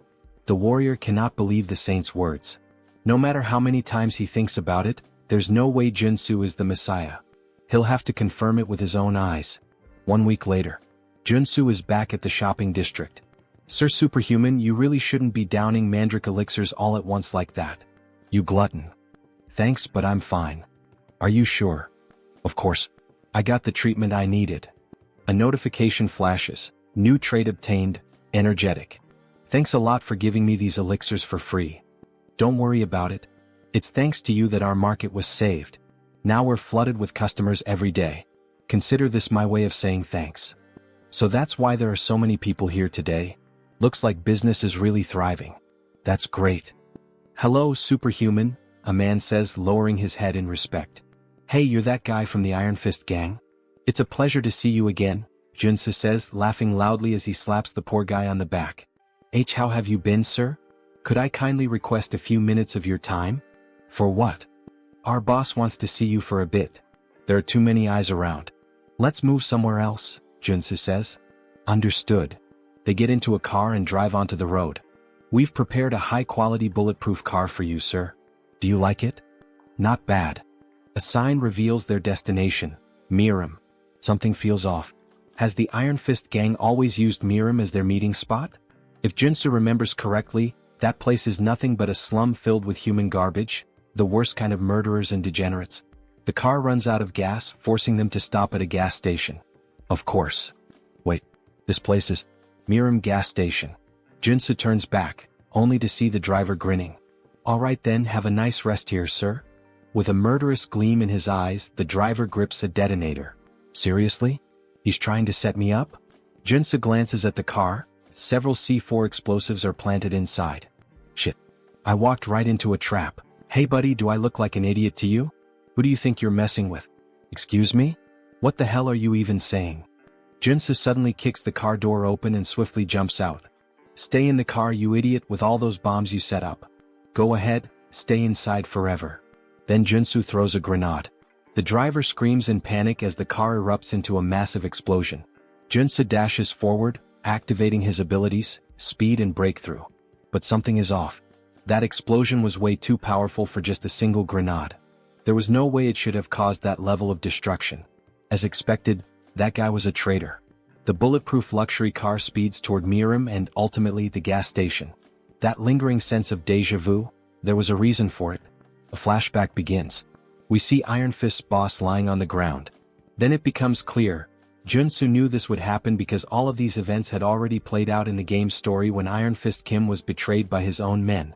He doesn't know exactly why, but this time the traitors of the Iron Fist gang have chosen him as their target. Suddenly, a hail of gunfire rains down on his location. One of the men shouts, "That's him. The guy on the most wanted list. Ah. If we take him down, we'll get that billion-dollar bounty." Excitement spreads through the group as they ready their weapons. Guns, knives, and eerie grins. Of course, this wouldn't end with just that bomb-filled car, Joonsoo thinks, dodging the storm of bullets. The gunmen keep firing relentlessly. Joonsoo ducks behind a car for cover. Damn it, there are too many of them. He knows the vehicle won't protect him for long. With no other choice, he activates his leap ability, launching himself onto a nearby building. They probably didn't expect this. I should be safe up here. But the reprieve is short-lived. There he is, on the rooftop. "Shoot him down," one of them yells. Damn it, they caught on fast. Joonsoo grits his teeth, raising his mana shield just in time to block another volley of bullets. They're not even enhanced. How the hell are they reacting so quickly? What's wrong with these bastards? Then their leader shouts, "Everyone aim for the center of the shield. Fire all at once. Let's end this now." A synchronized barrage slams into his barrier. The sheer force causes it to crack, leaving Joonsoo momentarily stunned. What the hell? How do they have this kind of precision? He instinctively takes a step back, just as a bullet grazes his arm. He clenches his teeth. He had underestimated them. He really didn't want to use these, especially since he had just bought them, but at this rate he had no choice. Reaching into his jacket, he pulls out a handful of odd-shaped grenades. "Here, have some gifts, you bastards." The grenades slowly fall near the enemies, releasing smoke. They begin coughing. What the hell is this smoke? Wait, these are tear gas grenades. Damn it, I can't see him. We can't let him escape. We need to kill him to get the antidote. Who do you think you're chasing if you're not even superhuman? Joonsoo mocks them. Well, anyway, it's time to say goodbye to the failures. Time to get the hell out of here.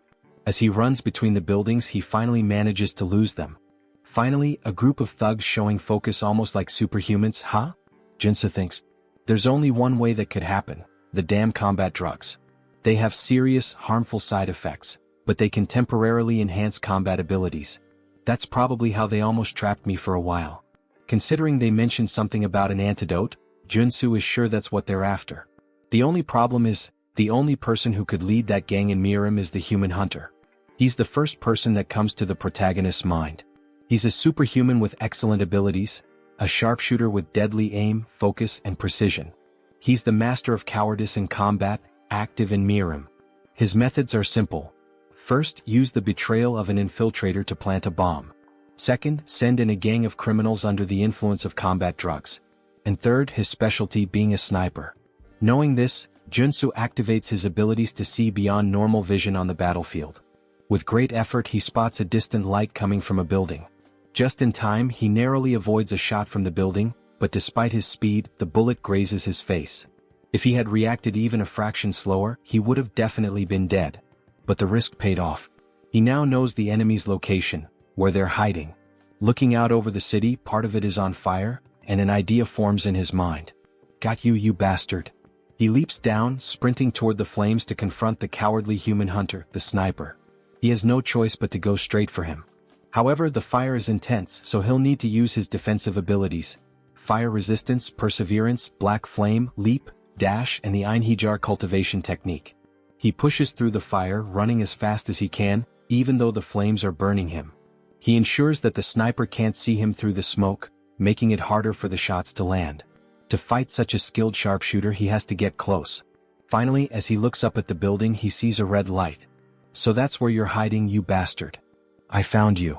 Locating the sniper's position is the top priority when facing these kinds of players. Damn, I can't see him, the sniper grumbles. Maybe I'll need to change positions. As the sniper scans the city, looking for Joonsoo and aiming at every possible spot, he catches sight of a blue trail in his scope. He realizes he has to get closer and create an unexpected variable. Wait, did he jump from that height? The sniper is taken aback by Joonsoo's move. And how dare he challenge a sharpshooter to a shooting duel? With that, the sniper activates all his abilities: sniper, focus, deep breathing, insight, gun shooting, ein. He fires his pistol, the black flame, at the same time that Joonsoo shoots. What will happen next? Who will win this cowboy-style shoot? Then both fire at the same time. They take a deep breath in this moment of tension. It's all or nothing. The sniper's shot hits Joonsoo's arm. Shit. He really is a damn sniper. And to think that even in this surprise situation he was still able to shoot. But we know our protagonist never does anything for no reason. With a smile on his face, he declares that it's over. He also managed to land a shot on the sniper's shoulder. The sniper is shocked. After all, it was just a shot from a regular pistol. But then, flames start spreading rapidly over his body. Black fire engulfs him as he screams in agony. Joonsoo barely manages to land on the ground, struggling due to his injured arm. Their bullets are deadly even if they only graze the enemy because they consume their target's mana. As he writhes in pain, Joonsoo declares his victory, only to realize he has fallen into a trap. A pool of sand appears beneath his feet. It's a magical snare. Meanwhile, Human Hunter starts taunting the protagonist, calling him a brat and a fool. Don't think this is over, you bastard. He pours holy water over himself to extinguish the black flames. Shit, this is bad. If Joonsoo doesn't get out of this trap now, he's dead. The moment I put out this damn fire, I'll fill your body with bullets. You'll look like a damn sieve. Damn it, I need to think fast or I'm a dead man. He hadn't expected this to turn into a race against time. For now, he needs to slow down the infiltration of magic and minimize the damage. He equips the traits: Mana Barrier, Perseverance, and Resolute. Then he adds the traits of Brute Strength, Strength and Super Strength. Pressing both hands against the ground, he yells that survival comes first, pouring all his strength into escaping the trap. He activates his last available trait, Purification. With Purification, he will destroy as much mana in the trap's magic as possible. But before he can react, his enemy is already in front of him, fully recovered. The enemy acknowledges the protagonist's resilience against the magical trap, but it's too late. Has he already extinguished the black fire? This victory is mine. If he kills the protagonist now, he'll spend the rest of his life relaxing on beaches. He raises his gun to shoot, but the protagonist vanishes. Before he can grasp what's happening, a fist slams into his cheek, making him spit blood. This is what a comeback feels like, you bastard. Thank God he managed to obtain the trait at the last second. Earth Resistance. It worked. Since you're a sniper, don't even think about fighting back at this distance. Now tell me who ordered this assassination. Alright, he admits defeat. He'll tell everything he knows, he just wants to light a cigarette first. Fine, you're free to talk, start now.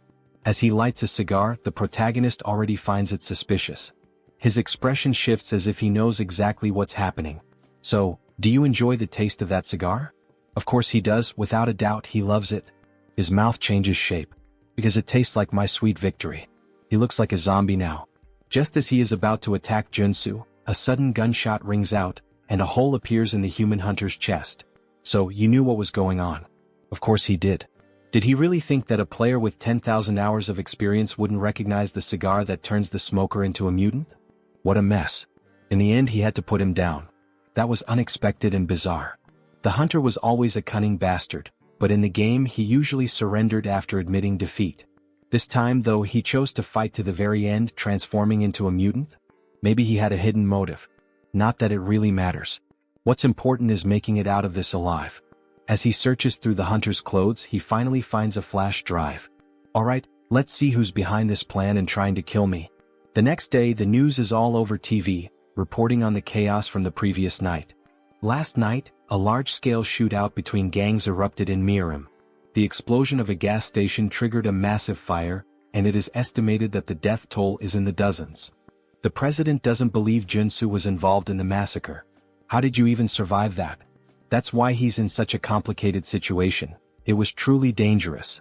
Who the hell tried to kill you? Tell me now. That's a long story. Where should he even begin?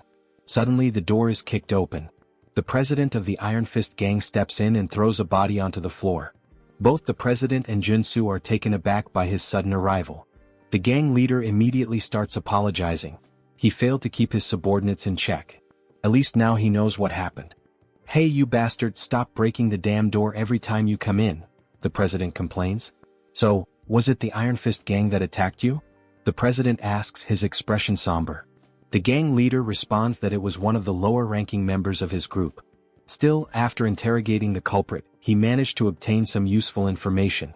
The guy who set up the trap was desperate for money? Something like that? How did you know? Turns out he had lost everything in illegal gambling and was drowning in debt to loan sharks. Well, the reason for his betrayal is pretty obvious, isn't it? Whatever the reason, it's his fault. Once again, I apologize. Apology accepted. Even as a gang leader, keeping every low-level member under control isn't easy. Iron Fist Kim truly had no knowledge of what was going to happen, because if it hadn't been Joonsoo, he would have been the target of the betrayal himself. He'll take responsibility and track down whoever was behind this malicious plan to have Joonsoo killed. Oh, for that, he already has a piece of evidence that might lead to the culprit. He then shows the flash drive. The president looks at it. Is this a USB? The superhuman who tried to kill Joonsoo had it on him. Do you know how to use a computer? I even have a license for it. Has my time to shine finally come? Aside from my bald head, obviously. After plugging the USB into the computer and searching through its contents, he finally finds something. Alright, this guy was a big deal. He killed at least 20 superhumans. He's a psychopath. Well, his name was Human Hunter, so that makes sense. Forget all that, let's get to what really matters. Let's check his most recent job requests. Alright. His latest request, let's see. This was the last one he received about 5 days ago. The bounty was 20 billion? The president is shocked. 20 billion? Even the protagonist is stunned by the absurd amount. Maybe it would be worth turning himself in just to collect the reward. Who the hell could afford to offer that kind of money? The client was someone from the Ascendant Group?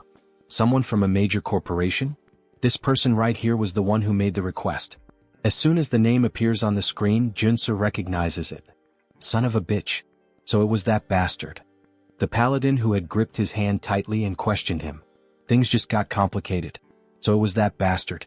He's the paladin Joonsoo saw at Juchul's house. Why the hell is that rich kid trying to kill him? Maybe he has a suspicion. Can you pull up the Ascendant Security family tree? Sure, just a minute. Here it is. Just as he suspected. Now he can finally piece together what's going on. Ascendant Security, a private military company under the Ascendant Group, one of the top 5 corporations in Arcane Seoul. Lee Jaeol, the eldest son of Ascendant Security, was originally first in line for succession. However, after receiving the baptism of the order from his old man and becoming a paladin, he was pushed to the very bottom of the inheritance line. Now the only path left for him is to succeed as a paladin. But the Saintess has been obsessed with Joonsoo, calling him the light, the savior. Maybe it's just jealousy. Maybe he's furious that he lost the Saintess' attention and is taking revenge. Watching Joonsoo surpass the baptism and rise to prominence must have driven him mad. Mad enough to order an assassination. The president is outraged. What? To think he would target you just because of his own inferiority? He needs to be taught a lesson, he shouts, furious. But how? The opponent isn't just some heir to a small company. He belongs to a family that owns a major corporation. One wrong move, and the entire company will come after them until nothing is left. That doesn't mean they should just sit back and take it. Yeah, you're right, Joonsoo says, smirking. I have an idea. The president was already expecting that answer. With an almost theatrical reaction, he exclaims, I knew you were plotting something. If we have to take down a big name, let's start by focusing on our expansion. Hours later, Seo Woojin is shouting. That damn bastard. How dare he try to assassinate the Lord Warrior? He slams his fist on the table, shattering it. Joonsoo sighs. Relax. I'm still alive. Woojin looks at him with concern. You're not hurt, are you? Dear viewers, I'm starting to think he has something different about our protagonist, haha. Back to the Manhwa. The other two stare at the destroyed table, stunned. Nothing could be better than having Woojin on their side. He's not just insanely rich, he's also a level 5 superhuman. He won't let this slide. An eye for an eye, as they say. We should hire an assassin to do the same to him. I can't even begin to imagine how much it would cost to put a hit on the eldest son of Ascendant Security, but... Don't worry, Joonsoo interrupts. I have an idea. What kind of idea? I'm going to challenge Lee Jaeol to an official duel. A duel? Woojin questions, clearly alarmed. The other two are equally shocked. This can't be avoided. If he lets him go free, he'll just keep hiring stronger and stronger assassins to try and kill him. But that guy is a coward, he'll probably just hire someone strong to fight in his place. Either way, this world is full of unfair advantages. If he wins the duel, he'll receive a formal apology and proper compensation. Right now, this seems like the most realistic solution, analyzes the gang leader. Joonsoo won't be able to fight him on equal footing, so he'll have to rely on the duel. With clear evidence in his hands, he has more than enough justification to challenge him. If they allow Seoul to send someone in his place and keep the duel private, with only close acquaintances present, he will accept. All right, the president says, preparing to formally send the duel request. We'll also need an official notary. I'll take care of that, Woojin offers. His parents know a lawyer who used to be a Supreme Court judge. All right, thank you everyone. I can always count on you guys. Why are they all looking at him like that? Everyone has a sad expression, almost as if they're mourning him. I'm not going there to die. Don't look so down. Don't kill me off just yet. Are you confident you can win? The gang leader questions. Since your enemy knows your strength, he'll bring in a fighter who's at least level 4. Of course this won't be easy. Especially since he can't use his mutation characteristic in an official duel. This will be much harder than when he had to face that man before. Either way, he can already predict who the fighter will be. So you already know who your opponent will be? Yes, and that's why I need a good amount of preparation. Woojin, can we spar for a bit? Of course. I'll help you with everything I've got, Woojin says, gripping his sword with a happy expression. Thanks a lot, but please take it easy. Last time we fought, you nearly killed me, Joonsoo thinks to himself. 3 days later, they all gather in an arena inside a warehouse. Some spectators are present. We're all cheering for you, Lord Warrior. The president is dressed up like a cheerleader, completely decked out. The gang leader can't believe what he's seeing. And, of course, she's there too, the girl who got the protagonist all fired up. She's in the stands cheering for him. We believe in you. Don't give up. All right, thank you everyone. He trained so relentlessly over the past 3 days that he feels like he's about to drop dead. But thanks to that brutal effort, he has managed to complete his preparations to face the enemy. And there he is, Dusik, the paladin captain of the Order of the Old Father. It's been a while since I've had to participate in a duel, he says, laughing.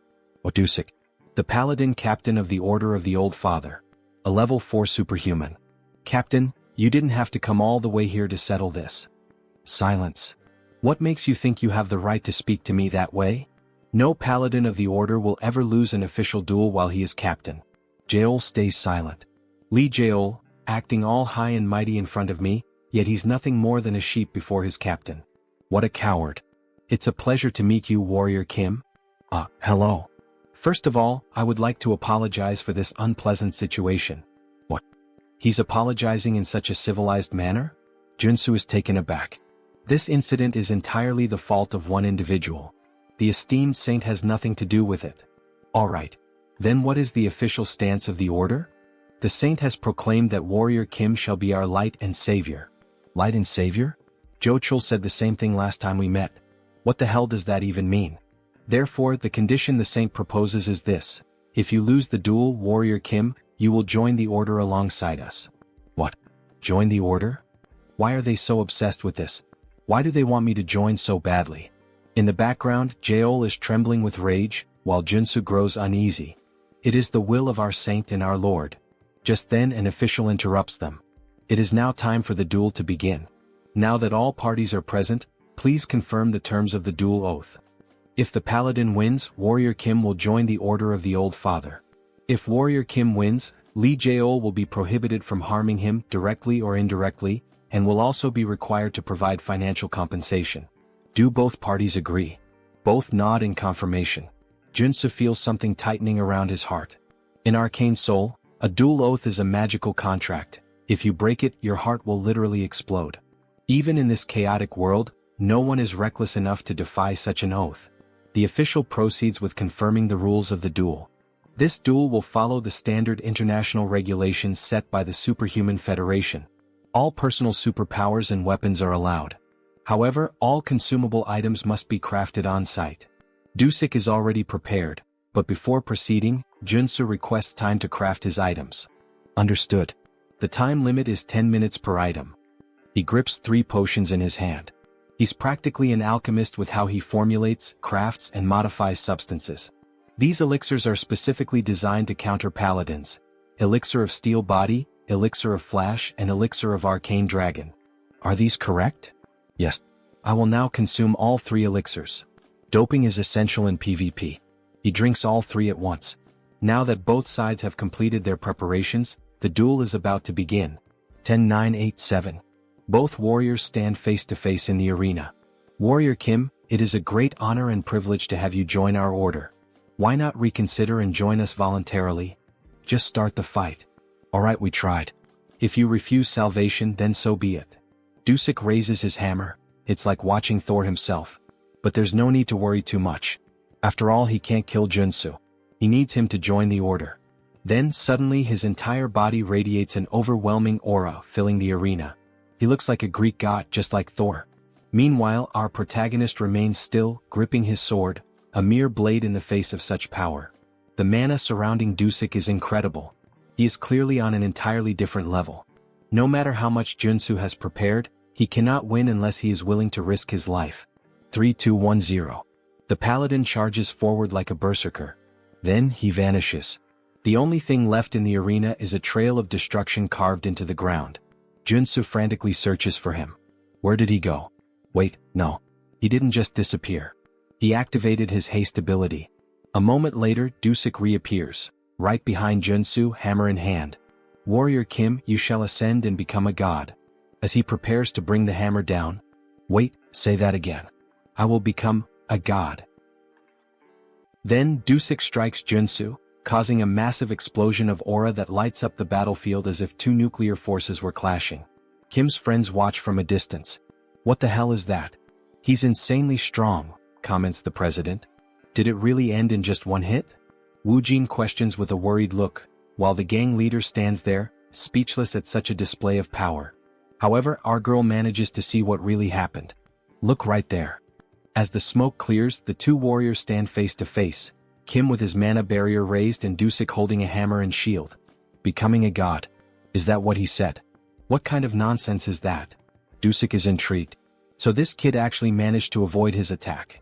As expected, he used his sprinting ability right from the start. It's a high-level trait for surprise attacks, but if the opponent is already aware of it, there's no reason not to block it. Then he quickly equipped all his defensive traits: Area Shield, Mana Defense, Protect, Interior Cultivation Technique, and Mana Heart. Yet, even using all of them together, that ability of his was still enough to shatter his triple-layered shield. Congratulations, Warrior Kim. For a level 3 warrior to block his surprise attack. Now he understands why the saint values him so much. Stop talking nonsense and explain. First he calls me light and savior and now a god? Explain it better. It's exactly as it sounds. You, Sir Warrior Kim, are the hope of our order and the one who will save us from the coming judgment day. Joonsoo can't understand what he's saying. The hope of the old father's order? Now that he thinks about it, the god they serve is dead. In the game's story, a few years later as the plot progresses, the saint performs a revival ritual for her god, triggering a boss battle in the middle of Seoul.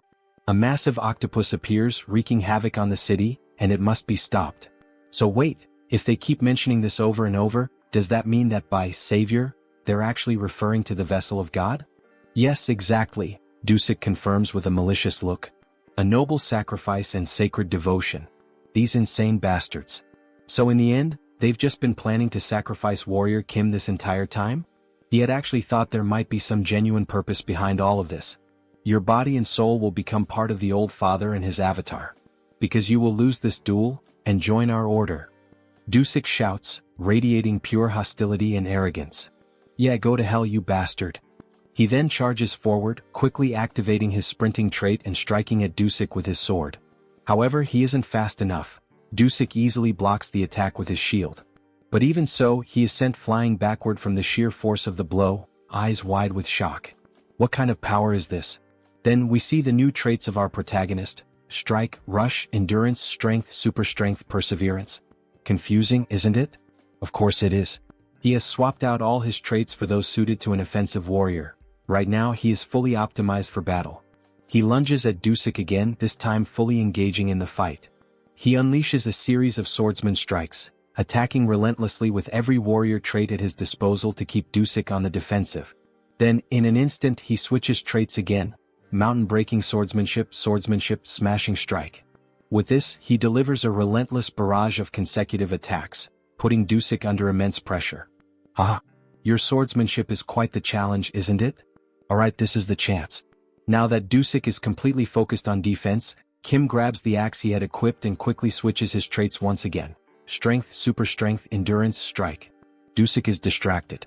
Taking advantage of the opening, Kim swings the axe and lands a solid hit on Dusik's left rib, cutting through his skin and drawing blood, forcing him to step back. Finally, things are starting to get interesting, aren't they? He says with a laugh. It's working. The 3 days of preparation weren't in vain, Kim thinks to himself. A flashback begins.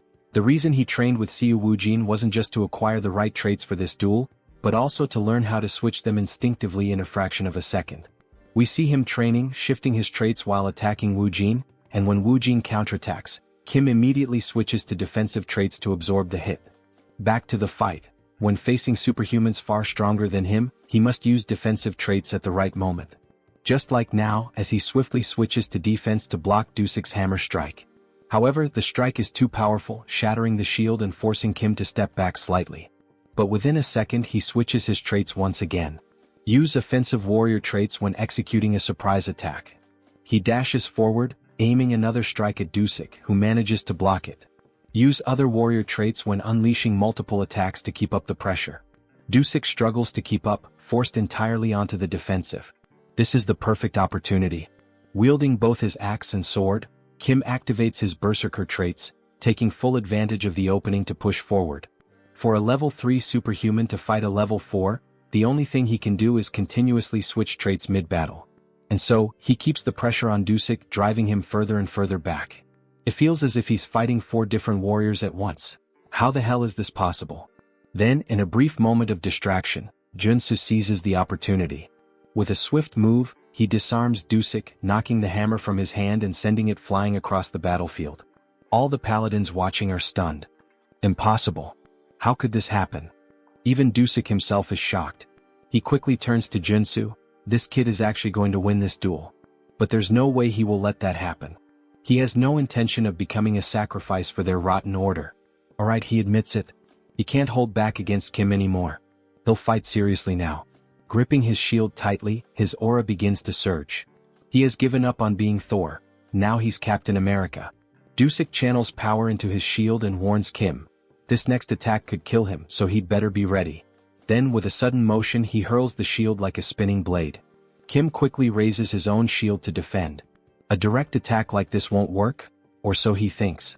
But in an instant, his shield shatters, and the sheer force sends him flying to the far end of the arena. Shit. The power output just skyrocketed. Was Dusik really holding back this whole time? Before he can recover, Dusik appears right in front of him and lands a devastating punch straight into his stomach, striking in a stance straight out of JoJo. How dare you mock our order? Kim is sent crashing into the wall, spitting blood as his body collides with the thick stone. If he begs for forgiveness now, Dusik will accept his surrender. But as Warrior Kim stumbles back to his feet, rolling onto his side, he simply smirks. No. The only way I lose is if you kill me. So be it. Now both warriors engage in an all-out frontal clash, neither backing down. Kim charges at Dusik, who manages to block his attack. Then, in a calculated move, Dusik allows himself to take a few hits just to land a clean strike on Kim. With all his strength, he slams his shield into Kim's shoulder, cutting deep. The pain is so intense that Kim nearly loses consciousness, but he refuses to give in. In an instant, he counterattacks, driving his axe once again into Dusik's ribcage. Dusik grits his teeth and retaliates with a powerful kick to Kim's chest, sending him flying across the arena once more. Both fighters lock eyes, exhaustion weighing on them. Their bodies are battered, barely holding together, they are at their absolute limit. Dusik declares that it's time to end this meaningless battle. Oh, great Father! Lord, hear my prayer and fulfill my wish. From heaven bring down the hammer of your wrath. Raising his shield to the sky, he calls upon a massive storm. Dark clouds swirl, and the arena trembles as if about to be swallowed by a raging sea. Kim instantly recognizes the ability, Dusik's ultimate move. Darkness Tsunami. Now that he's seeing it with his own eyes, there's no doubt, this is a catastrophe. If that attack lands, he will lose. 100%. But there is no way to dodge it. If he wants to win this fight, he has to go through it. He stares directly at the approaching tsunami as his sword begins to glow. Suddenly, everything shifts. The colors around him fade to gray, as if time itself is slowing to a stop. He is afraid. But he has to trust in the traits he has built as Warrior Kim. He takes a deep breath, shutting out everything around him as if he exists in another world entirely. Mountain-breaking swordsmanship, the technique he has never stopped training. The swordsmanship, sharpened through battles and sparring against Seo Woojin. The Einherjar cultivation technique, honed through years of dedicated practice. Mana heart, which has grown alongside him. Rush, earned through sheer desperate willpower. And finally, the ultimate trait, one that can cut through any material in the universe, flash. Then, as if a divine force is descending upon him, a surge of power crashes down over his body. He will trust in his abilities. He will trust in the time and dedication he has poured into them. A brilliant four-pointed star flashes for an instant. Kim launches himself forward, dashing headfirst toward the oncoming tsunami. And above all else, he will trust in himself. He charges straight into the massive wave that gave birth to the tsunami. The entire arena is consumed in blinding light. No one understands what is happening. What the hell is that light? What's going on? Kim's friends question in shock. Then finally the light fades. Kim is on his knees, gasping for air, while in the background, Dusik remains standing. Suddenly, Kim starts coughing up blood violently. His body is battered, barely holding on. Dusik speaks, his voice steady. That was a magnificent duel, Warrior Kim. But then the truth becomes clear. A massive hole gapes in Dusik's chest. Kim's power had been so overwhelming that it pierced straight through Dusik's ultimate ability, shattering his shield and tearing through his body. All that remains is an empty husk, standing lifeless. Then the announcement is made. The judge raises Kim Warrior's arm, declaring him the winner of this duel. His friends start running toward him, and in that moment we get a glimpse of the arena, now scarred by the destruction. Joonsoo is happy he did it. He managed to defeat a superior-level superhuman without using the mutation trait. Professor, he really is the best. That was unreal, almost inhuman, our girl remarks, her face lit with joy. He knew he was capable of defeating that paladin, the president says, tears streaming down his face. He couldn't help it, he was simply amazed by what he had just done against that superhuman, adds the gang leader. But suddenly someone shouts, "Son of a bitch." It's Jeol, gripping his axe, ready to strike Joonsoo. Die now, cheater. However, Seo Woojin was prepared. He reacts instantly, protecting his master as we see a punch followed by a blue explosion, sending Jeol flying. He crashes to the ground, landing near other paladins after being thrown several meters. How dare you refuse to accept the outcome? That chief paladin Dusik lost in a fair and honest battle, and yet you still try to attack his teacher? Do you truly wish to meet death now? At last we see Woojin in a fighting stance, his expression filled with rage. Sir Lee Jeol, do not forget the magical pact both fighters agreed to. If he acts recklessly, his heart will explode. Kim Warrior, because of him, the captain of the paladins is dead. We see his heart being crushed by magic, making it impossible for him to even breathe properly. They will have their revenge. The Order of the Old Father will not forget this, the other paladins shout. So they're saying that Kim was the one who killed Dusik in this duel? Is that really what that worm is trying to claim? Yes, everyone saw it, he was killed by Kim Warrior's hands. Stop talking nonsense, Joonsoo says in a serious voice. The one truly responsible for Dusik's death was none other than Jeol himself. Though he was an enemy, Dusik was an outstanding example of a warrior. He fought bravely for what he believed in and battled to the very end. Without a doubt, he was not someone whose life should have been lost in an open duel, all because of Jeol's petty assassination plot, driven by his inferiority complex. In the end, he was just a captain trying to protect his battalion, the very battalion Jeol tore apart and led to his death. In the name of Dusik's honor, accept the outcome of this duel and uphold your promise. Jeol begins to cry. Deep down he knows the truth, Dusik died trying to protect his reputation. Captain, forgive me. We need to leave now, sir. The paladins lift Jeol and begin to retreat. Not even the Order of the Old Father would dare seek revenge after he had already gone this far. The next day we find ourselves at Seoul workforce. The president is on a call, bursting with excitement. That's right. He officially hired the superhuman warrior Kim, the one who defeated the captain of the Order of the Old Father. He understands you'd like to make a request. All right, my apologies, I'll call you back in a few minutes. Then we see that Joonsoo has entered the room. He had been worried that master craftsman Jo Chul might have tampered with his armor. But no, he had crafted it just as requested, embedding the giant and extreme traits. Wow, this armor really suits him. Here, why not try this on while we're at it? It's a gift from the president. A gift? Seriously, this is much better. It's a handcrafted luxury training suit. It even has self-cleaning and regeneration magic. Very nice, this is quite to my liking. President Choi knows exactly what I like. Thank you. Haha, wearing this you almost look like a model. Well done. Then our protagonist makes one of those familiar expressions just like Lloyd. In any case, maybe he can ask Joonsoo for something? And what would that be? Thanks to him, our business is thriving now. But since you have a relatively short work history with us, some people are questioning our contractual relationship. If that's the reason, then he should comply. Do you have any decent work for Kim? Yes, he has the perfect job prepared for Warrior Kim. The Sun Magic Tower wanted to study his black flame for research purposes. The Sun Magic Tower, It's one of the 4 great magic towers of Seoul Arcana. If he remembers correctly, this is the place where one can acquire fire-related magic. It's an excellent trait for mages, maybe even for him. They will reward him with membership. Very well, he'll accept. This character is in the Sun Magic Tower, so he knows exactly what rewards he can get from them, Joonsoo says with a sinister grin. Then he heads to the designated location, a place where magic and science intertwine. It truly is a fascinating sight. Superhuman Warrior Kim? The man introducing himself is Park Hyungju, a senior researcher. You must be here because of our request to study your black flame, correct? Park Hyungju, senior researcher, level 5 mage. Yes, that's correct. He had expected him to be much older, but he's actually quite young. There's not much time, so they'll get straight to the point.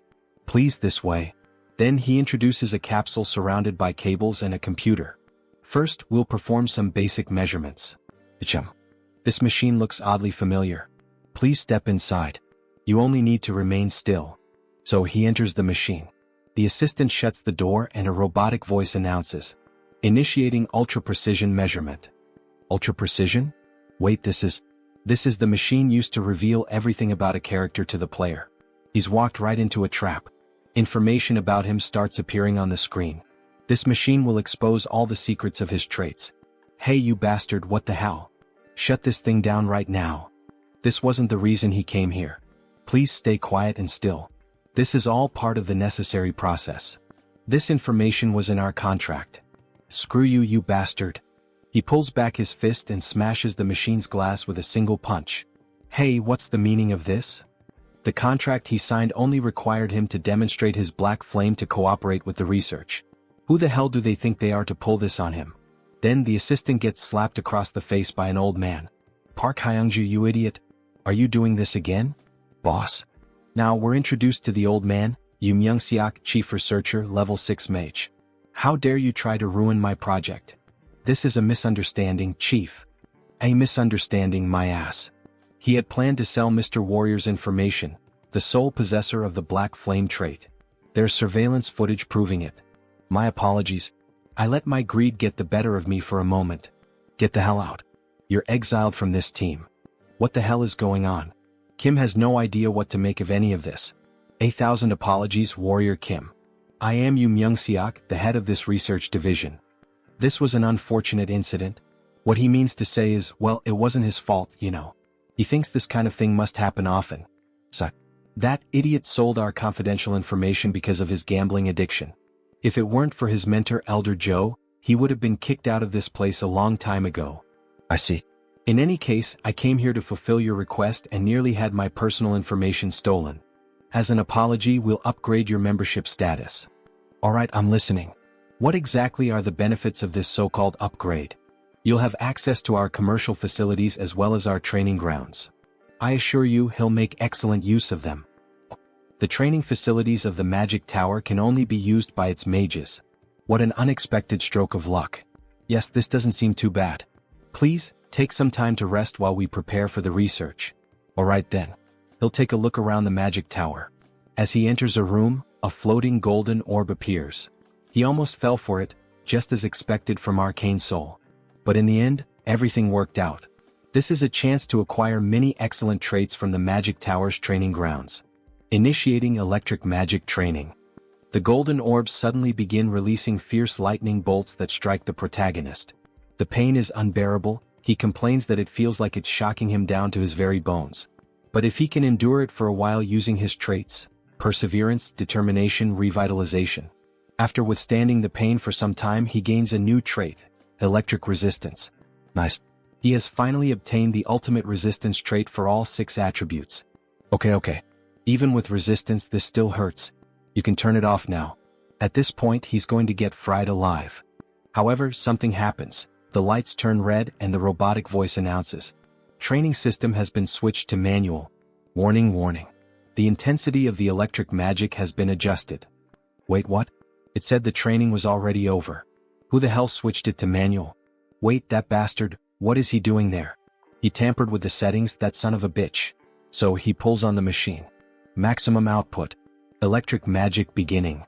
All the golden orbs begin to gather massive amounts of energy simultaneously, and then they release it all at once, like a huge kamehameha of electricity aimed straight at Joonsoo. Hey, calm down, what the hell is this? Die, you bastard. If you enjoyed this video, don't forget to give it a thumbs up, it really helps. And for more content like this, make sure to subscribe and hit the notification bell so you don't miss any updates. Let me know in the comments if you'd like to see another part. I'd love to hear your thoughts. See you next time. Bye-bye.